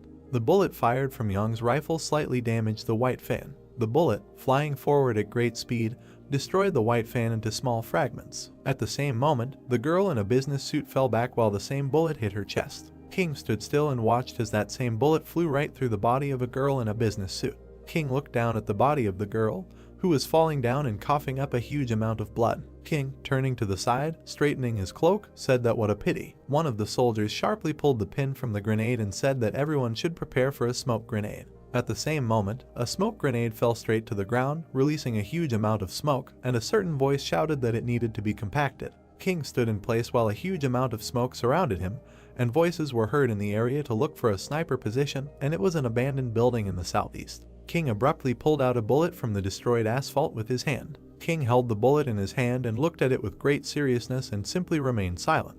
King turned his gaze sharply to the side and thoughtfully reasoned that, surprisingly, this was an attack by rebels, and this is a group of people about whom there are vague rumors in the circles of the consortium. King walked up to Liu, who was sitting on the asphalt, and said that being her agent and not even knowing that his employer was a Superman, he was still really very stupid. They took Liu by the clothes and lifted him up, and he said that she was just like that before. Suddenly, that same silver bullet was brought right to his eye. King, piercing Liu's eye with a silver bullet, said that he should rest in peace and in their time there was no place for such scum. Liu slumped straight to the ground and screamed loudly as blood flowed from his eye. The protagonist stood still, looking at the tall building right in front of him, and reasoned that so, Yang Xiaojin and Luo Xinyu are working together. As expected, the more beautiful a woman is, the more dangerous she is, and never thought that they would put on such a show here. Xiao raised his head up and recalled the images of Yang and Xinyu, reasoning that in retrospect, their disguise was not really flawless, and, I remember, before going to Mount Jing, I asked to remove Wang Qinjiang from the squad, and Luo Xinyu glanced at Yang Xiaojin during the decision, but at that moment, neither of them cared about it. The protagonist then mentioned in his head the events of the past, how they sat together near the fire where the meat was cooked, and reasoned that later, when he shared the fish, Yang Xiaojin also called Luo Xinyu. Xiao recalled how Yang pointed her gun directly at Zhu and reasoned that there was also an incident where someone was pestering Luo Xin and Yang Xiaojin quickly intervened. But at the time he thought that she only helped because they both were girls, and who would have thought then that they had known each other for a long time. The protagonist looked ahead with a thoughtful look and reasoned that, but why exactly they wanted to kill King Zhen and why the Superman sacrificed himself to protect him. Yang pulled the bolt of her rifle and a silver bullet flew out. Then she sharply turned the muzzle of her rifle to the side and, holding it with both hands, aimed at the sight. The protagonist stood still and looked at the tall building in front of him with great surprise until a bright light flashed in one of the rooms. Xiao backed away with a huge look of fear on his face as a bullet flew between his legs and hit the roof. The protagonist turned sharply back, looking at the place where the bullet landed, and reasons that she was doing something incomprehensible and did not even try to shoot him, but was simply aiming at the roof. And maybe she did this on purpose to show that they are not at the same time in front of the King Consortium. But was it too much, or was it because he was angry with Luo Xinyu on the road and did not want to help her? Yang, holding a huge rifle in her hands, stood next to Xinyu approaching her. Yang continued to look forward with a serious gaze while Xinyu tilted her head to the side and waved her hand. At that moment, the two of them suddenly jumped into a portal created from dim blue energy. Xiao watched everything that was happening, reasoned that no, and they just left, and don't they want to take him with them. A huge number of soldiers ran down the street, holding machine guns in their hands. Zio looked down from the roof of the building at the huge number of soldiers approaching him and reasoned that this was bad, and so they decided to throw everything at him and calmly leave. And maybe it was convenient to leave, but why involve him in this? The protagonist suddenly pulled out a pistol from behind his back and reasoned that he was careful everywhere, but still ended up in the ass. Man sharply broke down the door leading to the roof with his shoulder. Zio, running sharply forward, fired his pistol and cursed displeasedly. The protagonist continued to run forward straight along the roof of the building while the soldier covered Manya from his bullets with his shield. Suddenly, Man jumped out from behind the soldier with the shield and fired straight forward from his pistol. Zio jumped to the side with great speed, dodging several bullets fired by the enemy. The protagonist suddenly jumped up and rushed forward with great speed, reasoning that there was no more hesitation. He must run before all their troops arrived. Man aimed his pistol, clenched his teeth, and said that it was amazing how fast he could move. Man pointed his pistol towards the nearby building where Zio was landing, and spoke over the radio that the target was running away for 10 o'clock and the blockade ring needed to be tightened. The protagonist at the same moment landed directly on the roof of a nearby building, squatting, and reasoned that it was previously assumed that they would enter the city blockade together with Yang Xiaojun and Zhu Xianchu. Zio looked forward with great displeasure after landing on the roof and reasoned that even if he had to run away, he would be the fastest. Then the protagonist suddenly jumped off the roof of the building and headed forward at great speed. Zio jumped from the roof of the building, landing directly on the road between the houses, and reasoned that it seemed like he had greatly underestimated them. The protagonist ran at great speed along a narrow alley between houses and reasoned that only by entering the forest could he be saved from the persecution of the king. Zio continued to reason that, after all, he was more familiar with the laws of survival in the forest than they were, while a huge detachment of soldiers was in the middle of the street in a dilapidated city. Suddenly, a huge amount of magma rose into the air right from the mouth of one of the volcanoes, and the sound of an explosion was heard throughout the area. The protagonist continued to run forward at great speed, greatly surprised and reasoning that it was a volcanic eruption. Man ran straight down the city street towards the volcano and was greatly stunned by the eruption he saw. Man continued to run forward along with the soldiers and, greatly frightened, reasoned that if this guy went further and the volcano erupted, there would be no turning back. Zio turned around abruptly with great displeasure, gritting his teeth as a huge amount of magma erupted from the volcano right in front of him. The protagonist continued to run forward at great speed, debating whether they would continue to pursue him or let him go, while a crowd of people ran after him. The protagonist found himself on the outskirts of the city and turned back to the crowd of people shining flashlights, and reasoned that the path back only leads to death. Zio rushed forward with great speed straight towards the forest and the volcano, which began its eruption, reasoning that the only way to survive was to move forward. Man, raising his hand clenched into a fist, addressed all the soldiers, saying that they should not stop. One of the soldiers approached Manhwa and said that the object of research had disappeared, and he shouted that they should look for it, and they accepted his order. Man looked at his watch and said that the control time for the 100 meters is 3.92, and the strength is unknown, and as soon as they find him, they need to kill him on the spot. A huge number of soldiers with weapons and flashlights in their hands moved through the forest, while Man reasoned that no matter where he was hiding, even with a pistol in his hand, he would not be able to shoot so many people at the same time, and if only he appeared, they would turn him into a sieve. Zio, hiding behind one of the trees from the bright light of the soldiers' lanterns, reasoned that with so many people searching at the same time, he did not think that they would start shooting indiscriminately. The protagonist, peeking out from behind a tree, looking at the soldiers who were looking for him, was very puzzled.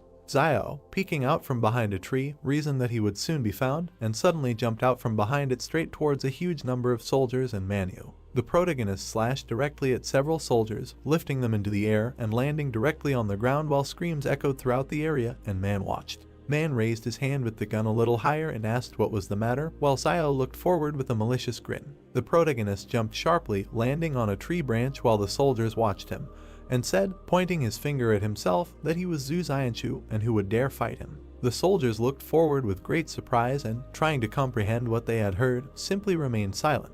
The protagonist jumped sharply upward due to the bullets that destroyed the branch he was standing on, and then landed on the ground while the soldiers shouted that Zhu Xianchu and they needed Ren Zaiasu, and fired their machine guns. Zio abruptly pushed himself off the ground and rushed forward with a smug grin, holding his hand out in front of him, while the soldiers, standing still, fired their weapons and shouted loudly, saying that it was a monster. The protagonist jumped sharply to the side, dodging a huge number of bullets fired by very surprised soldiers. Several soldiers, still firing their machine guns, said that he was incredibly fast. Then Zio rushed forward with great speed, running away from them straight into the forest, and the soldiers shouted that he was running away and needed to be caught up. Man, holding a walkie-talkie watch to his mouth, said that the previous information was incorrect and the target was not Ren Zaiasu, but Zhu Xianchu. Suddenly, straight towards Manya and the soldiers, a certain silhouette of black and red energy rushed at great speed. Man fired his pistol with his hand forward, straight at the silhouette of black and red energy, which dodged the bullet. The silhouette of black and red energy grinned sarcastically while Man, continuing to put his hand with the pistol forward, kissing, said that this was some kind of nonsense. At this moment, Zio continued to run through the forest at great speed and reasoned that he did not expect that he would suddenly encounter so many superhumans. And Yang Xiaojin could create a peerless sniper rifle out of thin air, and Zhu Xianchu could manifest his own shadow, Luo Xinyu could move through shadows, and King Zhen's bodyguard could summon this strange white fan. The protagonist ran straight through the forest and continued to reason that everyone hides their abilities very well and does not show them until they have to. So it is better for him not to reveal his abilities, which is why he had to go by the name Zhu Xianchu. At this time, the shadow of black and red energy was dodging the bullets that the soldiers were firing, and Zio reasoned that now the shadow could be brought back and ordered it to return, and it immediately rushed forward with great speed. A shadow quickly passed between the soldiers, throwing them into the air as they screamed loudly in fear. The shadow grinned a little, running away from them, and immediately found itself right next to the protagonist, who was standing in the middle of the forest and looking to the side. Suddenly, the shadow did not seep into Zio's body, and he suddenly shuddered, greatly surprised by this. The protagonist leaned sharply on a tree and trembled violently in pain, reasoning that it turned out that I had a side effect, and it seems that this shadow cannot be used just like that, and the body also feels all the wounds that it received. Zio, closing one eye, looked to the side and reasoned that, however, in the end, he got rid of the king people, and first he should rest, and once they regained their strength, they would figure out how to avoid it. The leg, shackled in chains, suddenly became very tense, destroying them. Zio was very surprised, holding his chest, and reasoned that it seemed that he was not alone here. The protagonist stood still while several strange monsters appeared right in front of him, moving on all fours, and he wondered what it was. Several gray monsters lay on the ground, looking forward with furious gaze while Zio reasoned that life was indeed unfair. Zio was very frightened, closing one of his eyes and gritting his teeth, reasoning that it seemed that he could not escape. At the same moment, the protagonist stood in place right in front of the three gray monsters, until a silhouette suddenly appeared right above him, jumping down. Zio turned sharply to the side, looking straight ahead with great surprise. Subject attacks Zio with a jump. Zio dodges at the last moment. He talks about how to get out of the situation, because it is impossible to shoot now, this will attract the King Consortium. He gets up and realizes that it's hard to be squeezed on both sides. The subject also stood up to prepare to attack. Zio thinks that it's still better to attack with a dagger up close. More experimental subjects arrive from the forest. Now Zio can only rely on his dagger. He is very nervous and closely watches his opponents. Zio shakes his head in panic because the dagger is not in place. Zio doesn't understand where the weapon disappeared. He remembers how Yang ran into him before she disappeared. Ian is sitting on a cliff. Perhaps then she stole the dagger. Yang happily looks at the dagger. Zio wonders if she really took him back, although the trust that was between them would make such an act extremely heartless. Zio looks in surprise as the test subject climbs the tree. 3 test subjects crawl towards him. Zio tensed up and decides to attack first, for which he uses the ability copied from Zhu. He casts a determined glance towards his enemies, deciding that this is not the time to be sad. Having sent the shadow to attack, he shouts to the test subjects to die. The unpleasant sensation makes him take aback and turn around. The subject attacked from the back, leaving a cut with his sharp claws. Zio screams. He roundhouses one of them in the face with his fist. He looks in surprise at the fist that hit the test subject's face. He looks at his hand in horror and screams in pain. A scream is heard against the backdrop of a dark forest. Zio throws the test subject aside, grabbing his face. Shadow Zio hits the test subject while he looks over his shoulder at the 3 lying humanoids and talks about the thickness of their skin, since it cannot be injured without a weapon. The product of the experiment makes a big bite on the side of the shadow, which affects itself. Zio grabbed his phantom-bitten side and decides that if he continues to fight with them, he will definitely be eaten soon. Closing his eyes in pain, he thinks about how he can get a weapon. Zio stands defenseless while the test subject cuts his chest. He didn't have time to dodge. At the same time, another humanoid bites his leg. The incredibly strong test subject who bit Zio throws him aside with his teeth so that he does a somersault in the air. He hits the ground hard with his back and drops of blood fly out of his mouth. Along the way, his shadow is eaten by 2 experimental subjects. Another one is already flying, ready to kick a man lying in the chest with his foot. Zio was taken aback. The subject successfully hits the target with his foot. The palace sends Zio a message about the discovery of the breath of death. Making a grimace of horror, he realizes that he cannot use his power, which is very bad. He cannot die now. He screams, begging for a weapon. Blood pours out of his mouth. The palace notifies of the discovery of the breath of death and asks if Zio would be willing to open the seal. He sits on his knees and does not understand what seal we are talking about. Against the background of the starry sky, he asks about the price of opening the seal. The palace responds with the word loss. Zio doesn't know what loss awaits him. He is wounded and exhausted, sitting on his knees holding his elbow. He indignantly wipes the blood from his mouth, for he shed a lot of blood, ate a huge amount of wild roots while he was alive, and now the palace declares that he must lose everything, and on what basis it is not clear even to him.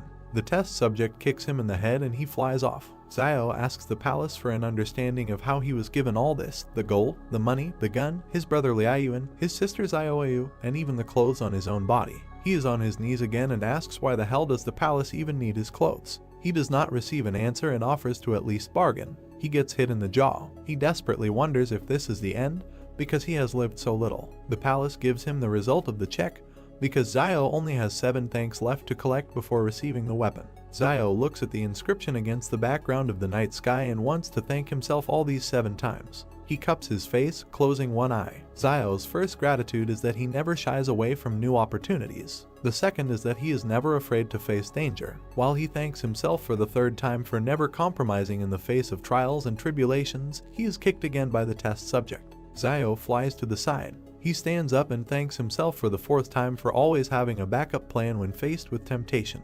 He closes his eyes and extends his hand forward. The 5th thanks is that he was never a hypocrite. With a smile on his face, he says the 6th gratitude for his sober assessment of the situation and lack of hesitation in decisions. He enthusiastically shouts 7th gratitude for the fact that when he finds himself in terrible situations, he goes through all the hardships. In the background, an active volcano erupts into the sky with a column of fire. Zio gets down on one knee, preparing to attack the next test subject approaching him. He screams for the weapon to be unlocked. The subject runs towards Zio with his mouth open to bite. The palace counts Zio's 7 thanks towards the total score. Zio aggressively directs a black ball glowing purple at the test subject. The subject flies to attack, and Zio sits with his hand outstretched towards him. The ball in his hand forms a long blade that glows red. He points the blade at the test subject. Making a determined face, he talks about a sword that draws the line between life and death. Such a sword is no match for an army of thousands. The blade cuts right through the test subject. 3 bloody humanoids bare their teeth at Zio. Zio himself stands menacingly against the backdrop of the 2 halves of the test subject.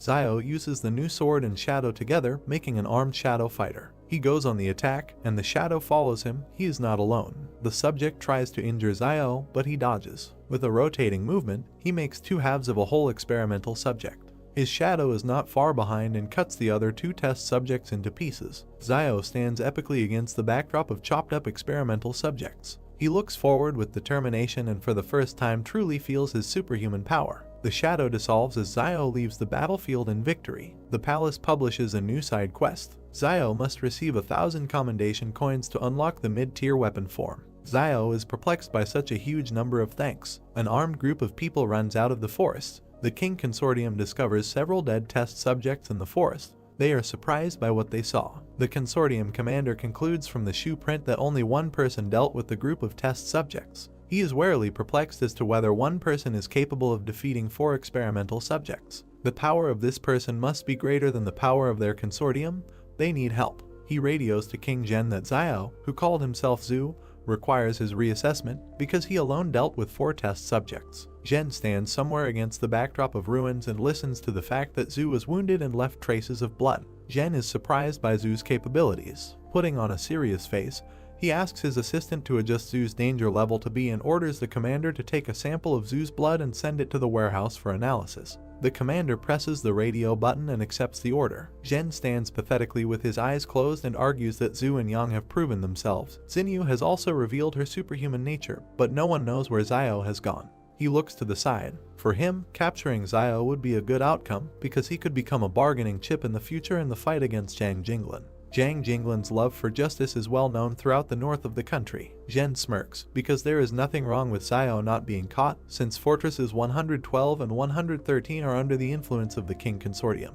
Zhen pathetically walks past armed men in uniform. He continues to talk about Zio, because when he returns to the walls of the fortress, the Consortium members will be able to capture him at any moment. The volcano is erupting. A group of people from the King Consortium are being inspected using flashlights on their weapons. The group leader shines a flashlight towards the trees and realizes that Zio was running towards the volcano, but the pursuit led them nowhere. Consortium member King places a Q-tip containing Zio's blood sample into a test tube in a bag while the commander assesses the amount of Zio's blood on the battlefield. He must not have been hurt that badly. The commander looks down sternly and evaluates Zio's fighting abilities and worries that they will not take him in numbers. For comparison, he takes an example from the capture of one test subject, in which 3 people died in a day and 13 left with injuries. He stands over a test subject cut in half and shines a flashlight on him. The wounds are extremely smooth. Close-up of the commander's face with a flashlight. He compares the cuts on the test subject to the fact that a sharp tactical knife can only damage the test subject's skin with great force. This refers him to the fact that there are many more secrets in Zio than they can even imagine. The group from the King Consortium turn at the sound of a man approaching. Zio runs towards them. The group began to shoot at him. While the commander wondered why Zio returned, he seemed to be running away. A terrified Zio yells at the group to look at what's behind him instead of aiming at him. He struggles to escape from a huge crowd of test subjects. The commander was taken aback because he thinks that this could only happen if Zio took and tore up the lair of the experimental subjects. Zio calls upon his shadow to carry him on its back and orders the group to flee, for if they continue to just stand there, they will all die. In the background, a large cloud of test subjects is approaching them. The group led by the commander is in shock. They decide to disobey Zio and open fire on him. He dodges shots with the help of a shadow and is perplexed that in such a situation they would still prefer to shoot at him. The shadow is getting ready to jump. Zio decides to let the monsters play with the consortium group, for that matter, and with the help of the shadow he jumps to escape from pursuit. He jumps over the squad, they dodge. The commander turns around and realizes that the crowd cannot be left unattended, because their rear may suffer, and even the city will be behind them. A huge crowd of experimental subjects bare their teeth, preparing to attack the squad. Some members of the group unsuccessfully dodged and were injured because of Zio. The commander sees this picture and curses in horror. He could not imagine that Zio would use such vile tactics to evade pursuit.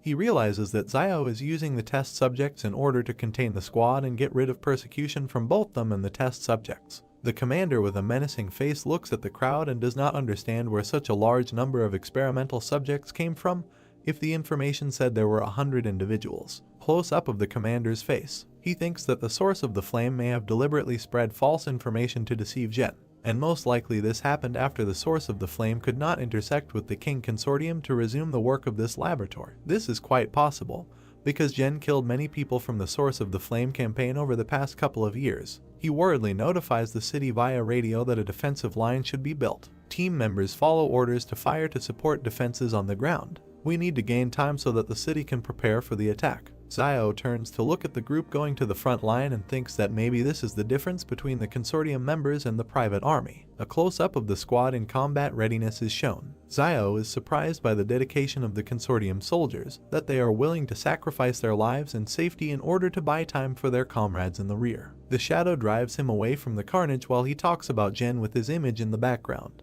He doesn't understand how this young man in white can lead such an army. The squad stands in formation and waits for the moment to attack. The test subjects are approaching. Gunshot does not take test subjects. The commander despairs. Reinforcements arrive and give the order for an immediate retreat to the outskirts of the city. Support was already prepared for this in advance. The commander breathes a sigh of relief. He gives orders to his squad to hold formation and look for a moment to retreat because reinforcements are already on the way. The squad opens fire on the test subjects. Bloodied test subjects try to block bullets with their forelimbs and scream in pain. However, the bullets still do not hit them, but simply bounce off. The group is kept in formation and continues the attack. Zio escapes from the scene of the firefight and is glad that a detachment from the consortium was on the way, otherwise he would not have been able to escape from the test subjects. With one hand he holds onto the shadow's shoulder, and with the other he rubs his chin and thinks about the reaction of the bald squad leader, because he also did not expect to see such a huge number of experimental subjects in the mountains. He grins, because this is the norm for such numbers, because in the forest there is no more entertainment except giving birth to children. Zio turns around at something. Meanwhile, the volcanic eruption is only intensifying. A huge five-fingered red limb with claws protrudes from the crater of the volcano. Zio was taken aback. He wonders how some creature could be hiding in the volcano and what kind of creatures in general can survive in lava. Jen stands pathetically against the background of the eruption and his white cloak flutters in the wind. A man in uniform and glasses behind him asks what the hell this is. Jen closes his eyes and sighs. He was very sorry that such things really existed, and because of this they would have to retreat immediately. Mission failed. He opens his eyes and turns to the guy with glasses, asking him to call his mediocre brother if this thing crawls out of the crater or if a large number of test subjects are forced south by the volcano, because Barrier 113 is in danger. The guy in uniform agrees. Jen orders everyone else to gather and prepare to retreat. The volcano emits another pillar of fire into the sky. Military trucks are urgently leaving the city. The consortium squad continues to exchange fire as the eruption intensifies with each passing moment. The commander turns around and yells to the squad member to evacuate all personnel. The commander and several other members of the consortium cover the others who retreated. A new wave of bullets hits the test subjects. Jen himself arrived at the scene of the shootout and his people cover the detachment while he pompously stands at the head. People evacuating are running near it. Close-up of Jen holding a detonator. Test subjects run through trees with guided bombs on them. Jen presses the button and looks pathetically at the explosion. Bloody experimental subjects scatter in different directions. The commander, closing his eyes, confesses to his boss Jen that he could not return Xiao, who called himself Zhu. Jen goes to the cars, and the commander turns in surprise at the words that it doesn't matter. Jen orders the commander to get into the car. They drive to the west, where there should be another way back to Fortress 112. The commander is silent in bewilderment, looking after the boss. Jen tells him with a grin that he knows that he wants to ask about the reason for sending help to them. Jen tells him not to think too much about it, because the main reason is that the commander is still useful to him. He also added a request not to say words of loyalty to him, because Jen does not believe in such things. Jen looks towards the cars. There are cries that the car can be driven because something is wrong with the tires. The commander looked at them seriously and asked if they had a flat tire, because they had a jack and a spare wheel for such a case. A member of the squad looks at the tire with concern and tells him about the condition. It is rather not flat, but cut. The commander and Jen do not comment on the situation until they are told that the spare tire has also been cut off. Jen's cold disposition hides anger. He thinks about Zhu and really wants someone to be killed and asks Zuxuan to bring him a bulletproof vest. Another column of fire into the sky from the direction of the erupting volcano. Close-up of the feet of running soldiers. The commander worriedly reminds Jen in the bulletproof vest about what will happen for failure to complete this task, namely, he must receive punishment in the consortium. Jen replies that everything is fine. Because the old people in the consortium always need someone to work for them, they will most likely just send him on leave indefinitely. The beaten commander asks the cold Jen what to do with the real Xiao, to which Jen replies that if the real Xiao did not die on the mountain, then he must have found a way to retreat to the 113th wall, so Luolan will take care of him. Against the background of the ruins of the city, the eruption continues. Jen concludes that Xiao is a simple tramp, which means he won't be able to make much noise. Xiao, riding on a shadow, continues to flee, during which he gloats that he thought of cutting off the soldiers' tires. He is already wearing a cloak, which he had to leave at the very beginning of the persecution by the consortium, which he actually did not expect. He holds his face with his hand and regrets that he could not take the gold with him. Nothing can be done.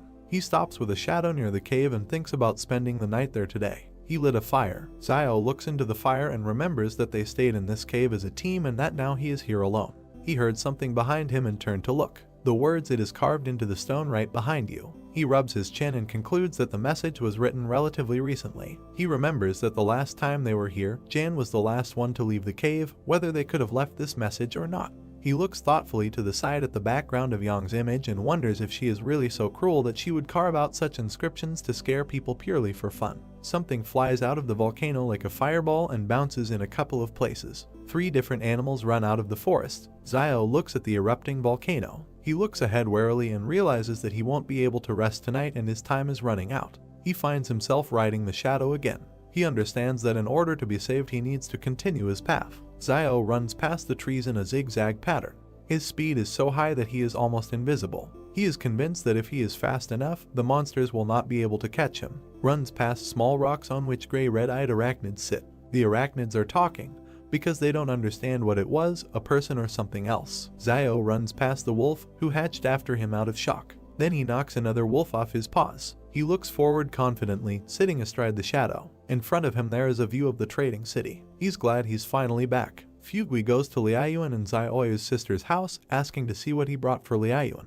The latter, in turn, lies in bed, and sister Xiaoyu sits next to him. With tired eyes, Liaoyuan peeks out from under the blanket and thanks Fugui for putting in a good word for them during the arrest, but waking him up early in the morning is not nice. Sister Xiaoyu looks at Liaoyuan worriedly and urges him to get up, because if he gets up 15 minutes earlier every day, Then in total he will have an extra 90 hours to use for the thing he likes. She asks him to think about what he likes most. Liaoyuan, in response, unhappily wraps himself in a blanket and convinces him that his favorite thing is sleep. Sister Xiaoyu did not like this answer and pulls the blanket off him and reproaches him for making people more angry than his older brother. Liaoyuan closes his eyes in displeasure and says that he doesn't care. He sits unhappily wrapped in a blanket. Sadly lowering his gaze, he talks about the calm situation in the city in recent days and he is very sorry that his brother is not here at such a time. Xiaoyu stood up from the bed and smiled softly. Fugui brought 2 hot sweet potatoes for Liaoyuan and Xiaoyu. With a smile on his face, he asks them to hurry up and eat the potatoes while they are still hot.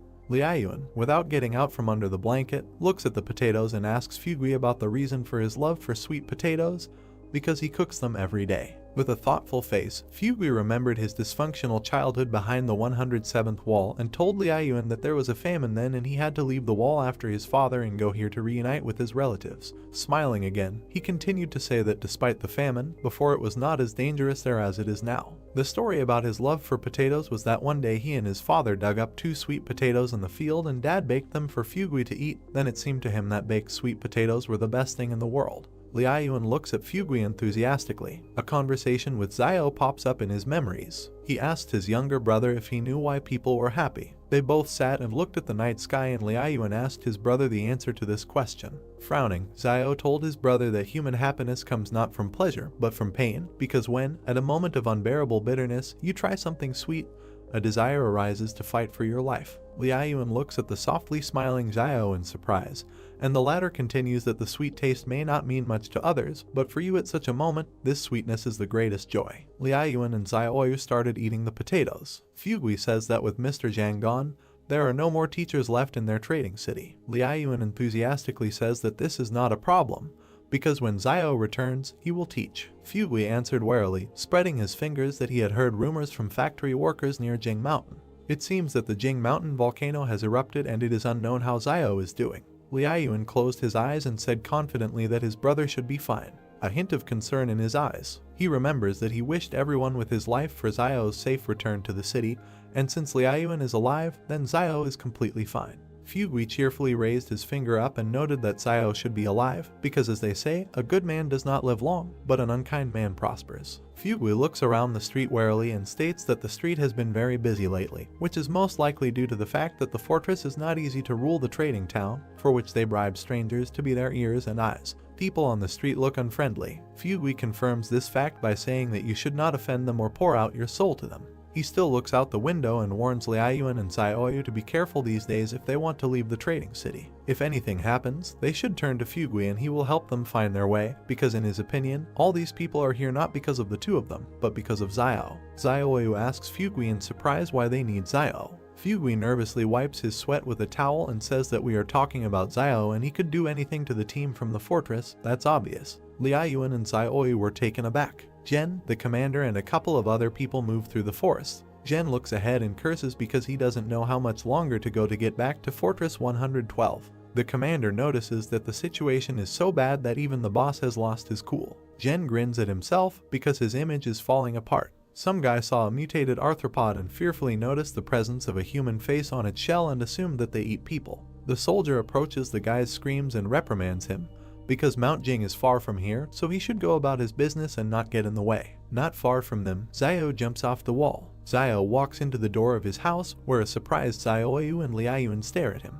Liaoyuan is happy to see his brother, as can be seen from his exclamation towards Xiao. He tells the younger one to pack his things quickly. Xiao takes out a gun and points the barrel at Fugui, threatening him. He apologizes for what he is doing, but he will have to stay here until they leave. Frightened, Fugui raises his palms and warns that the street is full of people watching this courtyard. Maybe Xiao alone can easily enter and exit, but what about Liaoyuan? Playfully twirling the gun in his hands, Xiao replies that these people are not able to stop him. Fugui says that Mr. Zhang is nearby, then the people from the King Consortium will not be able to do anything to him. Xiao asks him about Teacher Zhang. Xiao crouches down and packs his things, answering Fugui that the reason for his imminent departure is not the King Consortium, but the monsters that are about to emerge from the Jing Mountains. Fugui fearfully asks him about the monsters. Xiao, who turned around worriedly, tells Fugui that he has heard about insects, the number of which is terribly large, but these same insects are only a small part of the danger that awaits them. The frightened Fugui grabbed Xiao's leg and interrogated him about what he saw in the mountains, after which he began to beg him to wait for Fugui, who needs to go and take his son with him.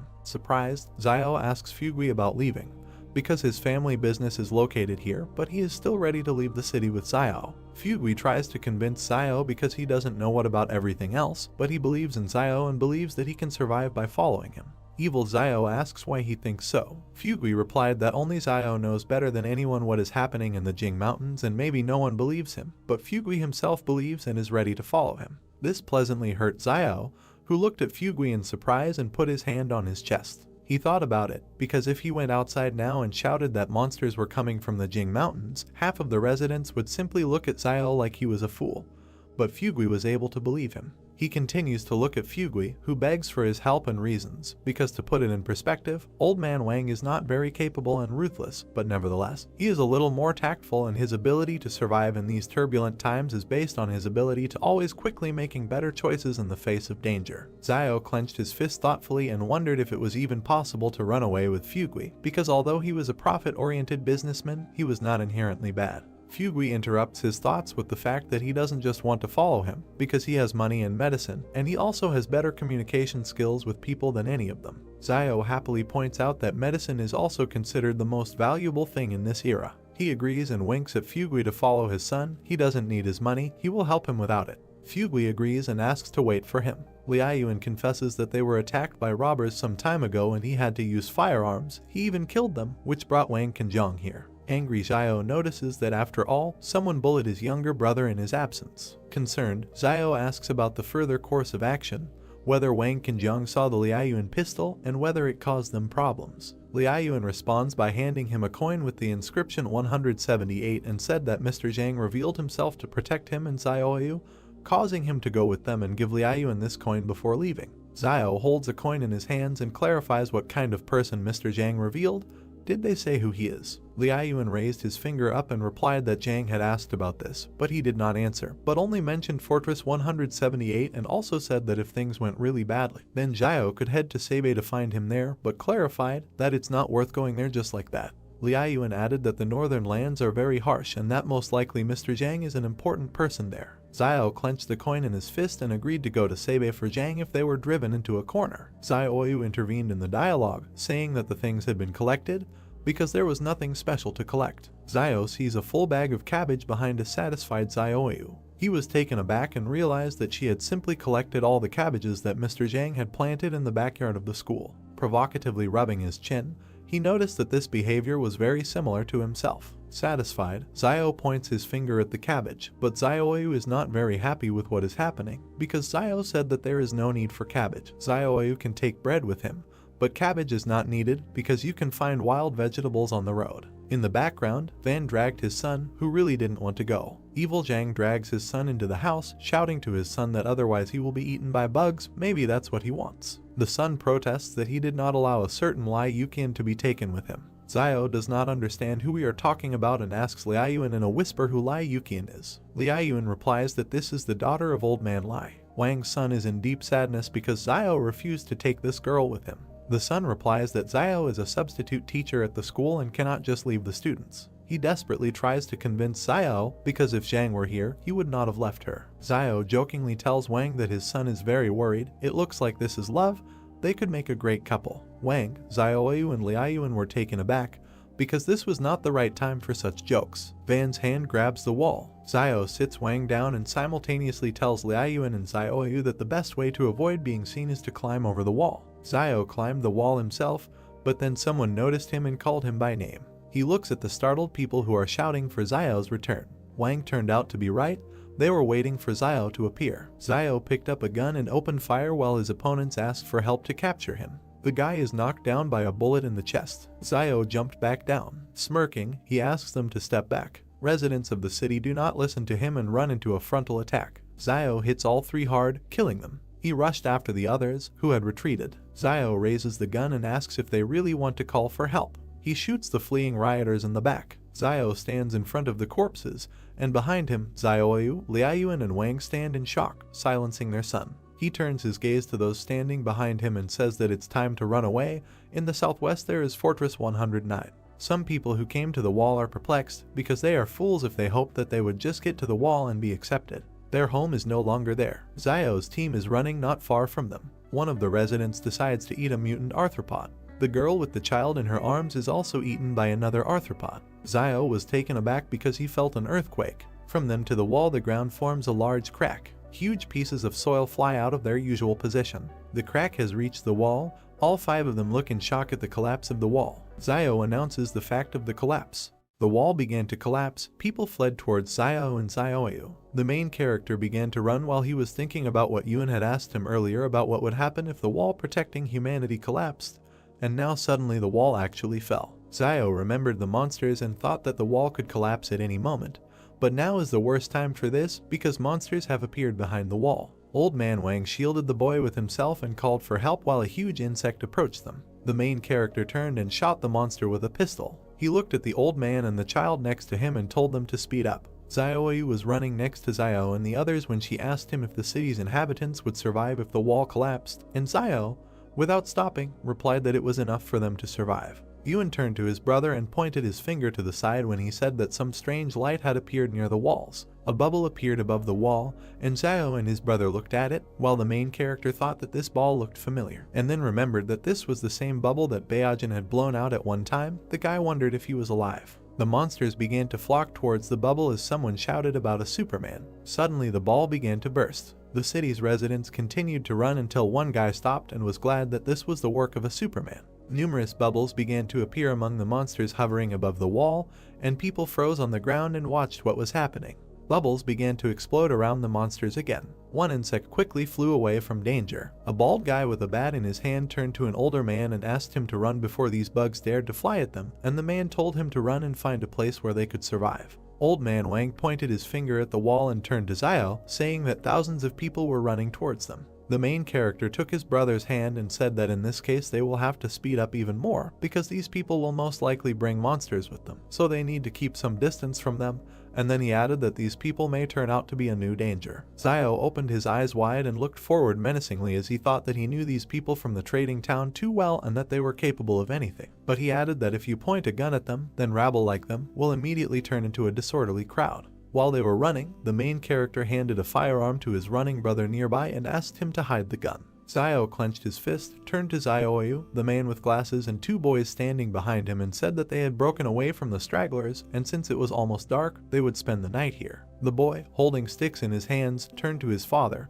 who was also collecting sticks behind him, and asked how he could become a Superman since they were so strong, and Van replied that he did not know. Yuen touched his hair with his hand and replied that perhaps this requires some conditions, for example, luck, pedigree, or something similar. The boy turned to him, opened his mouth and said that then his father was also not a Superman.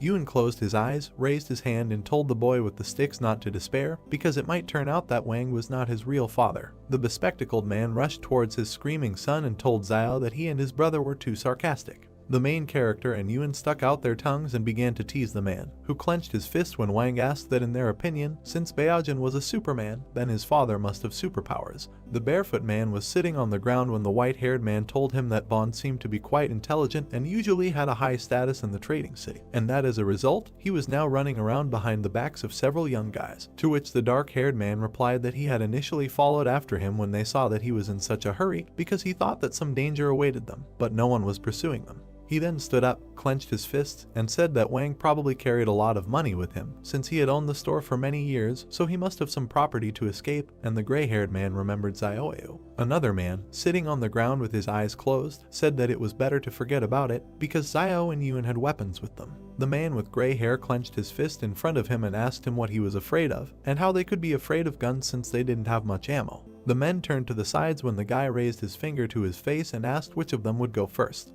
A crowd of people was on the plain near the forest. They jumped up when they heard a wolf howl. People began to run in one direction, shouting that they needed to leave and surprised that there really was danger, and someone exclaimed that they should have gone with Zio and cursed. The main character and his comrades were sitting by the fire. Yuen came up to him, looked at the food in the pot and said that it smelled very good, and the guy replied that he had just seen wild cilantro, which would improve the aroma of the food, so he would throw it in later. Van stood up and clasped his hands in front of him as he said that he doesn't eat cilantro because it smells like bugs and it makes him sick. Zio smiled and replied that he said that because he had never eaten bugs. The boy clenched his fist in front of him, opened his eyes wide and exclaimed that he had never eaten them either. A crowd of people ran from the direction of the hills when Wang asked why they followed them. The main character turned away from the man with glasses and replied that these people are running for their lives, so they better leave here, and then added that they need to stay away from these people, and that, no matter how cruel it may sound, they help them avoid trouble. Zio turned to the man in the red vest and concluded that they had no choice, so they must use every opportunity to avoid danger. There were many cars driving along the trees along the road.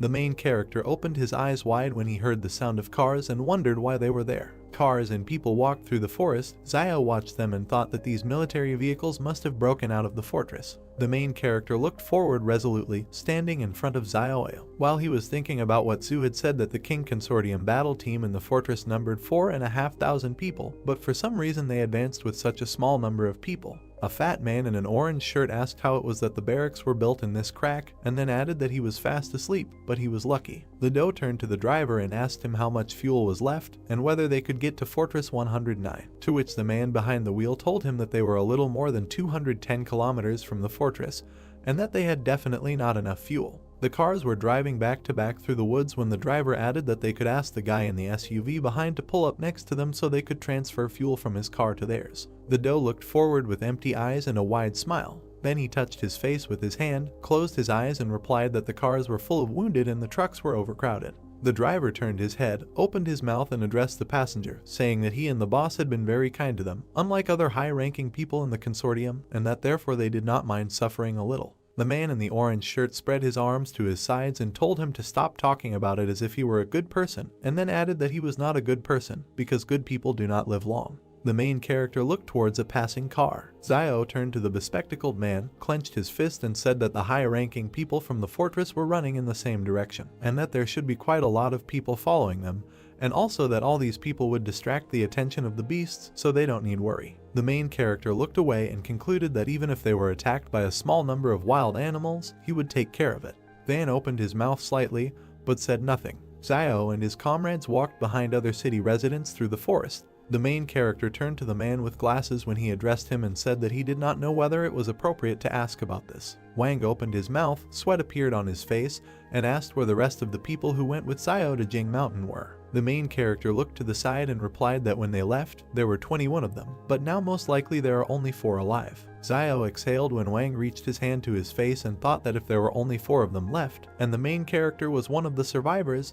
then perhaps he was one of the superhumans. Zio opened his eyes and said that he couldn't say anything about what exactly was going on at Mount Jing, since there were a lot of mutated monsters there. Van touched the main character's shoulder, turned to him and said that in any case, this time he was grateful to him, because if the guy had not gotten them out on time, they would not have gotten out, and then the man with glasses added that he didn't even know. How can I thank him for this? Zio smiled and narrowed his eyes as he replied that for every drop of kindness received, he should return a stream of gratitude, and sweat appeared on the bespectacled man's face when he asked that they could all be polite to each other. The mountains and forest were illuminated by the starry sky. 5 travelers walked along the road along the trees. Zio covered his younger brother with his hand. Someone pointed a gun at a man with glasses and said that he told him to give him all his food, to which the man replied that he was also hungry. The man held out a firearm in front of him and ordered the people behind to go and look for what they had on them. The man in the blue shirt raised his hands and asked them how these tramps could touch them, the people of their fortress. The man with the gun in his hand opened his mouth and replied that back then he was still the director of the sand and gravel factory named Yen. The bespectacled man staggered and screamed when Yen shot him. The man fell to the ground when the plant director said that Fortress 113 had disappeared, and that in Fortress 109 everyone was starting over. Yihan smiled and added that the one with the gun was now in charge, and that he was not the type to kill innocent people indiscriminately, so if they behaved well, he would let them live. The director of the factory pointed in the direction of the 3 men and told them to go and search all the people one by one, and then bring him everything of value that they had. Yihan opened his mouth and asked the 2 men what they were waiting for. A bald man approached a young couple and told them to give everything they had. He tore the ring off the girl's hand, and then he tore the necklace around her neck. The man with a pistol in his hand looked to the side and said that if their head was still on their shoulders, then they should behave well and that no harm would come to them. Wang opened his mouth and asked Xiao if they would take all their things, and the main character told him not to worry because no one could take anything away from them. The bald man asked the man standing next to him what was the matter, and he answered him that Xiao was standing there. The main character looked at the men, who said that he had a bad reputation as a ruthless man in the trading city, so they decided that they would forget about him and would not take his things. Xiao extended his hand in front of him and asked the two men to come to him. The guy pointed to the wristwatch one of them had and said it was great. The men looked at each other, scratched their heads and thought that they were not robbing him, but he was robbing them. The main character smiled and asked them what they were waiting for, and told them to give them the watch, otherwise he would take away what he wanted. Then the men obediently agreed. The boys bowed to Xiao as he praised them and wished them luck. The main character extended his hand with the watch to the boy and said that each one should have one item, so that later he could keep track of the time, and Van told his son to thank his uncle. The child looked at his watch and wondered if it was definitely from the same generation. Xiao turned away from his comrades and told them to follow him, and that they would find a place to rest and set off in the morning. The guys walked around large stones. The main character looked at the girl who was convincing someone not to be afraid, because now the teacher will take care of everything, because the most important thing is that they were able to escape. The girl covered the people behind her with her hand when she noticed Xiao. The guy looked down, thinking that these were students. A crescent moon shone above the trees. A crowd of people was near the forest, and several more people were sitting around the fire. The main character looked away. People in identical uniforms were sitting by the stones, while Xiao thought that they were all really students of the fortress's second high school. The protagonist continued to look away as he remembered that he had heard teacher Zhang mention earlier that there were dozens of schools in the fortress, and that large fortresses had elementary, middle and high schools, and even universities. The two girls clung to the woman as Xiao thought about how he had previously heard the teacher say that the students in the fortress could study in pure classrooms, and that there were many teachers there who could teach them the basics. The fire burned brightly as the guy added that they didn't have to go into the wilderness, didn't have to work, and they were getting some student allowances. The main character looked down and sadly thought that it sounded nice, and that he just had to be born inside the fortress. Xiao put a stick in the fire when he thought that even though he said this, he doesn't know what happened to those little brats who were in school earlier and doesn't know how to receive gratitude in the trading city now. The protagonist suddenly opened his eyes when he realized that he had already collected thanks from himself when he unlocked his weapon. He remembered a dark room with a wooden door and decided that if he could thank himself, it meant that now he could easily complete the task. The guy imagined a sword with a black aura and thought that if the black blade is so strong at the initial level, then at the next level, when it is unlocked, it will become invincible. The main character closed his eyes and punched his chest as he began to thank himself for not killing anyone indiscriminately, for raising his brother so well, and for eating grapes and not spitting out the seeds. Yuan looked at his brother in disbelief, sweat appearing on his face. There was a dark aura in the gloomy room just as before when Xiao decided that there was no reaction. The girl looked up at the dark-haired woman, addressed her as Teacher Jiang, and said that she was hungry. The woman closed her eyes and stroked the student's hair, saying that if they continued to walk further, they might be able to eat something, because people from Fortress 109 would come to their aid, and then added that if they could not stand it any longer, then the teacher will collect edible wild plants for them. Another student looked at Jiang and asked what they looked like, and the blonde guy added that they could go and collect wild plants to fill their bellies. People were sitting around the fire when the teacher asked the students if they could see them. Jiang hugged the girls, looked towards the guy and said that these people look confident enough that they will collect and eat what they collect later, and the student asked why don't they just ask them for help. Sweat appeared on the teacher's face as she said that now that the fortress is no longer there, they must understand that not everyone is obliged to help them, so they must help themselves.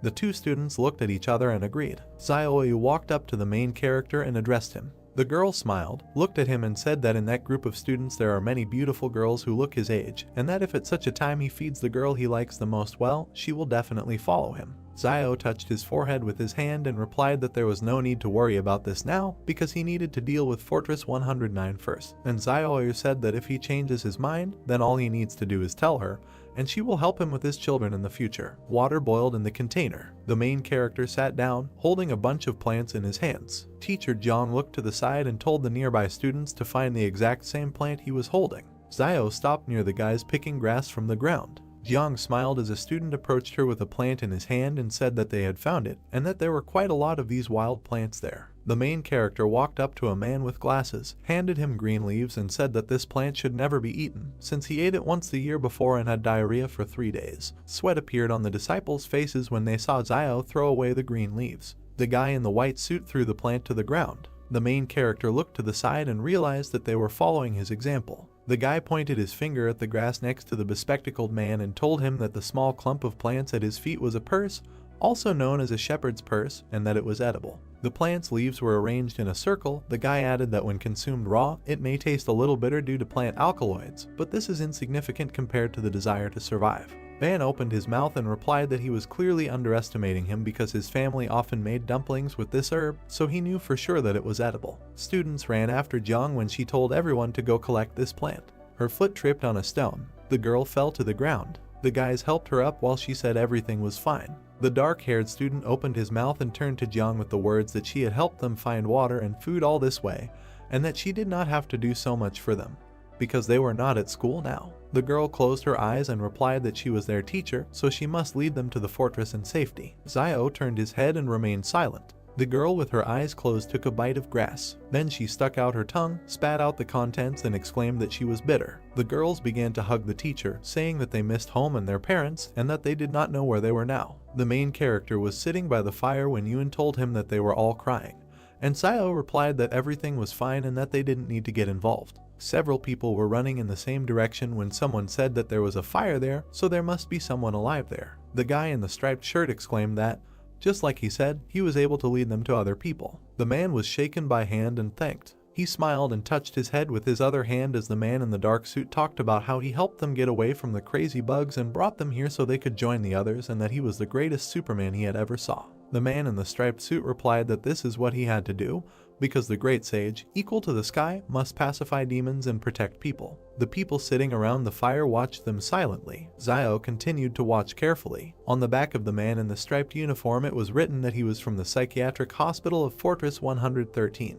The main character looked forward emotionlessly and thought that the guy had a mental illness. The men standing behind their savior were talking about how he was an escapee from a mental hospital and not one of those whom the King Consortium had captured some time ago, and that he was still a superhuman who could summon a stick and become physically very strong. People surrounded the guy in the striped uniform and kept talking about how he claimed to be the reincarnation of a great sage equal to the sky and that they didn't know if it was true or not. The smiling patient was observed by Yuan and Xiao, who thought that if he were not a Superman, then people would really just consider him a patient who escaped from a mental hospital and that he saved everyone, but they are still only half believe what he says. The blonde guy turned around and opened his eyes wide. They reflected the main character and his brother. The guy in the striped suit started pushing people around and telling them to make way for him.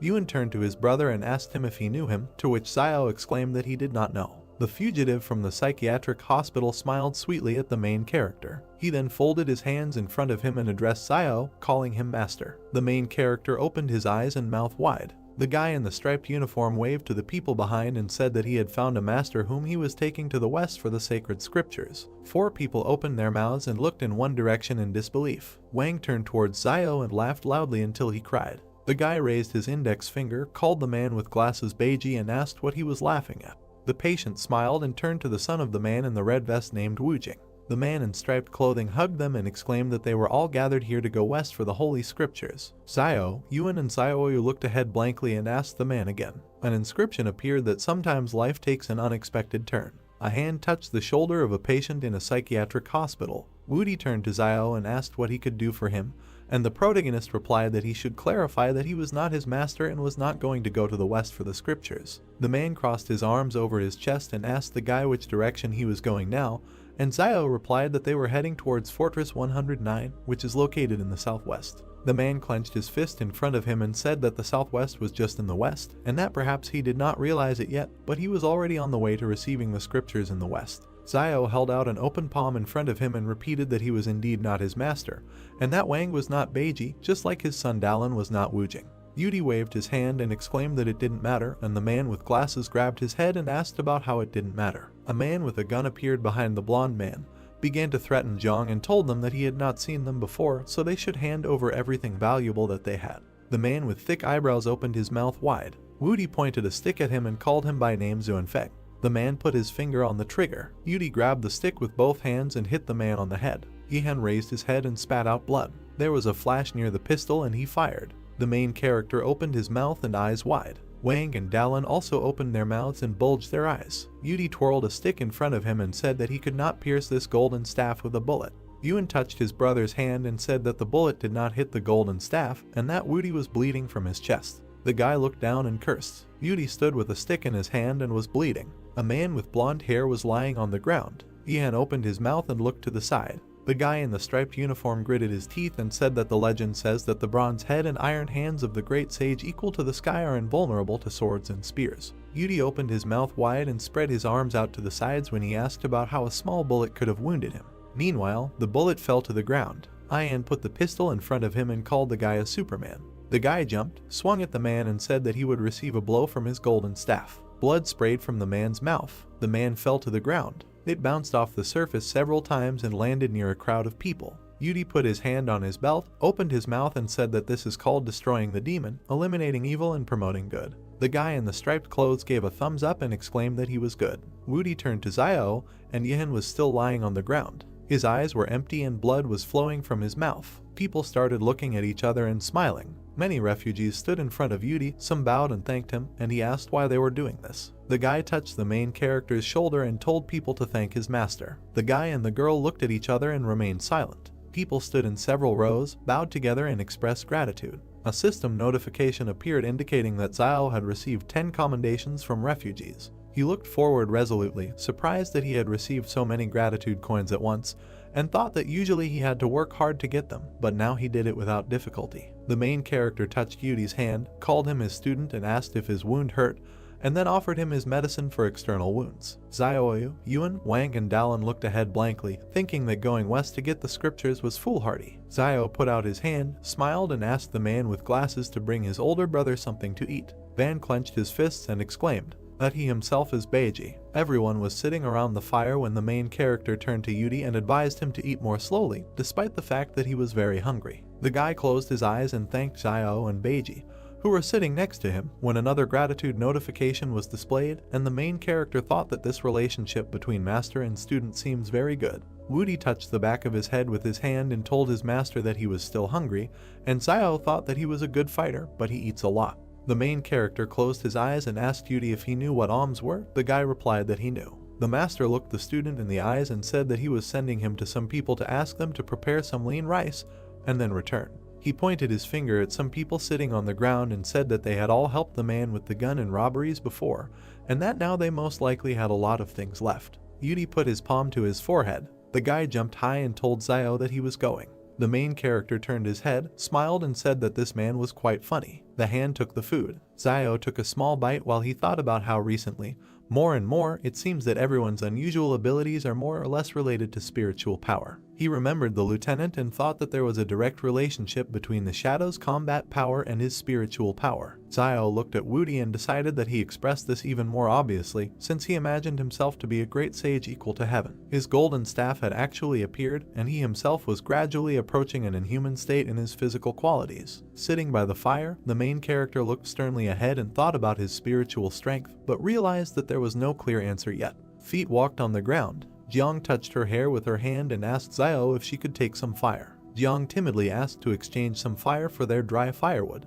The guy looked up and agreed. The girl leaned towards the fire and thanked him. The hero received thanks from her and the tramps. They leave, saying that they now have fire. The guy thought sadly that for people who have no experience of surviving in the wild, it is very difficult to survive in such conditions. Woody with bags of food hands Zio a bar. He replied that he is not hungry, he got it himself, let him keep it for himself. Heroes at the campfire, Yuri said that then he would not be polite. Zio replied, what is the point of being polite? They are all on their own. Yuri took out a pistol. Van catches the weapon. The guy told him to take it for his protection. The gun is in the hands of the old man. He thanked the guy. He makes hoarse sounds. Wang with a questioning expression on his face. Yuri closed his eyes. Saliva came out of his mouth. The man was surprised, so calmly he took it and fell asleep. Zio looks at the guy thoughtfully, thinking that although he looks pugnacious, the thought that he is deceiving him is not very pleasant. They say that fools are lucky. One might say this is his gift. Yuan approached his brother and invited him to go to bed first, since he was also tired today, and he would watch the first half of the night. The boy extended his hand to the hero, who was sitting with his back. He objected. Yuan will go to bed first and will be on duty in the second half of the night. He tried to object. Zio looked around and said angrily, let him go to bed quickly and not waste time. Beads of sweat on Yuan's face, thoughtful. He leaves, lowering his hands, sighing. The boy went to sleep on the ground. The hero frowned, sat by the fire, thought that they were halfway to Fortress 109. It would be great if they could take advantage of the chaos and get there. Behind the hero are gold coins and jars. He thought that the gold he hid in the palace and the medicine should be enough to keep them afloat. In the background are the shadows of people in front of the fortress. The guy thought that if they couldn't get inside, it would be worth settling in a trading town outside of Fortress 109. Beauty stretched, surprised that the hero was not yet sleeping. He scratched the back of his head. Zio asked, "He fell asleep not long ago. Why did he wake up?" He laughed. It seems he doesn't know yet. Next to the guy is a monkey in traditional clothes.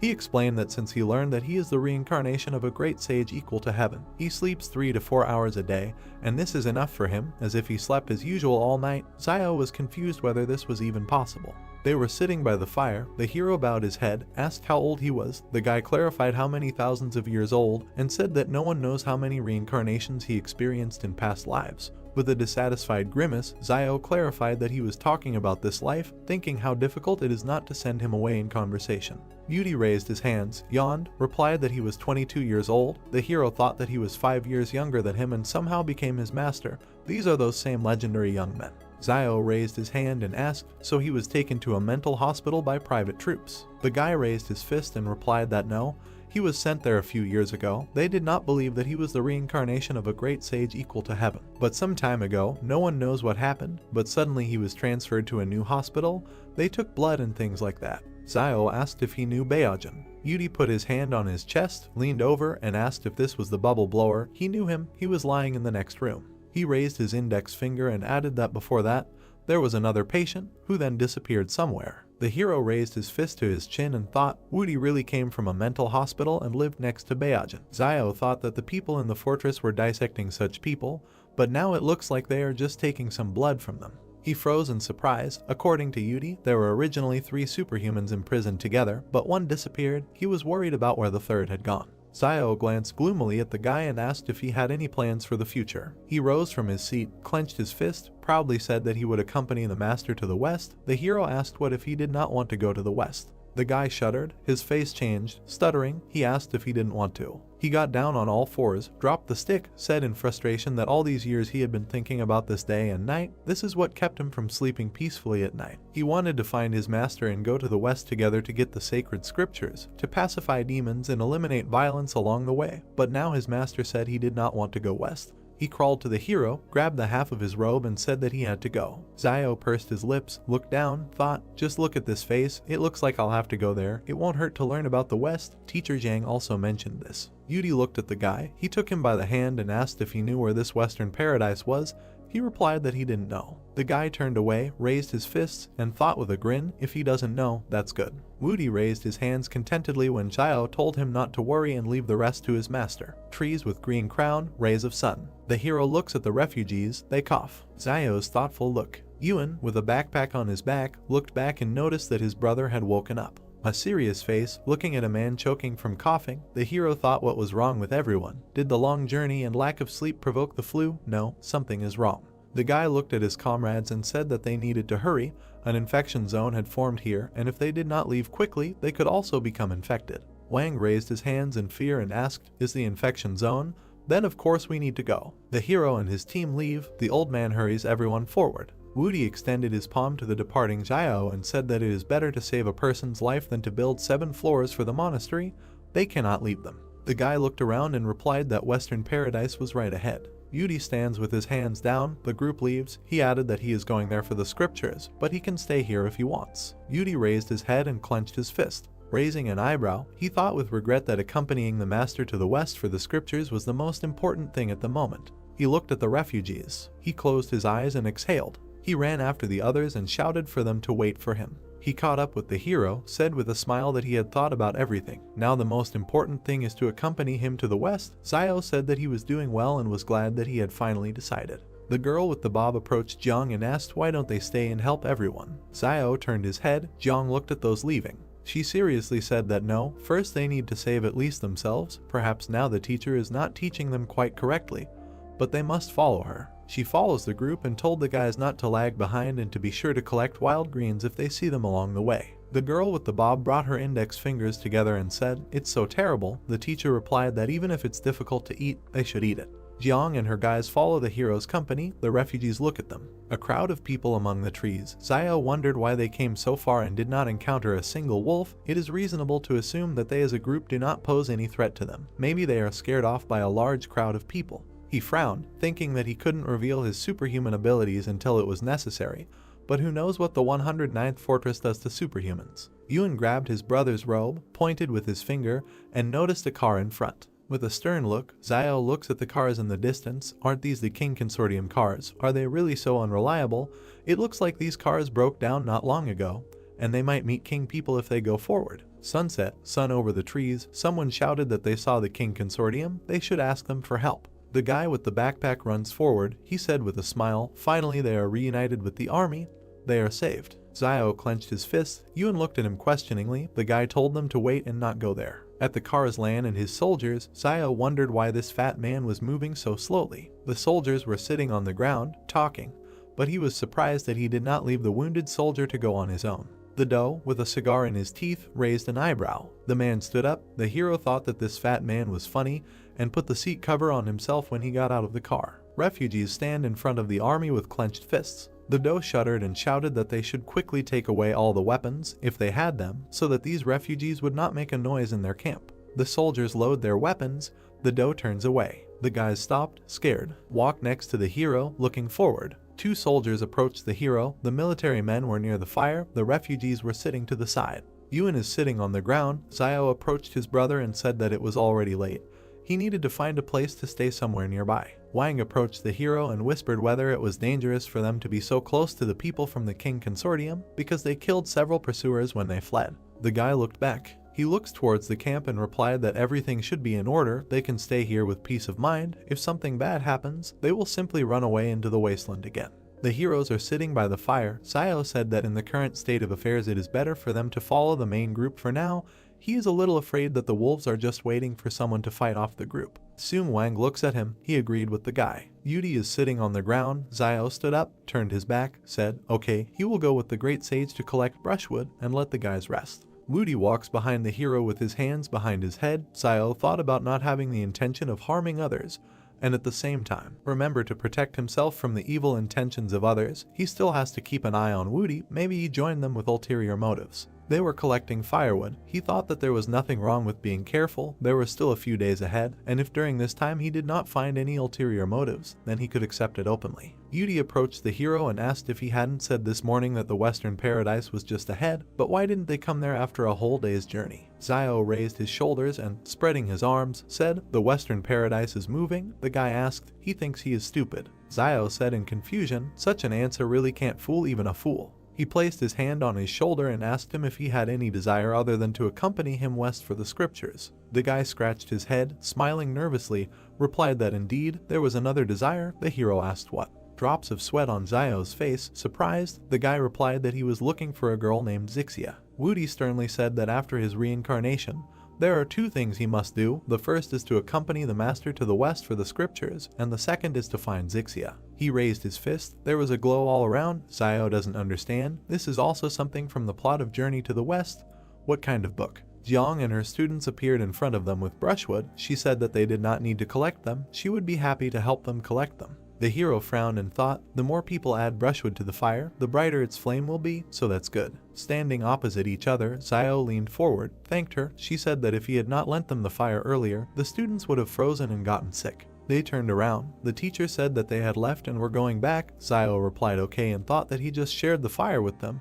Nothing complicated, but he didn't expect that they would want to repay him for this. A girl with long hair with brushwood in her hands approached Yudi. She closed her eyes, smiled, and shyly said that he was so handsome. The guy opened his mouth in surprise and remained silent. He folded his hands and said, thank you, parishioner. The girl exclaimed, parishioner. Xiao waves his hand. He told them to come here. He found something good, and he needs to call the students for help. Saliva coming out of his mouth, the hero looks at the brown fruits on the ground, thinking that it looks like they won't be hungry today. Tree, starry sky. People are divided into groups, sitting around fires. Yudi sits with potatoes in his hands by the fire. I ate them with pleasure. Heroes at the campfire. Xiao looked at Wudi suspiciously. A guy with his mouth full, perplexed. Xiao, with a potato in his hand, closed his eyes. Wudi looked at him and asked him what he thought. Their team was still missing something. The hero didn't understand what that meant. hand on forehead, looking at Yuan and Zioyu, said that the white dragon horse is also missing. Picking his little finger in his ear, he said that there is no need to look at him like that, none of them are white dragon horses, and he will not mistakenly identify them. The brother and sister breathed a sigh of relief. Sun Wang asked him in fear, he meant that they were definitely Beiji and Sha. The hero is eating. Behind, Jiang tells the students to hold on. They will soon arrive at Fortress 109. Xiao thinks that he did not expect that Woody has his own internal logic despite his madness. The teacher held vegetables in her hands and told the students that they should take the sweet potatoes they dug with them. It was better to be tired on the road than to be hungry. A guy with white hair eating potatoes asked Jiang if they could really get to the fortress safely. She replied that it should be possible. They just have to follow that young man and they will succeed. He mockingly called the teacher. Pointing his finger to the side, Jiang asked what happened. He was not feeling well. The guy asked her to look there. Hand on chin, Jiang looking to the side, Xiao turned around. She put her palms to her cheeks and said why the guys didn't warn her. The students laughed and the teacher blushed. The soldier approached the boss, who was sitting under a tree eating, and asked if he thought his brother would send someone to save him. Lan looks at his lunch, replied that he was a little worried about him. He was still there when something went wrong with Mount Jing, and now he is not sure whether he is alive or not. The soldier said that he thinks that King will be fine. He is a person who is always confident in what he does. Cracks in the ground, Lan objected, so sure, this time this is not an ordinary emergency. This earthquake and volcanic eruption are a natural disaster and anything can happen. Food on a stick, Lan looks to the side, said, they are so close to Fortress 112, if something went wrong with their fortress, he is afraid that 112 will also collapse. He is afraid that his brother will face a very severe punishment within the consortium, since the consortium lost 2 fortresses at once. The soldier put his hand on his chest and said, but it's not their fault, any fortress would not withstand it. A drop of sweat on his temple, Lan said thoughtfully, in the past, his brother made too many enemies in the consortium. Sitting with his back explained, since he killed so many people from other consortiums a while ago, the consortium will be worried that he will be difficult to control and they will ask him to clear his head for a while. But this is all temporary, since they still need that for Zheng to do his job, because others will not do it as well as him. A month in the sky, the man added that they would not be as ruthless as him. A bald man approached a guy in a white suit with a blue tie, told the boss that the consortium bureau wanted him to answer the phone. The guy asked him to tell them that he didn't have time. The man with the phone to his ear said that he understood and would definitely convey it.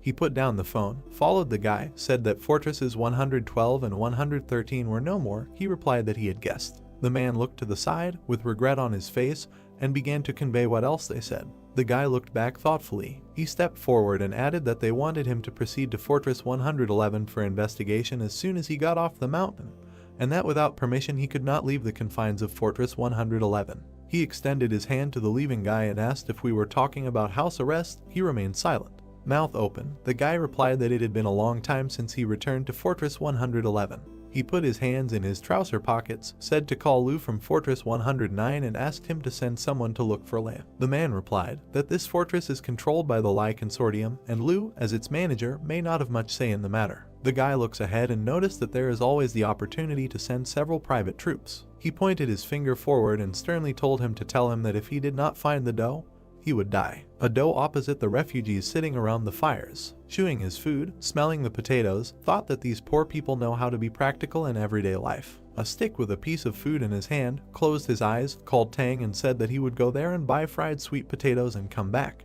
Beads of sweat on his face, Tan raised his palms and asked if they couldn't just take some from them. The doe jumped up, hit him on the head and shouted that he wouldn't bat an eyelid if he had to kill someone from the flame source, but rob a bunch of refugees out of their sweet potatoes. Would he still be human if word got out about it? Trees, moon in the sky, Lan pointed his finger forward and shouted for him to run and buy it at 50 times the normal price and not disgrace the king. They don't take advantage of others. The boss is at the fire. Tang leaves. Lan called out to him and told him to take a few people so that they couldn't sneak up. Tan looked back, a drop of sweat on his cheek, and replied, okay. The doe looks at the departing soldiers. He closed his eyes, lowered his head, exhaled, thought that he considered himself a worthy representative of his generation, but he never thought that he would be reduced to begging for food from refugees. Warms his hands by the fire. Tang and the soldiers returned to him.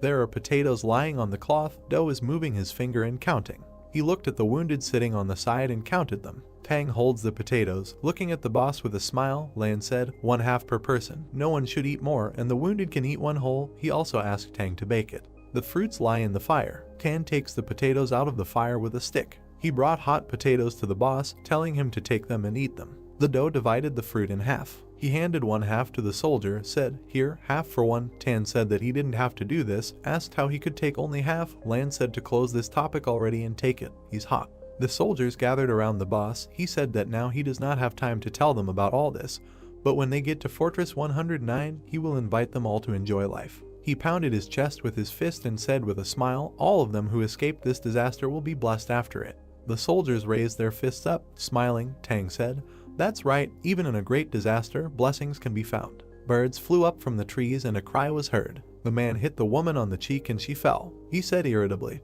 "What's the point of pretending to be innocent after she ate the sweet potato he dug up? Her man had long since died in the fort. If he hadn't pulled her out, would she be alive now?" The girl was crying, covered her face with her hand, and said that she would give him money for the sweet potatoes when they got to 109 strength. He grabbed her face with his hand and said angrily, "What can she give him? They will all have nothing when they reach Fortress 109. He pulled her by the hair, shouting to the men standing nearby to come with him. The refugees silently look away. Xiao was frightened. Behind him, with his hands on his hips, stood Yudi. He shouted, "Stop." He ran forward and shouted menacingly, "So it is he, the king of leopards, who is muddying the waters here." He grabbed the smoldering stick. The man looked around in fear. Yudi swung his stick and the man ran away. "I hit him and he fell." The girl ran up to the beaten man, shouted what he had done. "Let them get out of here." Hand to temple, the guy is perplexed, pursing his lips. Having lowered his hands and head, he returns to the heroes sitting by the fire. He sat down on a log and lowered his head into his hands. Xiao looked at him gloomily and thought, "This man is really funny." He put his hand on his shoulder. The guy raised his head. Xiao thought that he was just making up a magical name for anyone he wanted to beat. He was a great sage equal to heaven, so he had to fight demons. He asked what if in the future he faced hundreds of enemies one after another, and he doesn't have enough names of demons. Heroes in traditional clothes, Woody with a rod crouched in front of Xiao, replied that everything is fine, the names of the demons can be repeated. The hero kicked him, asked if he was faking or stupid, what happened to the promise not to make mistakes in personalities. Plant in hand, resting his head on his hand, asked Xiao why he thought that woman told him to get away when he defeated the Leopard King. Yudi rests his head on his hand, a tired look. The hero looks at him, he thought, because human nature is so complex that some people are better off not being saved. He didn't want to talk to him about it. He seems to be fine without it. Van sat down next to Yudi and said, "He's just still too curious. He can save himself a lot of problems if he uses words in his life that are not theirs and none of his business." The guy opened his mouth slightly and asked in surprise what he meant. Van smiled and said why should he do something and interfere if it doesn't concern him in any way. Yudi hit the old man on the head with a stem and said, "Bore, it's none of your business." The heroes watching this laughed. Night, the wind fans the flames of the fire. A paw with claws and shackles. Xiao looked around in fear. The heroes look into the dark forest. Yuan asked his brother what that sound was. He replied that he needed to run, get out of here now. Monsters in chains are running towards them from the forest. Many monsters with angry eyes began to crawl towards the people. The whole group began to look at Xiao, who pointed his finger at them to run away into the forest. The protagonist's gaze was filled with confidence and aggression. The monsters began jumping on people, grabbing them and trying to kill them. Everyone was very scared. Birds were flying in the sky. The night itself was restless. The stomping of people began to be heard quickly.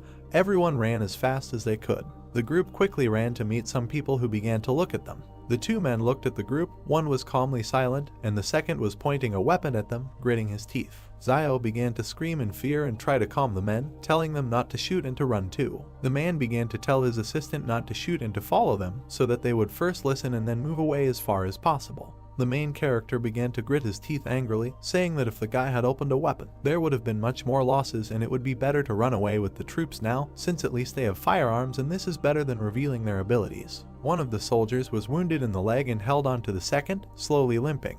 The troops quickly ran behind the group, shouting for everyone to move. The soldiers and the group began to stand opposite the monsters. The monsters began to open their mouths wide and look at people with red, bloody eyes. The main man began to scream in fear about what kind of monster he was and who he was. The monsters began to jump on people with anger. The child began to hold on to his father, crying and screaming. His dad tried to calm him down, but he couldn't do it. Meanwhile, Xiao confidently watched the monsters. The main character began to look at everyone who stood behind him and say that the screams behind them were getting closer and the test subjects could now catch up with them. Xiao began to look askance at all the people, telling them that they could no longer retreat and that first they needed to look at King's reaction. The main man began to look at Xiao in fear, telling his assistant to take a team of people and go with the wounded, and when they get to Fortress 109, they might ask him to come and help. The assistant began to grit his teeth, telling his boss that he would not leave him. The man grabbed the weapon from the assistant and pointed it at everyone and began telling them to behave without arbitrariness and just get out of this situation alive.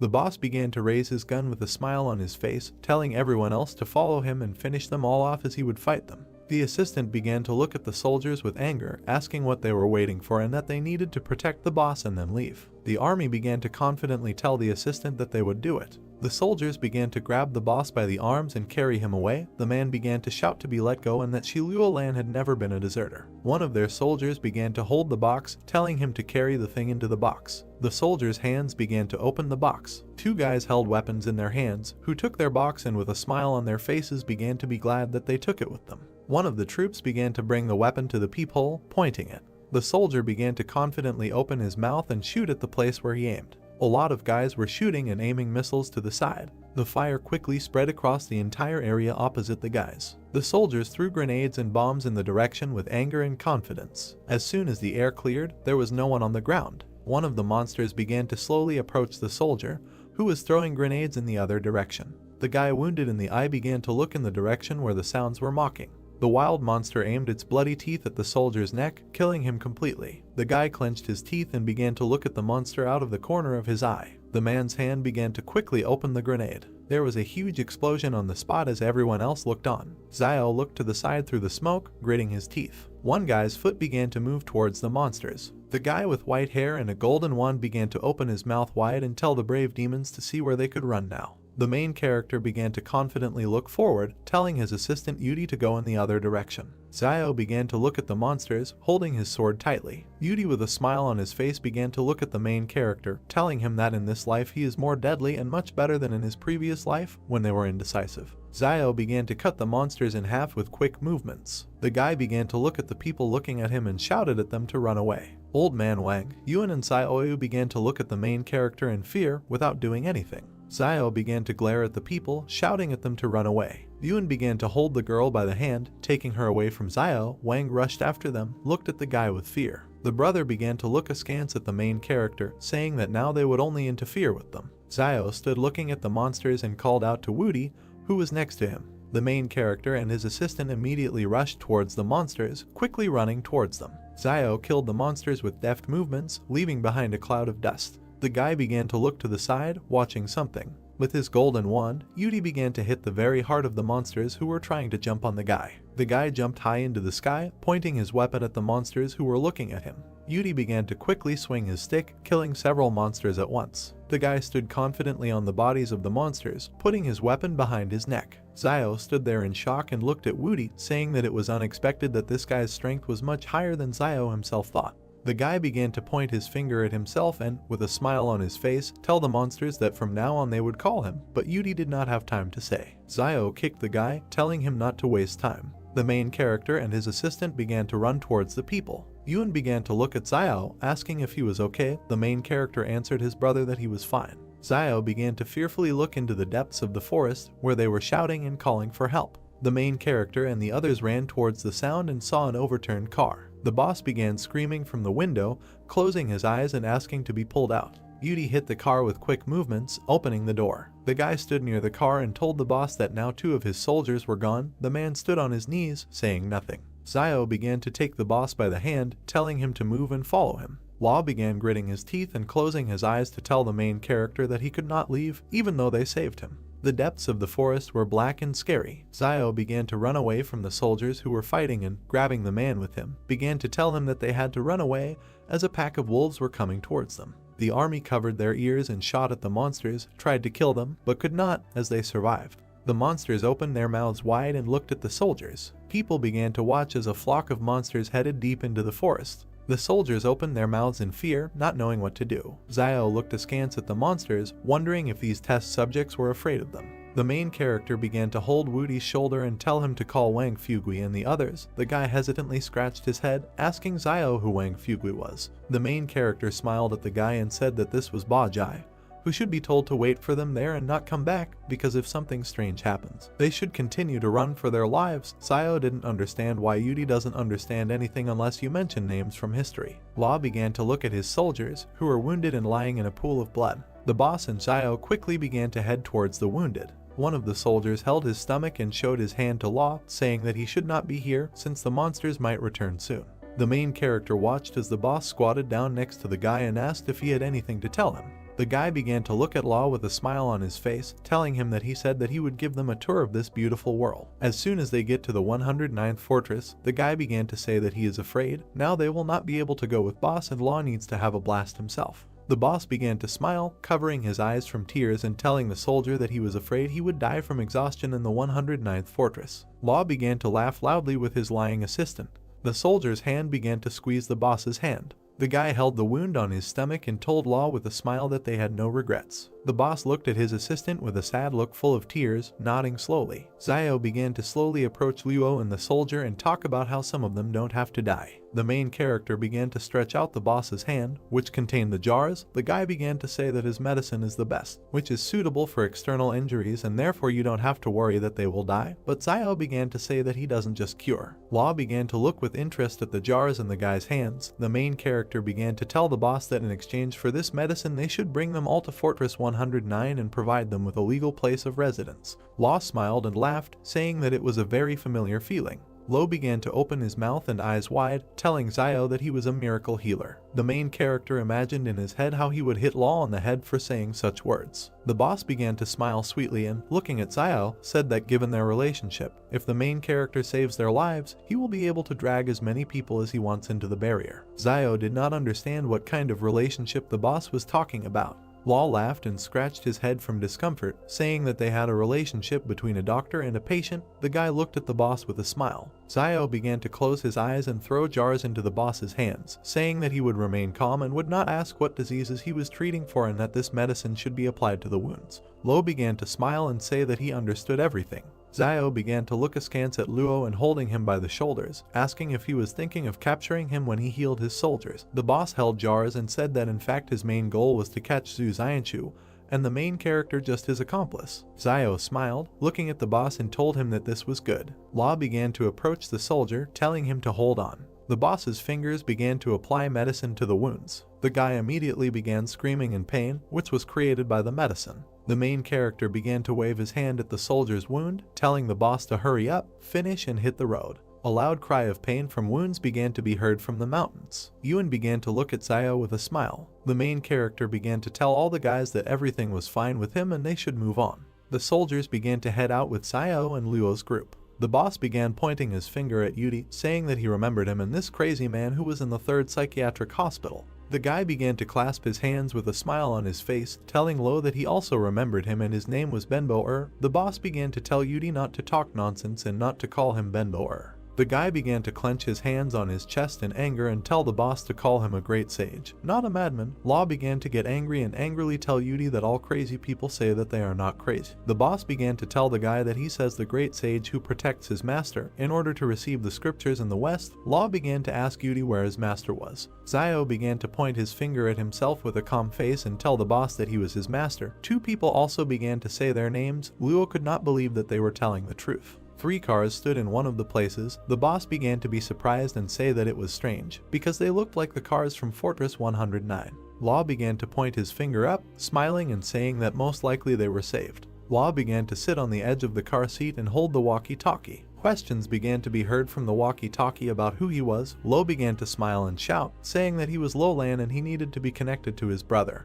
The guy at the end of the walkie-talkie began to ask Lo where he was and whose walkie-talkie it was. The guy asked the boss if Lu Yuan's people had taken him. The soldier began to talk on the walkie-talkie that on the way he met the vehicles of the 109th fortress and they were probably Lu Yuan's men who were attacked along the way. The man began to look ahead confidently, holding the walkie-talkie and telling Luo to take a break when she reached Fortress 109 and not to return to the King Consortium for a while, as the people were going to put him under house arrest for a while and the boss would probably have to suffer a harsher punishment when he returns. The guy began to sigh and tell Luo that when he gets to the 109th fortress, tell Lu Yuan that Ren Zaiasu, Zhu Xianchu, Yang Xiaojin and Luo Zhenyu are wanted, and especially Zhu Xianchu. The boss began to sit in the car, telling the guy that he had one thing, but that Ren Zaiasu was next to him. The guy asked Luo, he caught him too. The boss began to smile and tell the guy that he may not believe him when he says this, but given that this is happening now, we can say that he caught him and Ren rather saved him. The guy began to look ahead, telling the boss to tell the guy that the matter between the king consortium and him was closed, and the guy also owed him for saving his life. Law began to look at the people, telling the guy that they just wanted to go to the 109th fortress and become legal residents there. Zio sighed with relief and said that this day had come and from now on they would be the legal residents of the 109th fortress. Zio stood next to Luo, who was holding a walkie-talkie. The main character began to look thoughtfully to the side, thinking about where the body would go if they were attacked halfway. Zio began to look at the ground, realizing that the blood had already dried, and judging by the color, it could suggest that half a day had passed since the battle. There was something lying near the guy's feet.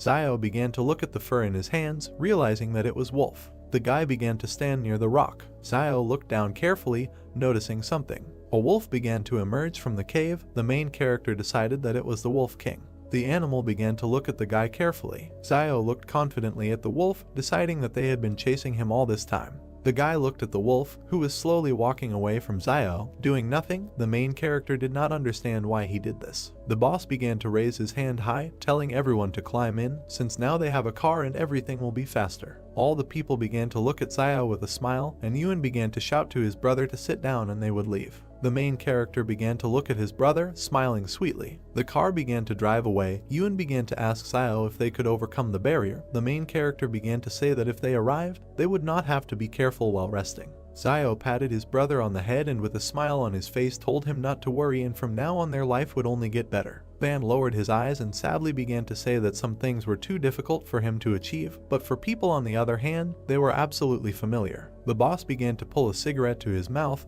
telling everyone not to take it so seriously about what they promised. Luo began to add and say that the kin people can still fulfill their promises and their association will not lie. Since this is not, it will make sense. Van's eyes began to look surprised. The man began to smile and tell Luo that Zaiasu saved his life. The boss began to ask Wang if this was true. Wang began to smile and talk about how it was not enough to simply overcome the barrier, and if anyone heard about this, they would think that the kin association was stingy. The gentleman began to look thoughtfully to the side, realizing that when he left the city with Zaiasu, he had already told him what it was worth, so the time had come to prove it. Wang began to look askance at Luo, telling him that he had never shone, so it was difficult for him to participate in negotiations with Luolan, and the guy might even laugh in his face because Van had no pride. The gentleman began to look into the distance, filled with determination and telling himself that there was nothing terrible in this and that he was a grateful person and that his life had been saved. He would do everything in his power to help him. The boss began to look at the man with confusion, holding a cigarette and telling him not to be greedy. Wang began to come too close to Luo, that he was very scared. Wang put his finger in the boss's face, telling him that the kin association has a lot of property in the 109th barrier and it would not be a problem for Luo to give them a store. The boss became scared to say that his life is not worth the store. The man began to look at the boss with surprise and incomprehension, not knowing what to tell him. Wang began to pat Luo's shoulders, asking him about what his brother said that he owed Zaiasu a favor. The boss did not understand what the guy was trying to say. The guy began to smile and looking at Law, asking him if this service was worth the store. Law smoked a cigarette and, looking at the guy, said that it was all worth it. Wang thought about something and realized that it was rumored that Luolan treated his brother better than himself. The boss's hand began to put away the cigarette, telling Wang that he would prepare a good store for him, but from that moment on, all debts between the kin alliance and you were closed. The guy began to smile slyly, looking at the boss and asking him how much the lives of his people were worth. Zio began to watch as Luo touched Wang's head and told him that he couldn't ask for everything at once and that first he would prepare the best store for him in the most suitable place. Wang smiled sweetly, telling the man that he knew when to stop. The main character began to look in surprise at Yudi, who had a golden headband on his head. The guy began to ask him where he got it. Zio had not seen this headband before and it could be that he again imagined it as a golden cane, because all the powers of Yudi up close are formed thanks to the imagination. The guy started shaking his hands and smilingly saying that Buddha gave it to him. Woody began to come close to Zio, asking him if he remembered the strengthening spell. The guy began to look frightened, saying that he remembered, although in fact he did not. The main character began to sit in special clothes, repeating the same phrases many times. Woody began to squeeze his ears and shout at Zio to stop it. The main character frightenedly asked the guy what was wrong. Van, with incomprehension, began to tell the main character that this headband was a gift from the Buddha and nothing could be done about it and he could not take it back. Zio began to fearfully ask Wang what it meant. What he had just done was also a gift from the Buddha. Wang began to tell the guy with a calm face that no one knew about it. Yuan smiled, looking at his brother, telling everyone that there was a city ahead. The car began to drive up to a high tower on which the 109th city was written. The car began to approach the tower. on which 109 was written. The girl began to point her finger at Zio, telling all the children to thank him, since it was thanks to the guy that they survived to this day. People from the group began to smile sweetly, thanking the main character. Zio began to laugh, indicating with his hand that this should not be done. The guy started pointing his finger at the three. Zio understood with his hands and said with a sweet smile that the three of them had not yet thanked him, so they could take their time. People looked at Zio silently, without saying anything to him. Cars began to drive up to different tents. Yuen began to smile and point to different tents, saying that they have something like this right in the city. The car began to stop at one of the tents. The girl began to ask in surprise whether they lived in a similar place. A friend of the main character began to say that she lived in one, but it was better there and Zio was a substitute teacher in their city. The girl began to say that if the barrier still worked, he would become their new teacher. Alone the girls couldn't believe that Zio could become a teacher. The car's wheels began to turn off. Law jumped off the car and started shouting that they were there. The boss began to angrily ask everyone about where Liu Yuan was, since he urgently needed him. People began to ask each other who Liu Yuan was, while Lo watched this angrily. The boss began to shout and point his finger at the man, telling the administrator of this city to quickly come to him. All the people began to look at the angry Law in fear. Zio stood behind the boss, telling him that they had arrived from Barrier 113 and this was Liulan from the film consortium, and all this should be reported to their administrator. The people began to look at the main character in fear and tell him to wait a minute. The girl began to look into the distance, thinking that Liulan must have promised that Liang, Wang Fugui, Wang Dalon and Wen Wudi would fall into the barrier, but he began to mention Jiang Wu and the disciples. Everyone understood that if things remained like this, they will become refugees, but now Liulan can support them, so if everyone from the car falls into the 109 barrier, no one will say a word. The girl decided that they can only hope that Liu Yuan will not check Liulan. Zio looked at Law, who was smoking a cigarette angrily. The tower doors began to open. The man began to meet Law halfway, smiling sweetly and saying that he had heard a lot about him. The boss began to tuck his hands in his chest with contempt, asking the guy if this was true. The man began to head towards the boss, telling him that as soon as he received news from King's boss, he immediately came out to say hello, and if they had not lost contact with him, the man would not have met them. Law angrily walked around the man and, without even approaching him, began telling his group to follow him. The man began to call everyone away and shout to wait. Frightened, he began to ask Law who these people were in the car and whether they needed to be checked. The boss began to slap the man in the face with hostility, asking how he could check his people. Ban began to look at Law in surprise, saying that this man was the administrator of Barrier 109 and how dare the boss just pick him up and hit him. Zio and Yuan did not understand what was happening. The boss began to look at the man with anger, asking him that he had forgotten who he was. The guy looked to the side. There was a red imprint from Law's hand on his cheek. The man began to stutter and tell the boss that he had not forgotten and then began to show the way. Law began to tell King not to forget who he was. People got out of the car, looking at the territory. Yuan began to tell Zio that the roads in this barrier were very clean. Tall houses, plants that Yuan praised. The brother began to point his finger at the clearing to the main character. One of the girls began to look at the garden with admiration, saying that people usually come here after eating and in the evening you can see dancing aunties here, and if one of them has a radio, she will definitely attract all the attention. Two people fed each other cutely. Yuan began to talk about how dad and daughter feed each other cutely. Zio began to notice and surprised that they were kissing. People began to kiss sweetly without seeing anyone. The girl made a sly look, saying that this was not a father and daughter. The boss began to look askance at people, telling them that he would take them to the grocery store as promised. The whole group of people began to look at the boss in surprise and incomprehension. Then waved his hand at everyone, shouting to hurry after Law. People began to approach some place. Yuan held Zio's hand in fear and began to ask him why people were looking so angry and maybe they should return to the city. The main character began to look at his brother, telling him to stop, and if his brother didn't like it, he could take him away from here. The boss's feet began to step on the tiles. Law, with a smile on his face and a cigarette in his mouth, began asking everyone how they liked it, saying that there was no such place anywhere else and that there was a real gold mine here. Ban began to bow to the boss, thanking him from the bottom of his heart. Lo began to tell people that they now have a yard and houses in the back, so this is enough for everyone, and then the boss began to say that now they are even. The gentleman began to thank Zio for helping them get into the barrier. The main character began to tell Wang that there was no need for thanks since they needed to equip this store. Ban began to tell the guy with a smile on his face that this was his store since he risked his life for it.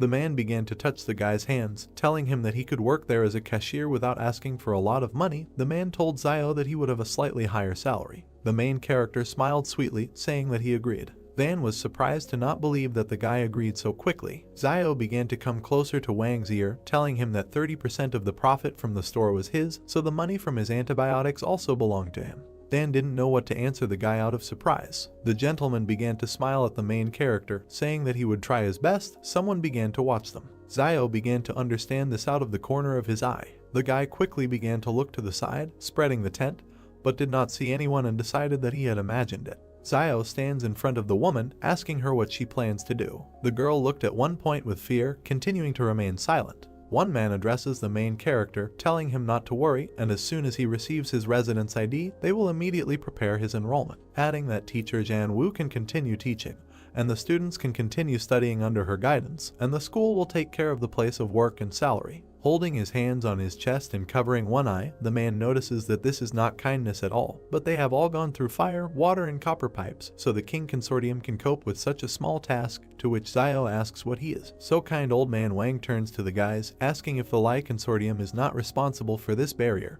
and whether he will keep his promise, to which the man replies that the Lai Consortium will not bother with them over such a trifle. Friendly patting the old man's shoulder, he tells him that matters between the consortiums can be both complex and simple, and if there is no money involved, then everything is fine, to which the man Wang says that he understands him. The main character begins to think that it costs the consortium nothing to enroll a couple of students. Moving quickly and holding his hand on his chin, Zio with a gentle smile asks the uncomprehending guy how much pocket money the school gives to its students, to which the man replies that about 900 per month, and it all depends on the barrier, because the student receives as much as needed to survive for a month. Suddenly, someone grabs Yuan by the shoulders. Zio, towering over his blushing brother, says with a smile that he and Yuan also want to go to school, and money is not a problem, because they just want to study. Holding the other characters, hugging them on his shoulders in front of the shocked man, Zio reveals that not only he, but also Wang Fugui, Wang Dalong, little sister Zioyu, and Chen Wudi all six want to visit the school, to which the man asks him that Wang Fugui is already over 40 years old and he will also go to school.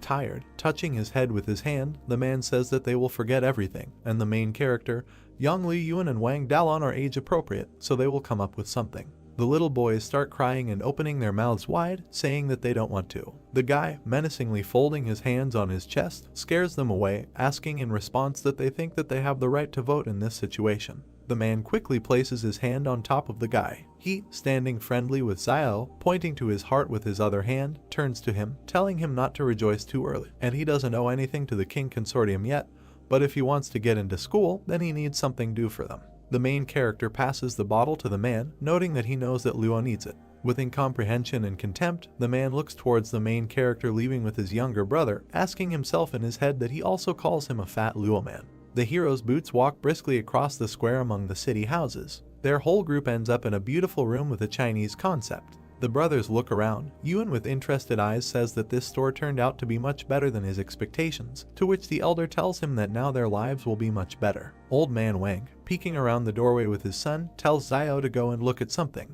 He points his finger at a building with rooms and a corridor to his team, informing them that there are 3 rooms there and they distribute them in the same way as Sister Zio. There will be a separate room. Uncle Wang will be in one room with Dalon, and he, Lai Yang, and Woody will be in the third. A girl with a pretty look, tucking a strand of hair behind her ear, replies that she understands. The old man pats Dalon on the head, answering the hero with a smile that they all obey him. The girl's hand washes the glass with a rag, as does Dalon on the other side of the same window. Zioyu takes the laundry to other rooms while old man Wang and Yuan clean the house. The character Paley presses the flush button, when suddenly the water in the toilet on the floor begins to flush down. All the characters stand around the toilet, looking at its work with interest. The main character, in front of the inspired team, says that all the toilets here are dry and they can flush them because there is a sewer system, to which Yuan notes that this is so cool. The water in the bathroom starts to rain out of the shower. Splashing together in the water, the hero notices that it is not surprising why the people in the barrier are so clean, because there is unlimited water here. A beautiful flower illuminates the dawn sun, creating a dark shadow against its background.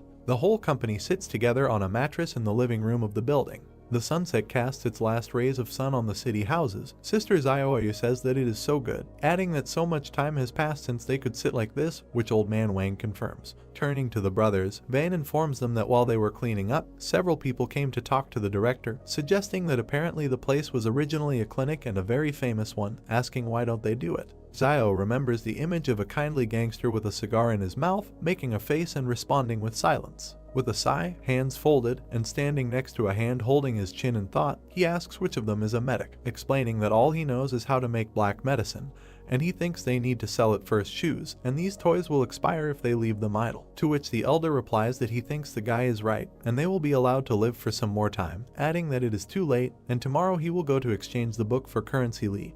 But they only have enough money for a while. Pointing his finger to the side, the old man turns to the guy with a smile when Zio says that if they really don't succeed, then they can always promote his store. To which Wang replies that then they will need what they can sell in long term, and there are quite a lot of useful herbs there, asking her herself that he thinks he can use them in his black medicine. Bringing his hand to his mouth, Zio, after remaining silent at first, said, "Maybe this will work, but the black medicine cannot be sold in bulk, and they can only sell it in small portions weekly." The guy looks at old man Wang, holding his chin in his hand, listening to him say that this is more than enough, and something so exclusive in their store, and with these things, they won't have to worry about not having visitors. The brothers, along with old man Wang, look at the night sky, thinking that the dark medicinal heart he received with the gratitude token can be divided into 3 alarms, and the bottle can be divided into 5 or 6 for sale, so it should not be so difficult.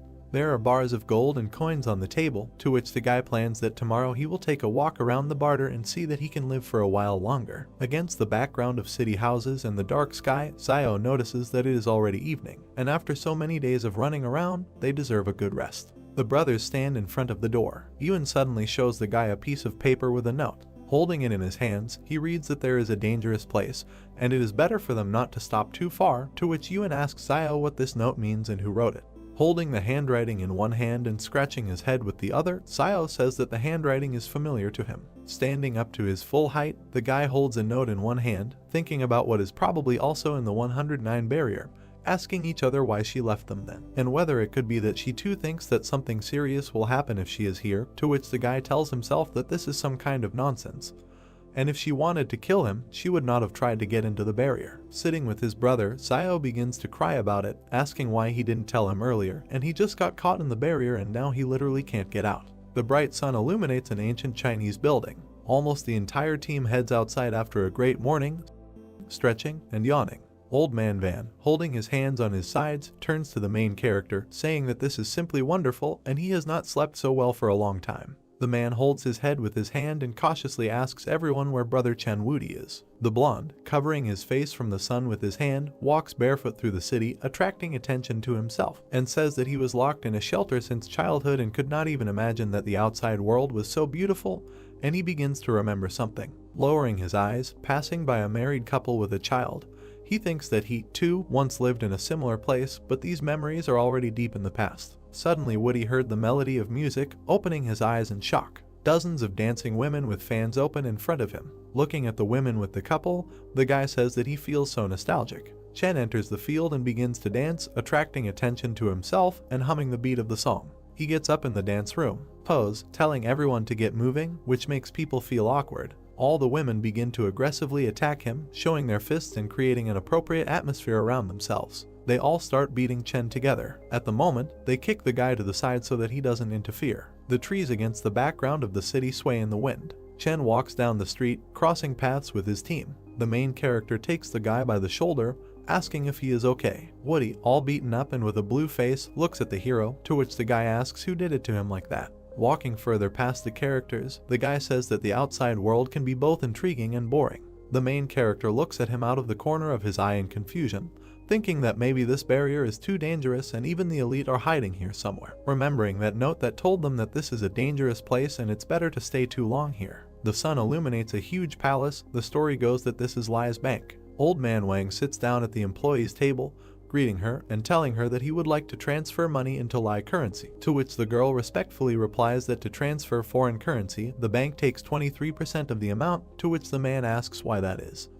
Zio abruptly takes Chan's hand with the money, telling him not to transfer everything, and suddenly they will have to go to another barrier, in which case the commission amount will be paid in vain, but the man asks again about going to another barrier. Holding and counting the money, the man hesitantly says it's good that he understood him. The whole squad is walking down the street. Wang begins to tell Zio that he mentioned that he wants to go to another barrier, asking where he still wants to go. The hero kindly answers the old man that he is not saying that they will definitely move, and they still have enough money and they need some currency and they can save the rest for now. Zio looks forward seriously, thinking that even if they have no idea where they will be heading next in the near future, he has a feeling that they will have to leave this place and enter a barrier unknown to them again. The heroes look at the view of the city buildings. A bus passes by Zio and he says it's Route 666, asking if it's public transport. Zio points his hand to the team at the bus, asking what this means, that they can also ride on it, to which Old Man Wang says that this is absolutely true, and he has heard a lot about it, because when the people of the barrier told him about it, he told them about it first. I didn't believe it. Yuan hands the old man small bags of coins, to which he says that they will ride him. Zio pays the fare inside the bus, and the boys happily run along the bus. While riding a bus in the middle of the city, Yuan tells Yao that life in this barrier is so safe and comfortable, and they only need to complete the simplest tasks, and they live better than refugees. Yuan looks out the window while Zio sits with his hands folded, to which the younger brother says that they probably live well. Zio adds that it cannot be that they do not have problems, even Luolan can have them, and such things do not disappear even if the conditions in which they live improve. Yuan asks his brother if there are people who have no difficulties at all, to which the guy replies that yes, and only the dead do. Junior tells the guy that it was such a great day, and he started saying such things, to which he replies that he is just telling the truth, and even such a fool as Chan Wudi can have difficulties. The blonde sits buried in a pillow and crying, saying that the world can be intriguing and boring, and when you are burdened with thoughts that the world is boring, having forgotten the continuation, he asks what happened next. Suddenly, the main character notices a jeweler's sign from the window. In a moment, the guy is behind the glass, waving at Van and telling him to take everyone back home, and he needs to get off here for a while. Sitting with his son, and addressing the boy in the back rows, Uncle Wang asks when his brother managed to leave, to which he replies that he has no idea about it, and he did not follow him. Walking in the other direction from the bus and straightening his raincoat with his hand, he thinks that it will be better if they don't find out that he wants to sell gold, because he's too lazy to explain it to them. Holding his cloak at his neck, he enters some room with a photograph of the lieutenant, thinking that he went unnoticed. The guy looks at the photograph of the junior lieutenant, where it is written that he is wanted. Opening his arms to the sides from the photograph of what he saw, he asks, exclaiming that this is not Ziyu Xiangchu. Standing against the wall with his mouth open, he thinks that this is very bad news, and although he left the jacket with gold, but if someone from the King Consortium checks the gold, they will immediately understand that it is clearly missing. As he walks away from the wall, hand on his chin, he thinks that if the King Consortium posted a notice right in front of the jeweler's workshop, they must have found something, and it's as if they set a bait to find me. Realizing something, imagining a photograph of the lieutenant in the background, he thinks that they are looking for Ziyu Xiangchu. Xiangchu, in the city outside Barrier 111, walks through the area. He looks forward with open eyes, holding his stomach with his hand, saying that he has finally reached the 111th barrier. Remembering how he ate mushrooms by the fire and walked hungry through the forest, he closes his eyes, thinking about how good it is that he is a Superman and his constitution is different, so a small amount of poison and wild vegetables is not able to kill him. The lieutenant, pointing his finger at the eggs on the plate, asks the guy, greeting him, asking if there is anything to eat and he can pay. Late in the evening, Xiangchu summons a shadow with his magic and sits on it. He, sitting on the back of a shadow, runs from side to side with great speed. A whirlwind of dust flies forward among the trees. King, sitting in the car, looks angrily to the side, thinking that it is good that outside Mount Jing he met people from the consortium, otherwise it is unknown how long the road to the 111th fortress would have been. The man notices how the shadow of the main character runs in front of his car behind the one driving in front. Gritting her teeth, King looks ahead warily, asking about the black shadow, and assuming that it is Zhu Xiangchu. The lieutenant's shadow on the back of his double runs further into the forest. The man hits the body of the car from the inside with his hand with all his might. Getting even more irritated, he thinks that because of this Zhu Xiangchu, he is forced to flee, while he himself is galloping through the wasteland, and he is heading towards the 109th fortress, and no matter how he hides, he cannot escape from him. Evil King addresses the bald guard, ordering him to contact Luolan, and if Zhu Xiangchu appears near the 109th fortress, then he must be caught, to which the man responds positively. As the cars approach the old castle, King orders everyone that okay, they need to enter the fortress first. With his hands folded on his chest, he seriously looks out the car window, continuing to think that no matter how Zhu Xiangchu jumps, he is just an insignificant Superman, and the old people from the consortium are a real problem. Imagining the images of the consortium members against the background of his serious expression, he thinks that the shadows inside him are changing one after another, and only those faces are really the core of the King family, which the old people care so much about. making his gaze even more hostile. He tells himself in his head that, as they say in the King Consortium, violence is only a means of maintaining order, and it cannot be order itself, adding that in a word, a shadow remains a shadow and cannot be on the surface. As he drives through the square among the houses, he thinks that he is now the center of attention for confronting the source of the flames, and it is normal that the old people want to suppress his resolve, since it looks like he will be under house arrest for a while. The car slows down, slowly kicking up dust under the wheels. The bald guard speaks to the man, informing him that they are going to go to the operations department tomorrow, and they will probably all be separated and assigned to other military units, to which their boss calmly responds positively, but the guard asks him again what he wants to tell them something else. Holding onto the chair in front, the guard with a grimace asks King why he doesn't get out of the car and say a few words to the soldiers, explaining that they could go with him into the wasteland, because there are many of them. They have weapons and they can do whatever he wants, to which he replies that so many people were waiting to go home to their wives and children that he ended up telling them to go back to the wasteland and try to survive there. The man with confidence in his eyes tells him that everyone would agree. Opening the door, a man with a serious look orders them to stop talking and they need to go out. The man gets out of the car when dozens of soldiers appear in front of him. Looking straight at them, he makes an appeal to them so that they show their best side in the new units and so that they do not disgrace him. Standing in front of the soldiers with machine guns and their commander, they all unanimously say the word yes. Getting back into the car, he orders everyone to jump in their cars and go home. The fortress building stands against the background of the night starry sky. The car flies quickly along the city avenue. King approaches the door of one house, finding himself already on the threshold. The man gradually takes off his shirt. Water begins to flow from the shower and gives off steam. Standing under the hot shower, King thinks that he can finally take a shower and relax a little. Wetting his long hair and raising his head up with his eyes closed, he continues to think that some were burning with impatience, and as soon as he entered the fortress, the soldiers under his command immediately began to distribute. As he puts a towel on his lower body and steps out of the hot shower, he says that all his men are brave and battle-hardened, and now that there is a chance to divide these troops, it is clear that no one will want to miss this opportunity. He calmly puts his shirt back on. King exits the building with security in his white suit.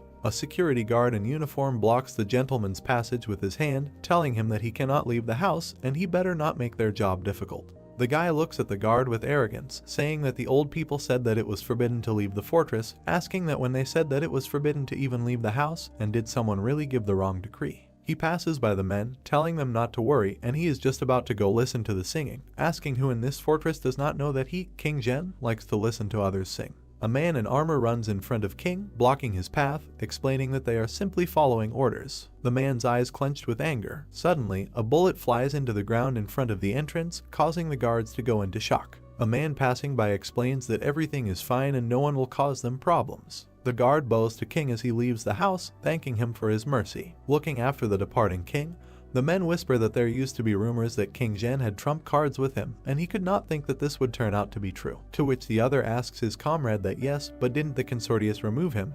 And someone else follows the person who lost power. King brings a small glass to his mouth, listening to someone read the words that Sancha Station, the intersection of roads to the north leave and come from the south. He sits on a chair, pouring more alcohol into his glass, continuing to listen to the story that in the morning important carriages crowded here, and at dusk, lo and behold, sadly drove back. Looking at the dressed up people with makeup and ancient Chinese robes, King thinks that the actors on this stage have changed again. Captivated by his gaze, he continues to listen to the poem, thinking that he is the only one who has not changed. While viewing the poem from afar, a servant approaches the man, informing him that the consortium has business with him and they invite him to discuss it at a meeting. Turning with a menacing face to the servant, he replies that he should say that he will not come. The bright sun illuminates the houses of the city. Zio walks down the street among other people, thinking that he won't be able to sell the gold, and he will probably be watched. Raising his hand to his face, closing his eyes, he begins to think that it looks like they'll have to take over the store after all, and they won't be able to live on the subsidy provided by the school, and commendation coins are harder to come by in their day than money, and they can't always sell black medicine. Old man Wang and the guy opposite are smiling at each other, which Zio noticed standing behind them. He looks ahead gloomily, wondering what this Wang Fugui is doing again. The guy sees how the old man in his hand with a smile hands the guy a black jar, to which the main character immediately realizes that this is black medicine. Depressedly entering the gate, he thinks that he is such a promising young man, and does he really need to sell drugs? The main character lies with his cheek on the table, while a man runs into him, addressing him as a doctor, and asking him to tell him what's wrong with him, and he constantly has discomfort in his stomach, to which the guy tells him that he is pregnant. The man's face turned into the most shocked and surprised, which made him even turn blue. He begins to shout at him, opening his mouth, asking again about the pregnancy, swearing, asking the hero that he doesn't hear that he is a man. And he also has a doctor's sign hanging. Since he may not care about the condition of the Lula, what does the guy says that it turns out that he is not pregnant?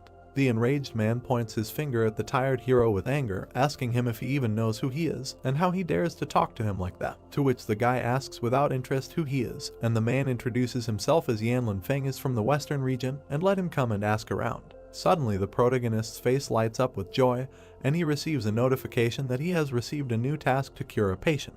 Zio happily shakes hands with the disgruntled man, telling him to tell him what's bothering him, to which Yan says he has an upset stomach and pain. The guy throws antibiotics into the man's hand, adding that it's gastritis, and he just needs to take the medicine and everything will be fine, to which the man asks if this is true, and the guy answers positively, thinking about it. That it's as if he cares whether it's true or not, because he just wants to complete the task. The hero turns away from the man with a villainous smile, to which he responds positively, adding that he will return home and try. The notification states that the task has been completed and a basic skill copy scroll has been received. Yan turns to the main character, asking him if he needs to exclude something from his diet, to which Zio emotionlessly replies that he should exclude bitter melon. The man looks at the guy with confusion, asking why not. Zio responds with irritation because it doesn't taste good, causing the man maximum misunderstanding. The man leaves the building when suddenly old man Wang flies towards Zio, carrying a scroll in his hands in front of him. The old man shows a piece of paper with a seal, asking the hero to look at it. The guy examines the document in front of him, wondering if this is a leaflet for the source of the flame. A piece of paper was lying right on the table, and Wang said that in 2 days, superhumans could contact their company and receive money for donating blood, which would later be used in research, and thereby they would also contribute to the development of humanity. Wang, pointing his finger at a piece of paper standing next to the protagonist, said that the most important thing is next, and after donating only 200 milliliters of blood, they will immediately receive a payment of 1 million, which greatly surprised Zio. Wang asked with a puzzled look if he wanted to try, and said that it also said that it would not ensure the confidentiality of personal information, while the protagonist, with a thoughtful look, reasoned that earlier on Jing Mountain he heard Yang Xiaojin talking about this company, then it seemed doubtful to him, and now he came across her in the 109th fortress. Zio looked down and continued to reason that now all the fortresses are hostile to superhumans to one degree or another, but the flame source not only began to buy blood from superhumans, but also openly offered them protection, and what was the goal? Wang and the protagonist stood in front of the table, discussing the information they had received, while Yuan sat nearby, holding a wooden basin in his hands. Yuan turned sharply towards Wang, addressing him, and said that there was definitely something wrong with this company and his brother could not go there. Wang was greatly puzzled by what he heard and said that it was true that both Zhang Beijing and Chen Wudi were arrested for revealing their superpowers, and God knows what this flame source is up to. Wang turned towards the protagonist and continued to say that no one will go anywhere, and money is not worth putting Zaiasu's life in danger. And by the way, Chen Wudi must be told to under no circumstances use his superpowers whenever he pleases. The protagonist crosses his arms over his chest and turns towards Wang, addressing him, and says that he shouldn't worry about it, and Chen Wudi will keep his mouth shut, and he threatens him with a hoop compression spell, otherwise he asks what it is the spell may be useful. Yuan, with a malicious grin on his face, turned to his brother, saying that it turns out that this source of flame has a lot of money, and if so, then they don't have to donate blood, but they can just rob the company. The protagonist at the same moment kicked his brother and said that he should disappear and go get ready and prepare to go to school with him tomorrow, while he fell forward, dropping his pelvis. Yuan said with tears in his eyes that it was good, and Zio, looking at him, reasoned that this child had grown up in the harsh conditions of a trading town since childhood, and now that they had moved to the fortress, someone should teach him from time to time correct behavior. The protagonist pointed his finger at a piece of paper lying on the table and turned towards Van, asking what, by the way, what kind of set of numbers and some kind of code is this? Zio continued to point his finger at the piece of paper while Wang told him that this must be a telephone number,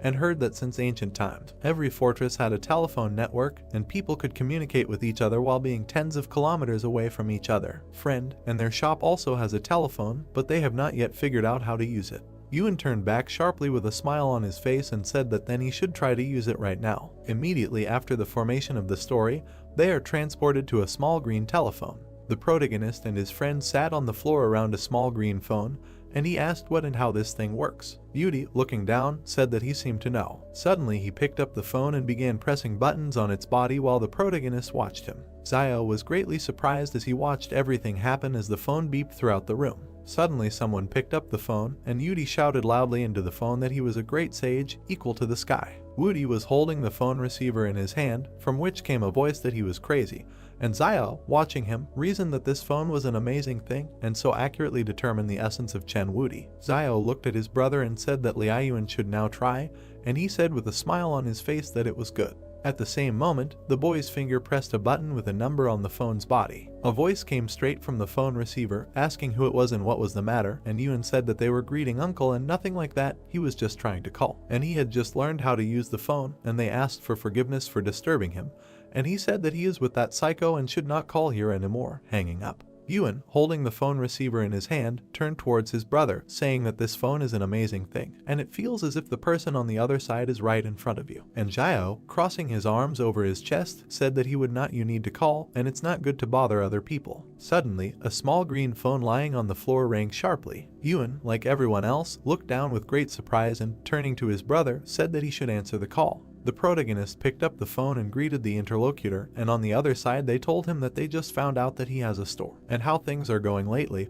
Would he like to take out a loan? They can give him 10,000 coins, and the interest will be only 10 coins per day. Then Xiao would say that he doesn't understand what he's talking about, fix that at what interest rate, and on the phone they told him that they could lend him money at 3%. The protagonist, speaking sharply on the phone, looked to the side and asked if this was not usury. The man on the other side of the phone would turn around and turn to the boss and say that this man was saying that they were loan sharks. A man in a white jacket picked up the phone and said, turning to the young man, that he should not say stupid things, and they were not moneylenders, and the protagonist said he is the most unscrupulous businessman. The question came sharply from the phone receiver that he knew who he was, and Xiao, with a puzzled look, wondered why his voice seemed so familiar. Then Xiao said on the phone that he knew who he was, and on the other side of the phone he asked with a dissatisfied look who he was. Then the protagonist said on the phone that he was Yanlin Feng of the Western region, and in response the man on the other side of the phone simply remained silent. The man on the other side of the phone cursed with great dissatisfaction and said that he was also Yanlin Feng of the Western region.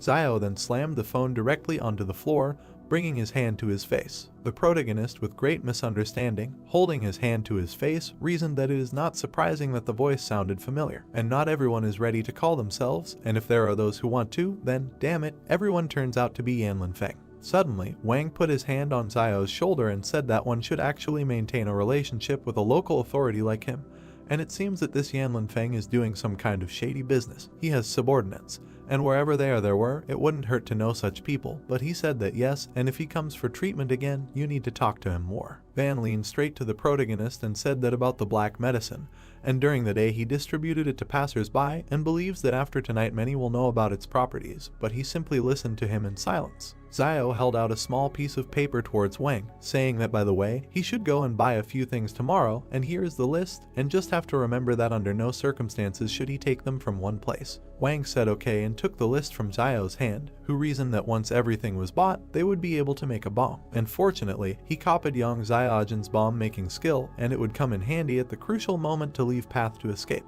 Immediately after this, the narrative of the story moves to a large brick house on the morning of the next day, as the plot tells us. The protagonist and his brother stood in their places, enjoying the new clothes and themselves. Xiao then bowed to Xiaoyu along with the two children and said that they should rather thank her for preparing clothes for them, and they thanked their sister. Xiaoyu, Wang and Wudi waved their hands, seeing off the protagonist, who left and also waved his hand in response. Then the narrative of the story is transferred to the tram, into which children in blue uniforms entered one by one. A green-white tram rode straight on the rails in the middle of a big city. Suddenly, the alert for school number 13 sounded, and the children in blue uniforms immediately began to walk straight out of the tram, with Xiao following suit. The protagonist got off the tram and simply remained silent, looking at the huge crowd of schoolchildren and a girl standing to the side who looked like Yang.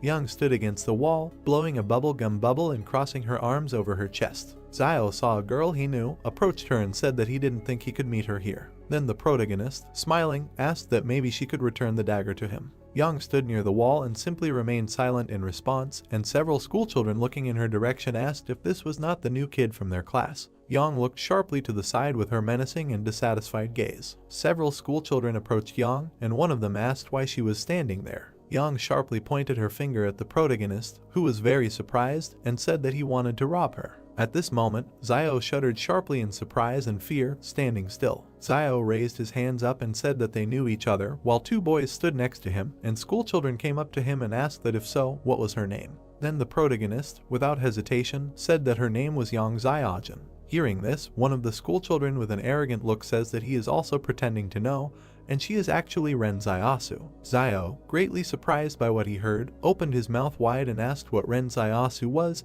and then who was he. Then one of the students asked by the way, what was his name anyway, and he replied that if he now said that his name was Ren Zaiasu, they wouldn't believe it. One of the schoolchildren, waving his hand, said that he had the courage to lie to their faces, and it was better to go to the student affairs department. And Zio, spreading his arms to the sides, standing in front of the two boys, said that he would explain everything.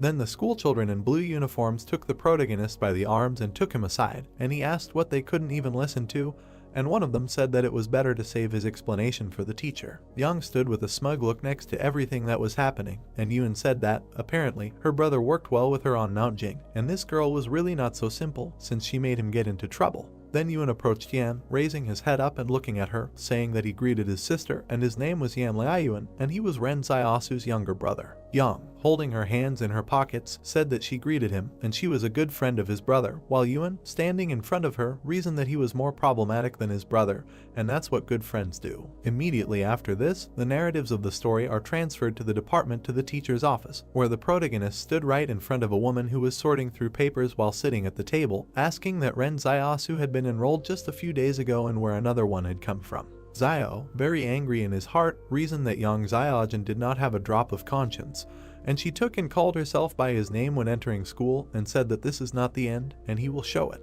The teacher, sitting at the table, smiled broadly and said that they needed to go and meet new classmates, and Zio replied that it was good while Yang was watching them through the window. At the same moment, the narration of the story is transferred to the 12th grade, Group 3.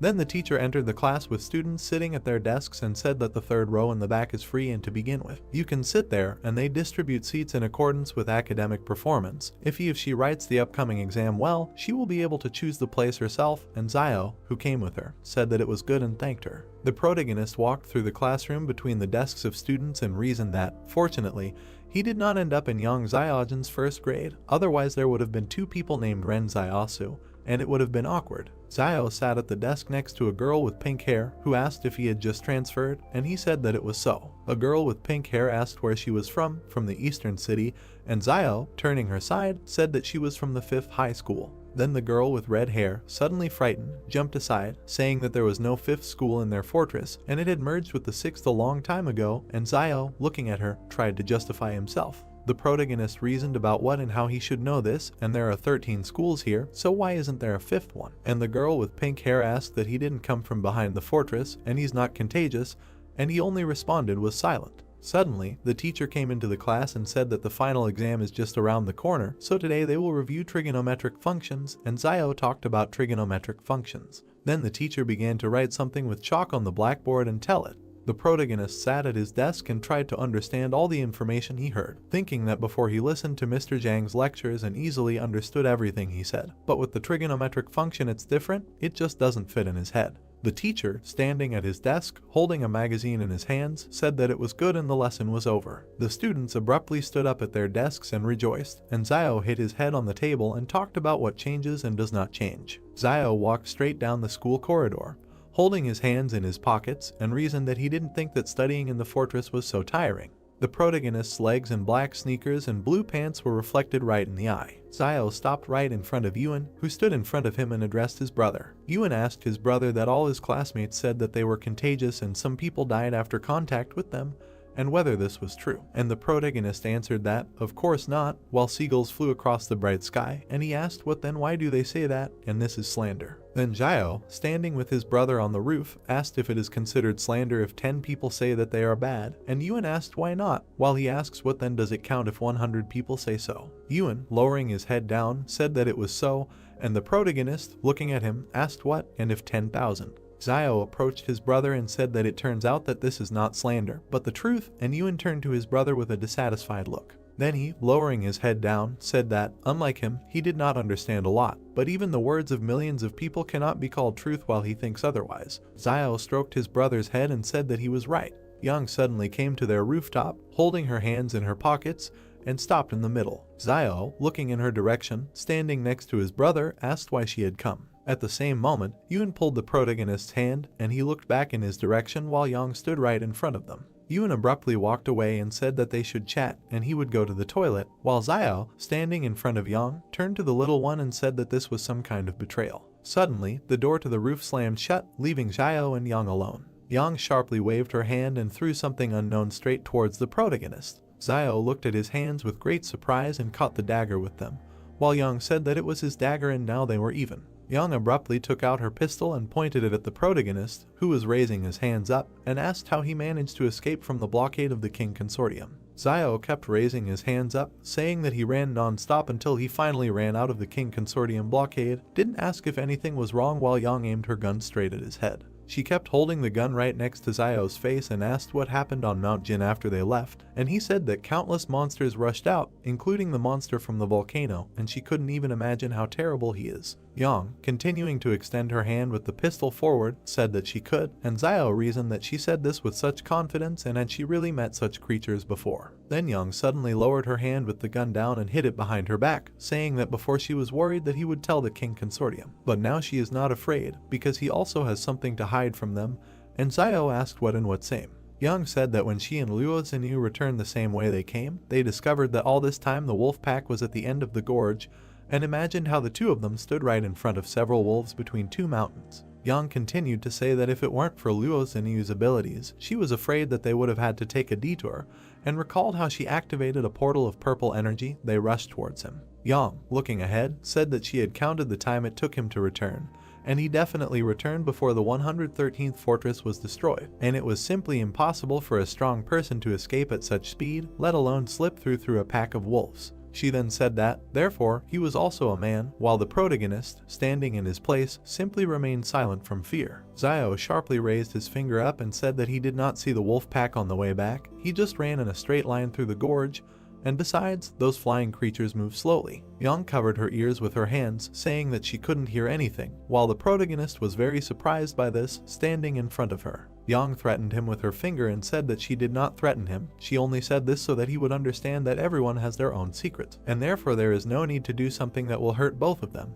and Xiao reasoned that she means that as long as he doesn't report to the King clan, no one will bother him. Then the protagonist abruptly walked next to her and said that they had agreed. Xiao suddenly stopped in place, clenched his hand into a fist, and, turning back, said that he heard her mention the flame source on Mount Jin, and asked if she knew why they were buying the blood of people with superpowers, and Yang, standing still, she said that the 109 fortress was in greater danger than he could imagine, and there was no need to mindlessly contact the source of flame and donate your blood to them, and that's all she could tell him. The protagonist went through what dangers, and besides the source of flame, there are other secret organizations here, and Yang left him, saying that he does not have much time to be interested in this, and he underestimates the degree to which the people of the fortress reject refugees, and he simply silently followed her with his gaze. Suddenly, Xiao raised his head and looked higher at the nearby rooftop where Xinyu was standing. The protagonist reasoned that Luo Xinyu was also here, and she raised her hand up, making a gesture. Xiao turns towards Yang, who is standing next to him, and asks that this is how they know why supernatural beings appear. Yang, adjusting her cap, said that in the process of evolution, humanity has weakened its physical capabilities, and, as he said on Mount Jing, that Mr. Zhang Jinglin from the 178th fortress said that this is the price of the wisdom of researchers,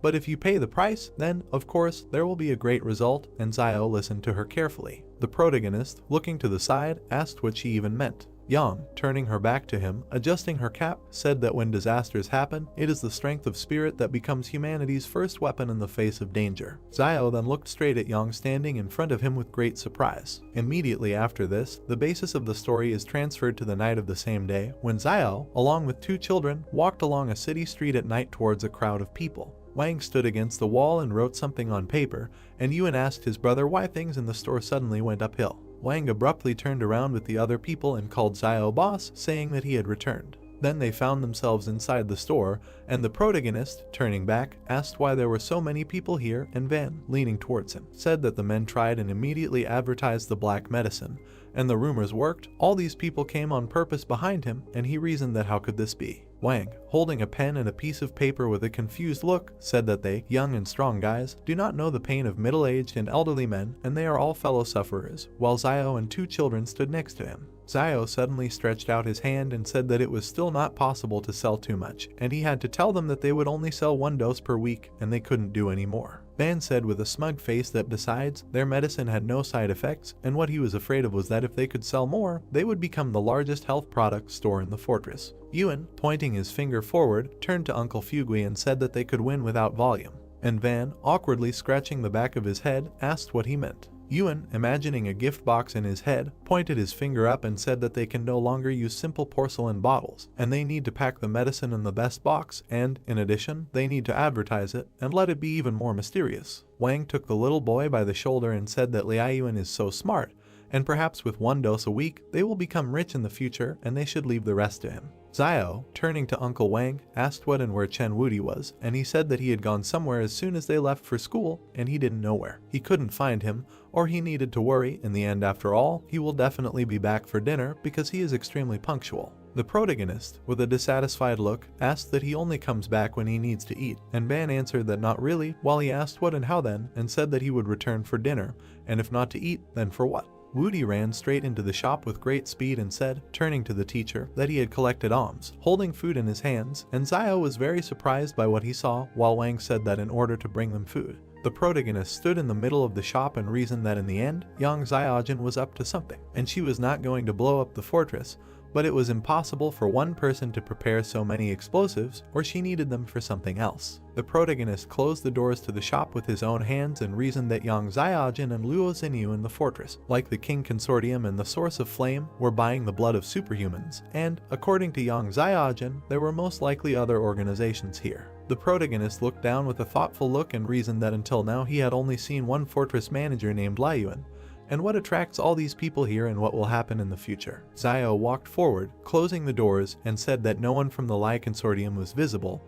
and did they really not know what was happening in the fortress? The protagonist approached a large wooden gate and wondered why such influential people had disappeared. Xiao rarely left the shop and looked ahead at the bicycle approaching him. Xiaoyu, with a friendly look, having arrived on a bicycle, turned to Xiaosu and said that he should see what gift his sister had brought him, and he looked forward with great joy. Xiao awkwardly scratched the back of his head and, turning to Sister Xiaoyu, asked why she bought it, and said that he had heard that this thing was not cheap, and Xiaoyu, holding the bicycle by the handlebars, said that everything was fine, and she still has accumulated savings, and with it will be more convenient for him to get to school. At the same moment, people gathered in the courtyard of the shop, and Yuan asked how to ride this thing and isn't it difficult to maintain balance on 2 wheels. He approached the red bicycle and asked what anyone could do. Xiaoyu, Wang and Wudi said that they did not know how to ride, and Xiao, looking at them, said that they would have to ask Jingwu or Yang Xiaojin tomorrow.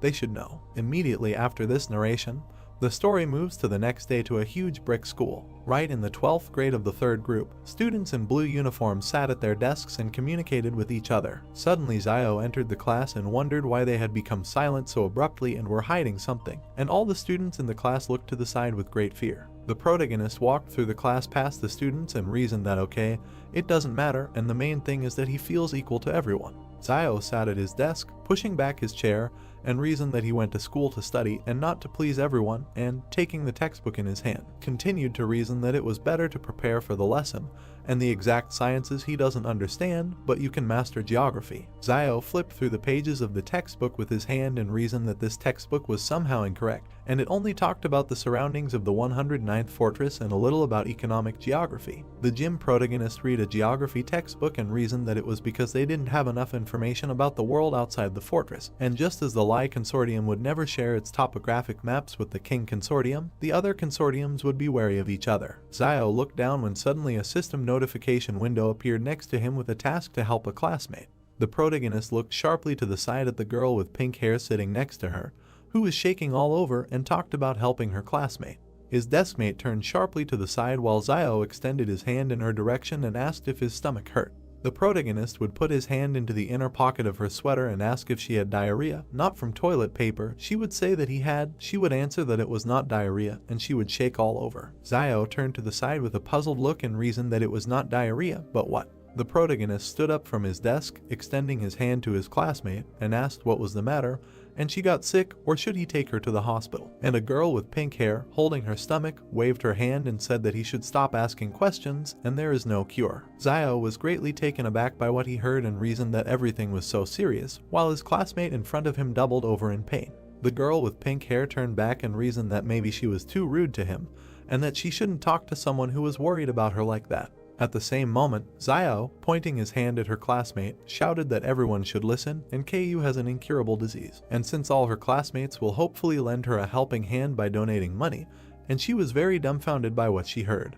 All the students in the class turned sharply back towards Ku and looked at her with great surprise. Ku was very surprised by what was happening and reasoned that there was some kind of incurable disease and she was just having her period and he had gone completely crazy. Immediately after this, the system notification window notified that the task had been completed and that the reward was a scroll of perfect skill learning, and the protagonist, surrounded by black energy, imagined Xenia and reasoned that the task had been completed and the skill level had been perfected. It was cool. And if he copied Luo Xeniu's skill, passing through the shadow, one would become invincible, and then one could get anywhere without any problems. Then Xiao waved Yang away with his hand and reasoned that Yang Xiaojin had too many skills that were perfect and sometimes even meaningless, and if he got something like children's songs again, he would go crazy. Suddenly, a teacher came into the classroom and all the students stood up, and he said that Ren Xiaosu should go out for a while, and he, with great surprise, pointed at himself, asking if he was. Then the teacher would turn around sharply and say that it was so. The protagonist immediately obeyed his words and walked past the desks of his students, leaving the classroom.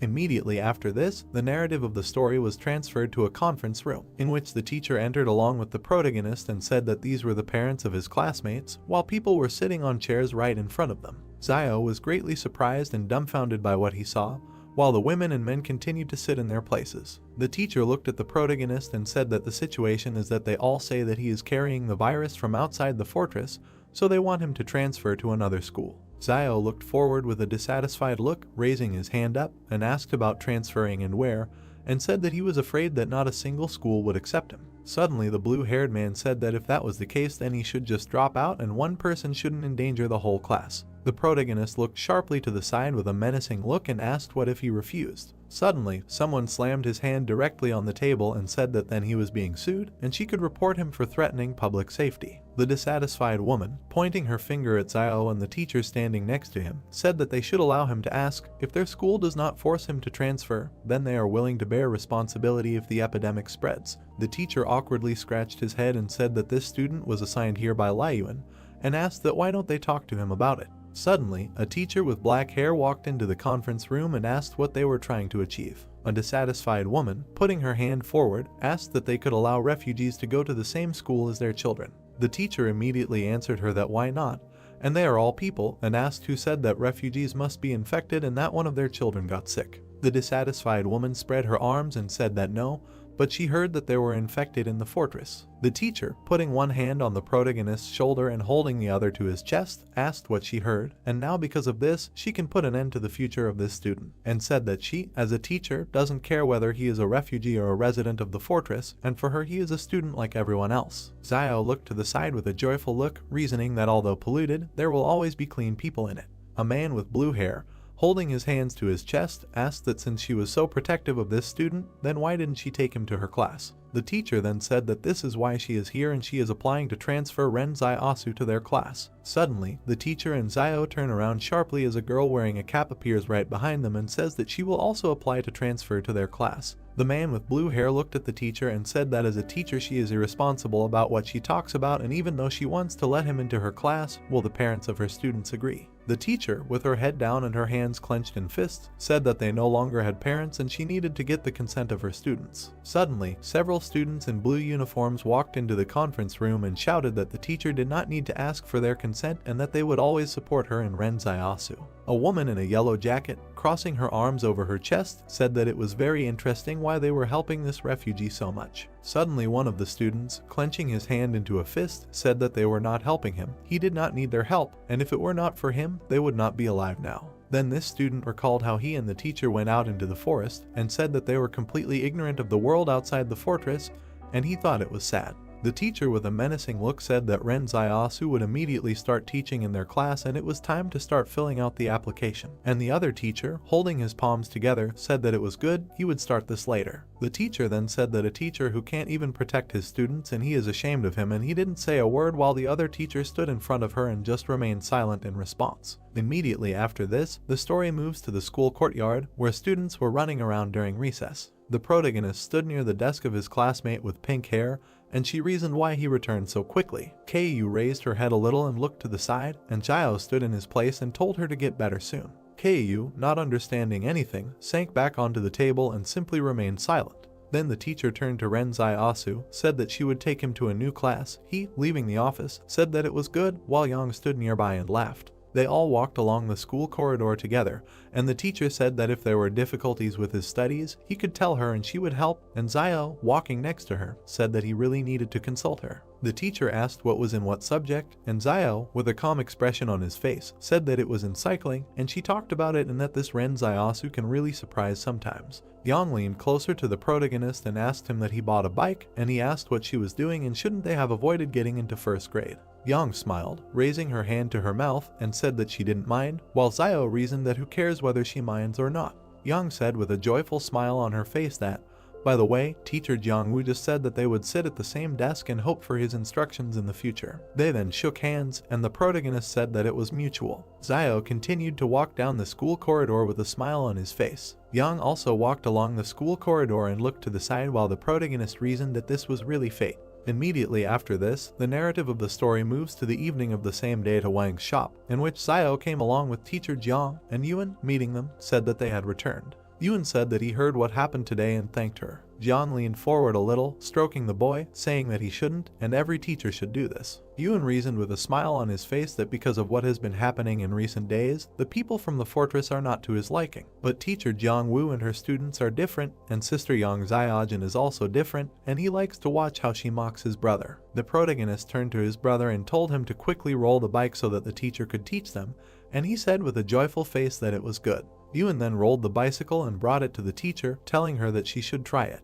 Jiang suddenly sat straight on the bike and began to ride slowly, saying that to ride a bike, you need to be able to keep your balance, and you need to look not at the handlebars, but at what is in front of them. You need to overcome your fear like this. Jiang began riding her bicycle around the shop's courtyard while Zio and her allies watched her in great surprise. The protagonist, his mouth slightly open, looked straight ahead with great admiration. Yuan, Wang, and Dallin watched with great surprise as the teacher rode a bicycle. Zio suddenly tensed up and reasoned that it was the sound of a bomb exploding, and whether Yang Xiaojin or not, it didn't seem like it was her. The protagonist suddenly turned to Jiang Wu's teacher, saying that she could stay here and if anything happened, they would take care of her, and she got off her bike and said okay. Then Zio abruptly walked towards the exit of the shop and, turning to his brother and Yudi, said that they should take out weapons and close the door of the store and not open it until he returns. And Yudi said that it's good, and the mentor need not worry until Yuan asked where his brother was going. The protagonist continued to walk forward slowly and said that they should worry about him and should stay home. At the same moment, Zio with a sharp movement jumped onto the roof of one of the houses in the city and reasoned that now it was calm outside the fortress, but a lot of dangerous people had gathered inside. The protagonist rushed over the rooftops at great speed and continued to reason that in order to make a final decision, he needed to go and look at what had happened himself, and then he could provide everyone with a chance to survive. Zio landed hard on the ground, kneeling down on one knee and holding himself up with his hand. The protagonist stood right in front of a huge brick building and reasoned that this building was the tallest, from which it would be convenient to observe the situation. Zio immediately began to climb straight up the huge brick building. The protagonist grabbed the iron fence on the roof of that same tall building with his hand. Then Zio jumped up a little, ending up halfway on the roof, and tried to push himself with his hands. Suddenly, the muzzle of a firearm was placed directly at the protagonist's head, which greatly frightened him. Zio, with great surprise on his face, looked forward straight at the barrel located in front of his face. The protagonist was holding on to the iron fence on the roof of the house while Yang sat right in front of him and aimed her huge black rifle at him. Zio reasoned with a serious face that Yang Xiaojin was here. The distance from the explosion was a good distance, which means that sound had nothing to do with her, while she continued to aim the scope of her rifle, pointing it at him. Yang would then raise the muzzle of her rifle up and turn her back, telling him he could climb in. The protagonist abruptly climbed onto the roof of the house and ran forward at great speed. Zio stopped in place, looking at Yang, and asked that something happened and why there was such a noise. She said that the flame source was playing with fire. The protagonist asked with great surprise what she was talking about, and Young, putting her hands in her pockets, said that the awakened Superman went to sell his blood, and he thought that the source of the flame was really some kind of charitable organization. But the company immediately began to act and grabbed him on the spot, but missed it. Xiao, hearing all this, said with an awkward expression, which means they really are catching people with the bait of a million, and fortunately, he didn't fall for it. Then the protagonist, standing behind Yang on the roof, said that, but such a strong company is the source of flame, and she interrupted him and said that she must be fully prepared to capture the super being, asks why everything went wrong. Then Yang stepped on the edge of the roof with her foot and said that at first they really succeeded, and they injected the Superman with a large dose of anesthetic, but they could not even think that he would take his partner with him, and before going to the source of flame for money, they agreed that if one gets into trouble, the other will help him. The protagonist, lowering his head a little, said that it turns out that even the Superman was prepared, and then the company failed, and isn't now a great opportunity to profit from them. Young turned to the sides, holding her hands in her pockets, and said that one should not underestimate the source of flame, and the Dawn Army is under their command, and it is extremely strong, even if only 5 of them remain, and imagined images of the members of these organizations in her head. Yang, still standing on the roof of the house, said that the only reason why these two have lasted until now is that Fat Man Luo from the King Consortium is also plotting. And Xiao, standing nearby, asked about Luo Lan, is there any reasons why he doesn't get along with the source of flame. Yang recalled how King led a soldier by the arm, and said that the company used a similar trick to kidnap the soldier King Zhen while he was on vacation. Although he later returned the soldier, but since then, the King Consortium has been at enmity with the flame source. The protagonist, awkwardly scratching his cheek, asked whether the struggle between consortia was always so fierce. Xiao, looking at Yang standing next to him, asked that then why their target is King Zhen, and they obviously don't get along with the flame source, isn't the enemy of their enemy their friend? Yang looked sharply to the side and, closing her eyes, said that the enemy is the enemy, and they are not playing at being allies, and Xiao, looking at her, reasoned that it seems that the organization in which Yang Xiaojin is located has very clear goals or principles and fears that anyone who affects their interests will end up on the list of secret victims. Yang sharply emitted red energy from her hand, and out of nowhere a huge black-red gun was taken out, says that he is probably curious. Both the source of flame and King Zhen are trying to dominate something that they are completely unable to control. Yang sharply began to aim at the scope of her rifle and said that whether it was success or failure, in any case, disaster must be expected.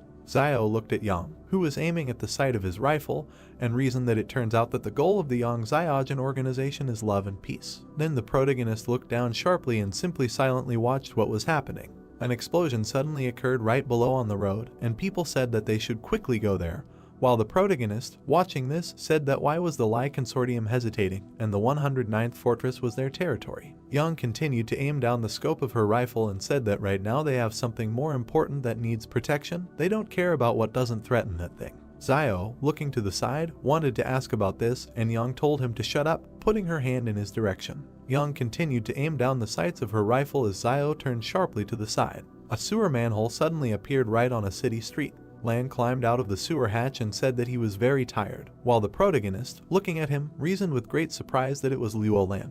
A doe climbed out of the sewer and helped a man out, who had another man on his back. Xiao, observing everything that was happening, reasoned that while Luo Lan, the authority figure of the King Consortium, knew the sewers of the Lai Consortium so well, while Lan and his allies climbed out of the sewers and walked down the street. Then Jan handed the protagonist tactical binoculars, and he asked with great surprise what this was for and thought he would be her observer, and said that she should suffer, and she, holding a rifle in her hands, said that she needed distance. Xiao picked up tactical binoculars and simply remained silent, after which he said that it was 651 meters, and Yang, continuing to aim, asked about the wind speed, and he said that half the wind, 0.4 meters per second. Xiao, lowering the binoculars down a little, asked that he was going to kill Luo Lan. Yang suddenly fired her rifle and blew up something standing right in front of Lan and his allies. Yang lowered her rifle with a smile on her face, and the protagonist looked forward with great surprise. Lan clenched his fist in displeasure and asked who the hell did this and dared to shoot from an ambush at his car. And the soldier with the man on his back addressed the boss, saying that he should calm down, and this would surely attract the attention of the Lai Consortium people.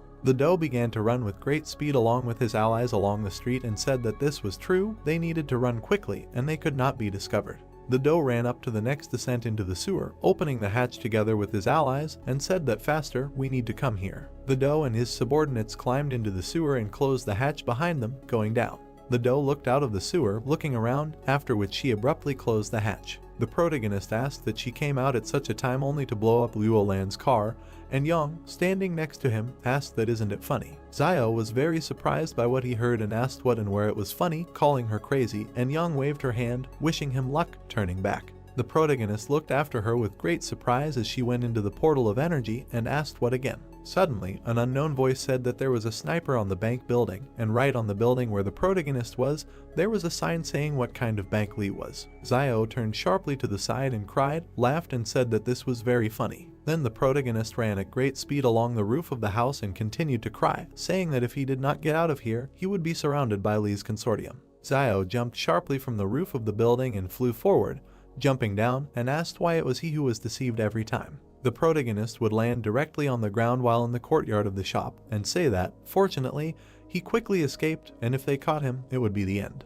Yuan asked his brother if he was injured and what happened in general, while the teacher and the rest of the protagonist's allies stood behind him. Zio, wiping the sweat from his forehead, said that everything is fine, and the source of flame had a conflict with superhumans, and this company really has bad intentions, and some superhuman came to them to sell his blood, and as a result he fell into a trap, which they prepared in advance. The protagonist stood up and addressed teacher Jiang, saying that the danger here should not affect them, and he would ask Chen Wudi to accompany her, and she was very frightened by everything she heard. Suddenly, someone knocked with his hand right on the door of the shop, and Zio turned sharply at this sound. Do knocked on the door and said that they should open the door quickly, while his subordinate stood next to him with a man on his back. The Do turned back. The main character covered himself with his hands. Zio looked at the boss and asked why he smelled so bad. The Do walked by and replied that he had a bad fall, let him take out his medicine. He has a wounded person here, and the main character asked how she was hurt. They were not involved in the explosion. The boss turned and shouted at him not to talk nonsense, they just accidentally fell. The main character opened the door and asked that they came on foot, where their car was. The Do looked displeased and replied that she was undergoing a technical inspection, and the main character asked what that meant. Lan turned to him and replied that cars need to be checked and repaired from time to time, and Zio withdrew his hand and noted that he had never driven a car. The boss opened his mouth slightly and said not to tell anyone about tonight, otherwise he would tell everyone that Chen Wudi was a Superman, and Zio replied that he need not worry. Lan smiled and asked why he was all wet, and Zio replied that he was learning to ride a bike in the backyard. The main character pointed with his hand and noted that teacher Jiangwu had come specifically to teach him. The Do put his hand to his chin and asked that she had come to teach them how to ride a bicycle, to which he received the answer that that was exactly the case. They had never ridden before, and the boss added that she was great, she should be praised for helping those lagging behind. The Do put his hands on his hips and noted that he needed to see how badly she was hurt. The main character and the girl sat the wounded woman down. Lan put his hand to his chest and asked not to touch it, and then thought that when this Superman wakes up, he will need to use his gift of persuasion, then he, too, will have such a Superman as a bodyguard. Lan smiled and added in his head that if only this Superman could be even more powerful than Chen Wudi. The girl opened her mouth. Then she looked at the girl and noticed that this woman looked about 27 years old. Lan opened his mouth and noticed that she was indeed a woman, and the gray-haired guy noticed that she looked like Bialongmu. The boss turned sharply and shouted that if he doesn't know how to make connections, let him not take it, and the gray-haired one replied that he was mistaken, she is older than Bialongma. The Do smiled and noticed that it was not good. He was also going to guess his age, and then thought that everything was still tolerable. If he suddenly went with him to get the scriptures again, there would be a place to cry. Zio scratched the back of his head and asked him to help grind the medicine.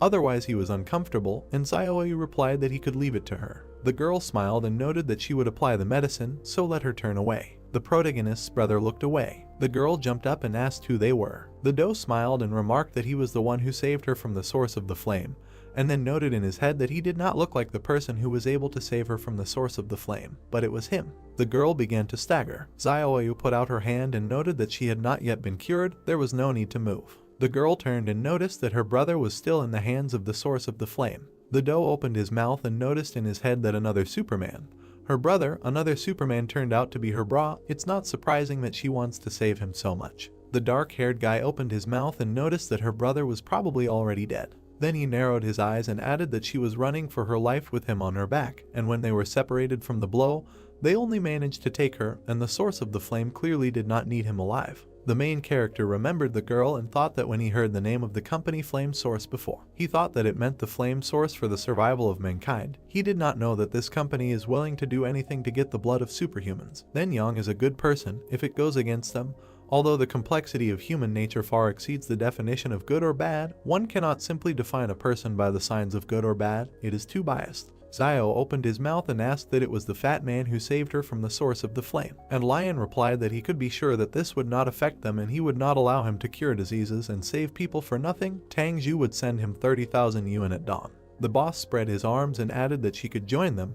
It just so happened that they had a big showdown with the source of the flame, and some time ago they killed more than 100 of them, and then noted in his head that in any case, this is the real Superman. Looks good. The girl pointed her finger and noted that she didn't think he was a good person, and Lan noticed that how could she say that? He saved her. The girl bowed and thanked him and said that her name is Dong Yunin, and she will repay him if she has such an opportunity in the future. She cannot stay here, otherwise she will drag them all down with her. The doe opened his mouth and said that it was they who saved her. Why was she saying this to the protagonist and the others? And the dark-haired one noticed that maybe he didn't look like a good person. The doe turned and noticed that he had been looking kind of happy lately. The boss turned sharply and asked what was going on. Zio grabbed the girl and asked Zio what they should do. The main character pointed his finger and asked the boss to take her away from here, and thought that she just lost consciousness, not their fault. The doe extended his finger and noted that let him look, he will leave her here and pay him, he will help take care of her. He will return tomorrow with the money, and the protagonist agreed. The main character grinned and asked Zio to help the guest get to the room, saying that he would guard the door and not let this lady run away until Fat Man Liu brought the money, and Lan wondered how they quickly arranged everything. It's 13 at the high school the next morning. Young turned around sharply. Yuan smiled and greeted his sister. The girl bent down and said that tomorrow she would bring something tasty and ask his brother to give it to him, and the main character wondered when these two managed to become so close. Then Yang looked at the protagonist and said that yesterday he asked Mrs. Jiang to teach him how to ride a bicycle.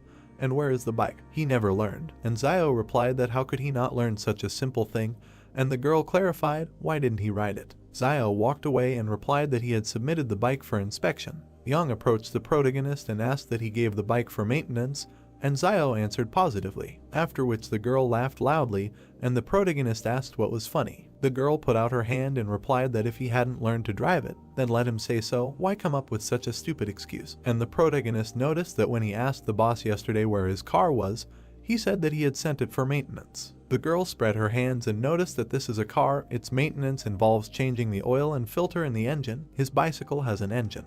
The main character opened his mouth and thought that bicycles did not need to be serviced. He really suffered from poverty. Zio put out his hand and said what was wrong with the fact that he had not learned to ride a bicycle, as if she could do it the first time, and the girl replied that it was spot on, she learned it on the first try. The main character opened his eyes and thought about the palace, what level of cycling skills the girl had. A notification appeared in front of him, which said that the skills related to the bicycle were missing. The main character looked at his watch and shouted what she was bragging about then. Maybe she'll learn to fly the first time. The teacher looked at the book and said that he would temporarily teach mathematics in their class. They needed to open the textbook. The teacher looked at the class and noted that today they would look at the section on probability. The main character hunched over and wondered what it was again. Zio picked up the book and added in his head that he grabbed the 10th and 11th grade textbooks that Uncle Fugui bought until he understands the lesson material. He will study a little on his own. According to Jiang, with enough effort, you can make up for 3 years of curriculum in 1 year. The main character looked at the book and added that 6 months would be enough for those smart enough. Zio started writing and thought that the final exam is coming very soon. He hopes he can learn everything by then. The protagonist turned around. He looked at the girl and wondered why this Yang had gone and fallen asleep. A piece of paper flew towards the girl. Yang began to unwrap it. After which I read that she didn't need to study. Why did she go to classes then? A moment later, a piece of paper fell in front of the protagonist. The main character revealed it, after which I read the answer that she was coming to sleep, and I thought that she had changed her handwriting and was still pretending. They started exchanging notes. Jan opened the piece of paper and read that, apart from bicycles, they were not sent for maintenance. The girl began to write a response, after which she put out a sheet of paper on which she wrote that she had left the note at the store. Now let him say what he wants, and the main character thought that she had stopped pretending and had revealed her cards. Zio started writing. Then he showed a piece of paper on which he wrote that she told him not to stay here for long for fear that he would find out that she stole his name. The teacher pointed his finger at them and shouted at them to stop exchanging notes and what their names were. Zio smiled and they both introduced themselves, after which the teacher opened his mouth and asked what he thought. The teacher was so easy to fool, and the student turned and noticed that they both really had that name. The teacher turned and asked again. Then he looked away. The girl stood up after the teacher asked her to stand up and answer the question, And the main character smiled and quietly said to answer the teacher's question. The main character cast a careful glance. Young put her fingers on her cap. Then she abruptly took it off. The student became embarrassed. The main character looked at her carefully, after which Jan put a cap on him. The teacher coughed and said that Sayo was wearing a headdress, let him stand up and answer the question. The main character pointed a finger at himself and asked again. The main character pointed to the cap and asked that he hadn't seen how she had just put the cap on him, and the teacher was embarrassed and noticed that she was such a beautiful young girl. He couldn't dare ask her, so let him get up and answer already. The clock rang. The main character looked out the window and thought that first he would look where she lived, if she was nearby. Sayo looked at the girl carefully and added in his head that, after all, she knows how to make bombs. The main character walked along a long corridor and thought that if he starts a fight with a source of fire, he will at least know which way not to run. The main character looked around the corner, after which I saw Young and Zinyu standing in the portal. Sayo spread his arms and thought that it was all over. Why didn't he think that Zinyu could return Young home? And this method saves a lot of money on the tram. The main character put out his hands and added that use the basic skill copy scroll, use the perfect skill copy scroll. The main character saw the girls in the portal and noticed in his head that now he only has 2 scrolls. If he fails to learn a superpower, he can at least learn a perfect level skill. The main character cried, read that the perfect skill was learned by chance, nose picking, and wondered what the hell nose picking is, an advanced nose picking skill like cleans it clean. The main character kicked the notification and shouted that they should study their. The two of them generally have normal skills. Why does a decent and respected celebrity need such strange skills? The main character saw 2 notifications in front of him and thought that this was a shadow door. Then he clenched his fist and pressed explore. Then he left the portal. The main character looked into the portal and thought that the first shadow skill he extracted already improved his combat effectiveness. Who would have thought that this time he would pull it out again? Sayo smiled and wondered if this was the entrance. Then he put his hands into the portal. Then he put his hand to his chin and thought that there was an exit behind him, only it was not where he had imagined. Sayo entered the portal and thought that it didn't matter. With a little training he could take Liayuan and the others and travel around the fortresses whenever his heart pleased. The main character opened his eyes and wondered if something was wrong here. Sayo stuck his hand in and shouted that only his hand was going through, he couldn't go any further. The main character remembered the 2 girls in the portal and wondered if it was because when he used the scroll, Zinyu only stuck out half her arm. Sayo gritted his teeth and shouted, how can he rely on this palace now? Everyone can sneak around here and there at any time, but he only has his hand through. And what should he do about it? Steal from stores? What if he wants to run away when he encounters danger? Only the hand will escape. The main character walked along the road and thought that this is better than nothing. It's good that he hasn't learned the perfect skill of playing rubber band. He believes that Zinyu can also play it at an advanced level. After all, there is no point in Yang jumping alone. The main character let the air out of his mouth and said that he would practice a little more at his leisure so that next time he could open the door with greater accuracy. Sayo raised her hand and asked why he returned alone. Where was Yuan? The girl waved her hand, heard that he would now go and meet them, and shouted what kind of big brother he was. Let him hurry up and lead them to dinner.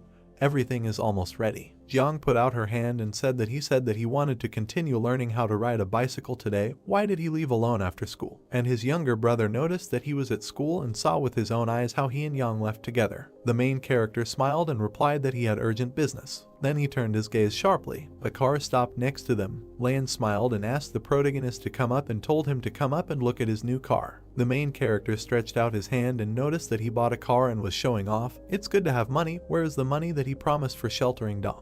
The boss got out of the car and noted that he would bring them to him today at noon, and Sayo asked why he came. The Do put out his hand and noted that he was here to give something to Miss Dawn, all of which were tonics useful for her recovery. Everyone opened their eyes and Sayo thought that it seemed like they were watching love. The Do knocked and shouted that he had brought her some tonics. The girl closed abruptly. The main character smiled and asked that he, the bigwig of the King Consortium, had suffered from a lack of love for so long that he continued to importunately come here, although he was faced with cold indifference. The Do straightened his hair and replied that he knows he used to have a bouquet of moths, but he touched none. But now, having taken the righteous path, after he met Miss Dawn, he realized that only she was good enough for him. The main character narrowed his eyes and asked that he had not touched any of them. That is, he gave Zhu all the medicine that he bought from him.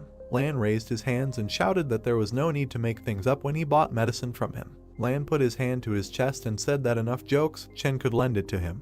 And the main character replied that why does he need it, and in general, how would he lend it? He is a living person. He can ask for it himself. The doe hugged the protagonist and noted that he had learned that other forces had arrived in this fortress over the past 2 days. They say that a study was being conducted at the University of the 109th Fortress, which was about to be completed, and many people wanted to take possession of its results. The protagonist strained his gaze and thought about what his Yang had previously mentioned as something that the Lai Consortium was trying hard to protect. That thing was probably so important that it could change the structure of the consortium, which was why various forces were paying great attention to it. The main character turned and asked what kind of research, to which he did not receive an answer. Xiao began to leave and asked that he did not know what its essence was, and at the same time he was asking for Chen. And Lan noticed that they did not pay attention to this university, but there was definitely something there that was of extreme value, since many forces were focused on it. Your gaze. Lan extended his hand and asked to order Chen to protect him. He would pay. The main character turned his gaze and thought that this fat man was lying without hesitation. He didn't know anything about the results of the study, and he simply didn't want to tell him. Xiao folded his hands and noted that if he wants Chen to protect him, then let him speak to him himself. He does not order him. The doe took a step forward. The main character looked at him thoughtfully. The soldier whispered in the fat man's ear. Xiao looked at them carefully and thought that it seemed that the King Consortium was planning something. The main character put his hand to his face and thought that even if he doesn't know the results of the research, if he determines the location, he can steal them using the shadow door. The girl came out. The doe smiled and asked that she finally wanted to see him. Dawn folded her hands and shouted that when she lost weight, then she would come out to see him. The main character put his hand to his mouth and noted that is never. The doe opened his mouth and shouted that he shouldn't say that. Isn't it just a diet? He will lose weight very soon. Lan said how quickly he could lose weight, and the main character replied that he would certainly lose weight if he ate one mantu in the morning, afternoon, and evening. The doe looked at him displeased. Then he smiled and asked if it was before or after the meal. The main character stretched out his hand and noticed that it seemed that he was going too far. Chen told him that Ben Borba had already tried to lure him to his side. Now he was taking risks, helping Dong. He was not afraid that there might be problems with this girl, and Lan asked what could go wrong. She looked so innocent. The doe opened his mouth and thought. Then he opened his mouth and shouted that he himself was a Ben Borba. The main character put his hand aside and asked what it meant. He was not sure that it would not cause problems, and Lan replied that he reminded him that this fortress was not under their control. The main character turned and noted that he should go about his business. He wants to get ready for dinner. The main character lowered his head and noticed in his head that there really was nothing to be done about this fat man, so it would be better for him to look after Dawn himself. Then he smiled and saw the notification and thought that only black medicine could be bought in it, but completing the task would unlock new items. The heroes were sitting at the table. The main character looked at the plate and asked what her superpower was. Dawn opened her mouth and replied that she was very strong. Xiao looked at her and asked how much relative to an ordinary person, and then thought about the feeling that this ability was useless. The girl put the food in her mouth and replied that she was probably as big as 2 grown men, but she was still growing, so it was possible that she would become stronger in the future. The main character looked at the table and noticed that, to be honest, relying only on her ability, she would not have been able to escape without the help of Lan and the others. And the girl shouted that he had bad intentions. There was something wrong in his gaze and tone, and the protagonist asked what he plans to do next. Dawn threw back her head and replied that when her wound healed, she would find the source of the flames and take revenge on them. The main character straightened up and noticed that she couldn't leave, and she asked why. Xiao closed his eyes and replied that the source of the flame had already been expelled from the fortress, even if how many of their people were still hiding. He would not be able to find them, especially if she was captured. She would be subjected to severe torture and she would inevitably endure physical suffering. The main character smiled furiously and wondered what if she suddenly finds the source of the flame and reveals that they sheltered her, and if she leaves, then where will she find someone to complete the task? He cannot let her go. Beauty looked displeased, after which the protagonist coughed and added that these days he is responsible for her. Beauty looked at the protagonist furiously. Xiao opened his mouth and asked what was wrong with him, looking slightly dissatisfied. Yuan put his hand to his mouth and whispered into his ear. Beauty and the younger brother started laughing. The main character leaned over to his brother and asked what he told him that made him so happy, and Yuan answered in a whisper that it was very easy to make Woody happy. Just call him a great sage equal to heaven. After which Yuan turned around and shouted that the great sage equal to the sky was cool, and Woody shouted that he was. Xiao lowered his head and thought that he didn't think that this kid would be able to find an approach to him. Dawn is tied up. After which Yudi threw it into the room and noticed that it was here. The girl clenched her teeth in rage. Beauty raised his hand and asked what he was looking at. Dawn opened her mouth and shouted that on what basis were they holding her, what kind of store did they have. They opened a den to kill and rob travelers, and they were probably also selling stolen medicine. The main character and Zioyu laughed and noticed that they were really selling stolen medicine. Dawn opened her mouth wide. Then she raised her head and shouted that she didn't expect them to turn out like this. A moment later, a gag was shoved into her mouth. The main character smiled as he left and noted that she should calm down. They were doing this for her own good, and then thought that someone had given him a task, and besides, since he received Land's money, she definitely shouldn't be let go. The moon was shining into the room, and the main character called his brother and noticed that he needed to show him something. The main character stretched out his hands and noticed that he had one more ability. It allows him to open a door in the shadows. We need to try together and see if he can get him through such a door. The main character smiled and asked his brother to step back a little. He would open it in front of him. Zio extended his hand in front of him, after which there was an awkward silence. The main character screwed up his face and asked where the door was. Yuan opened his mouth. Then they looked at the stripe on the ground and the younger brother asked what kind of door it was. It was more like a door crack. How could he get through it? Then he raised his head and asked if he really knew how to control this ability. The main character sharply put out his hand and shouted that a small mistake is nothing. Who does not make mistakes? Yuan looked displeased and noticed that it was still better for him not to conduct his experiments on him. He was a little scared. Zio squeezed his hand and noticed that now it was not yet developed enough to use it. Before that, he trained himself. A moment later, a portal appeared on the wall. The main character held his hand in front of him and thought that now only a hand can pass through, and there is no point in making the door so big, otherwise it will attract attention. Zio looked straight ahead furiously, then added in his head that it was possible to reduce it so that it was only enough for one hand. The protagonist then closed his eyes. Dark energy was coming from the portal. The main character opened his eyes and thought about what an amazing feeling, as if something was opposing him. Zio then gritted his teeth, after which the portal began to shrink. A small portal appeared in front of him. A moment later, a notice about a lack of authority appeared in front of him, and the protagonist wondered if this was a trick of the palace. The main character smiled and asked his brother to go shopping with his sister tomorrow and buy a live chicken, and Yuan asked why he needed such an ability. The main character clenched his fist and replied that it is very useful. Although only one hand passes, you can take others by surprise by delivering an unexpected blow, and no one will know who did it. Yuan smiled and said, "That's the point." It was night outside, and from the house they heard that they wouldn't worry about it. They need to cover him today.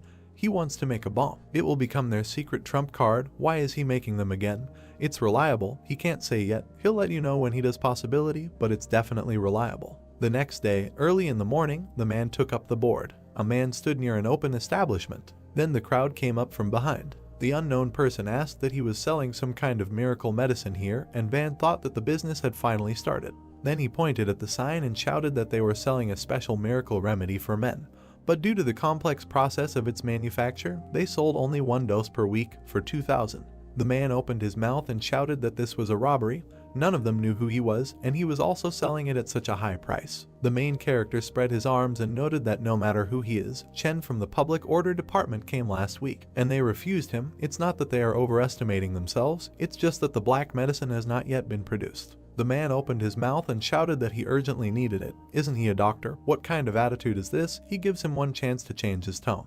The main character bowed and noted that they would do their best. Then the unknown person approached the protagonist and shouted that he should have said that he would soon die. Another man came over and greeted little Yan. The man bowed, and Van noted that he had come to thank the local doctors. The executive security guard put up a poster, and Wang added that several years ago in the third hospital of the fortress he was told that he was infertile. His heart was breaking because he could not conceive a child. Recently someone gave him this black medicine. He tried it, after which his wife suddenly said that she was pregnant. The main character threw his head back and asked the palace if black medicine could cure infertility, to which he heard a negative answer. Zio then asked that he was sure his wife was pregnant. Wang smiled and noted that that's right. Yesterday they went to the hospital to donate blood. There could be no mistake in the analysis. She was definitely pregnant. The main character smiled and noted that this was a miracle. People enter the building. Hands in the pockets of his jacket, Zio looks to the side. There is a red canvas hanging on the wall. It says "Skillful hands bring back spring." Nauxian holds the banner. The guy raised his head. Reed thought that he had gotten rid of the skillful hands that bring back spring and immediately became a goddess who gives sons. Jiang at the board, hand on the table, called the guys to silence. She turned around and said with a smile, since their class was recently formed, they were missing a prefect and a member of the study committee, so she would like to take advantage of the morning class to give them the opportunity to choose. The student stood up and said that there was no need to choose, let Zio take on the responsibilities of the headman. Yang and Xiao are sitting at the same desk. One of the students asked which one, the other laughed and answered, both. The guy is the headman and the girl is a member of the study committee. It will be easier to distinguish between them. Yang smiles, hands on the table. She asked, then it was decided. Everyone agreed. Yang lowered the visor of her cap. Xiao leaned over to her and asked what they were doing and whether they received money. She replied that no, they were needed to push everyone in their studies. They were sitting at a desk. She put her head in her hands. The guy thanked her. The girl's head is on her folded hands. Xiao looks at her, asked why she was lying down again. The final exams are in a few days. She is not preparing for them. The girl opened her eyes and said that lately Lan had been planning something very dangerous. It was better for him to stay away from him. The guy frowned and asked what she was talking about. He leaned towards her and asked what Lan was doing. She raised her head and their eyes met. The guy's neck, a drop of sweat on his cheek, embarrassed. Adjusting her cap with her hand, her eyes closed, Yang replied that they had spotted the King Consortium people at the 4th mental hospital, and it looked like they were going to rob it. Xiao looks at the girl, said that he has heard about those who rob jewelry stores and even about crazy people who rob Consortium banks, but this is the first time he has heard of someone who wants to rob a mental hospital. The girl said that all the super beings taken into custody are kept their Lee Consortium, and there is also an extremely dangerous Superman there. Behind her, a guy with white hair and a black shirt raised his hat. She added, consider it possible to be glad that he remains calmly in the hospital, without causing problems. If Lan had freed him, it is unknown what the future would have held. Fortress 109. Xiao props up head with his hand, looking displeasedly to the side. I thought that Lan realized that he could not subjugate Dawn, so he decided to do it with the people from the 4th mental hospital. This fat man really spares no effort in searching for a Superman to become his bodyguard. The hero's hands are on the desk, the guy asked, but now there are few people from the King Consortium here. How did they decide to rob the mental hospital? Besides, this is the territory of the Lie Consortium. Lan is not afraid that he will be discovered and expelled. She looks ahead thoughtfully and replied that he too underestimates the King Consortium, or rather Zhang himself. They pushed a lot of their people into Fortress 109. Now we can say that they are all subordinate to Lan, and they also have weapons of mass destruction. He frowned, opened his eyes wide, and asked again, weapons of mass destruction. The hand is bent, palm up, the girl explained. It seems that he does not realize how crazy Lan is. In Fortress 113 he did complete lawlessness. Now he only relies on the fact that the Lie Consortium does not pay attention to him. In extreme cases, they will allow Zhang to ransom him, but they will not dare to kill him.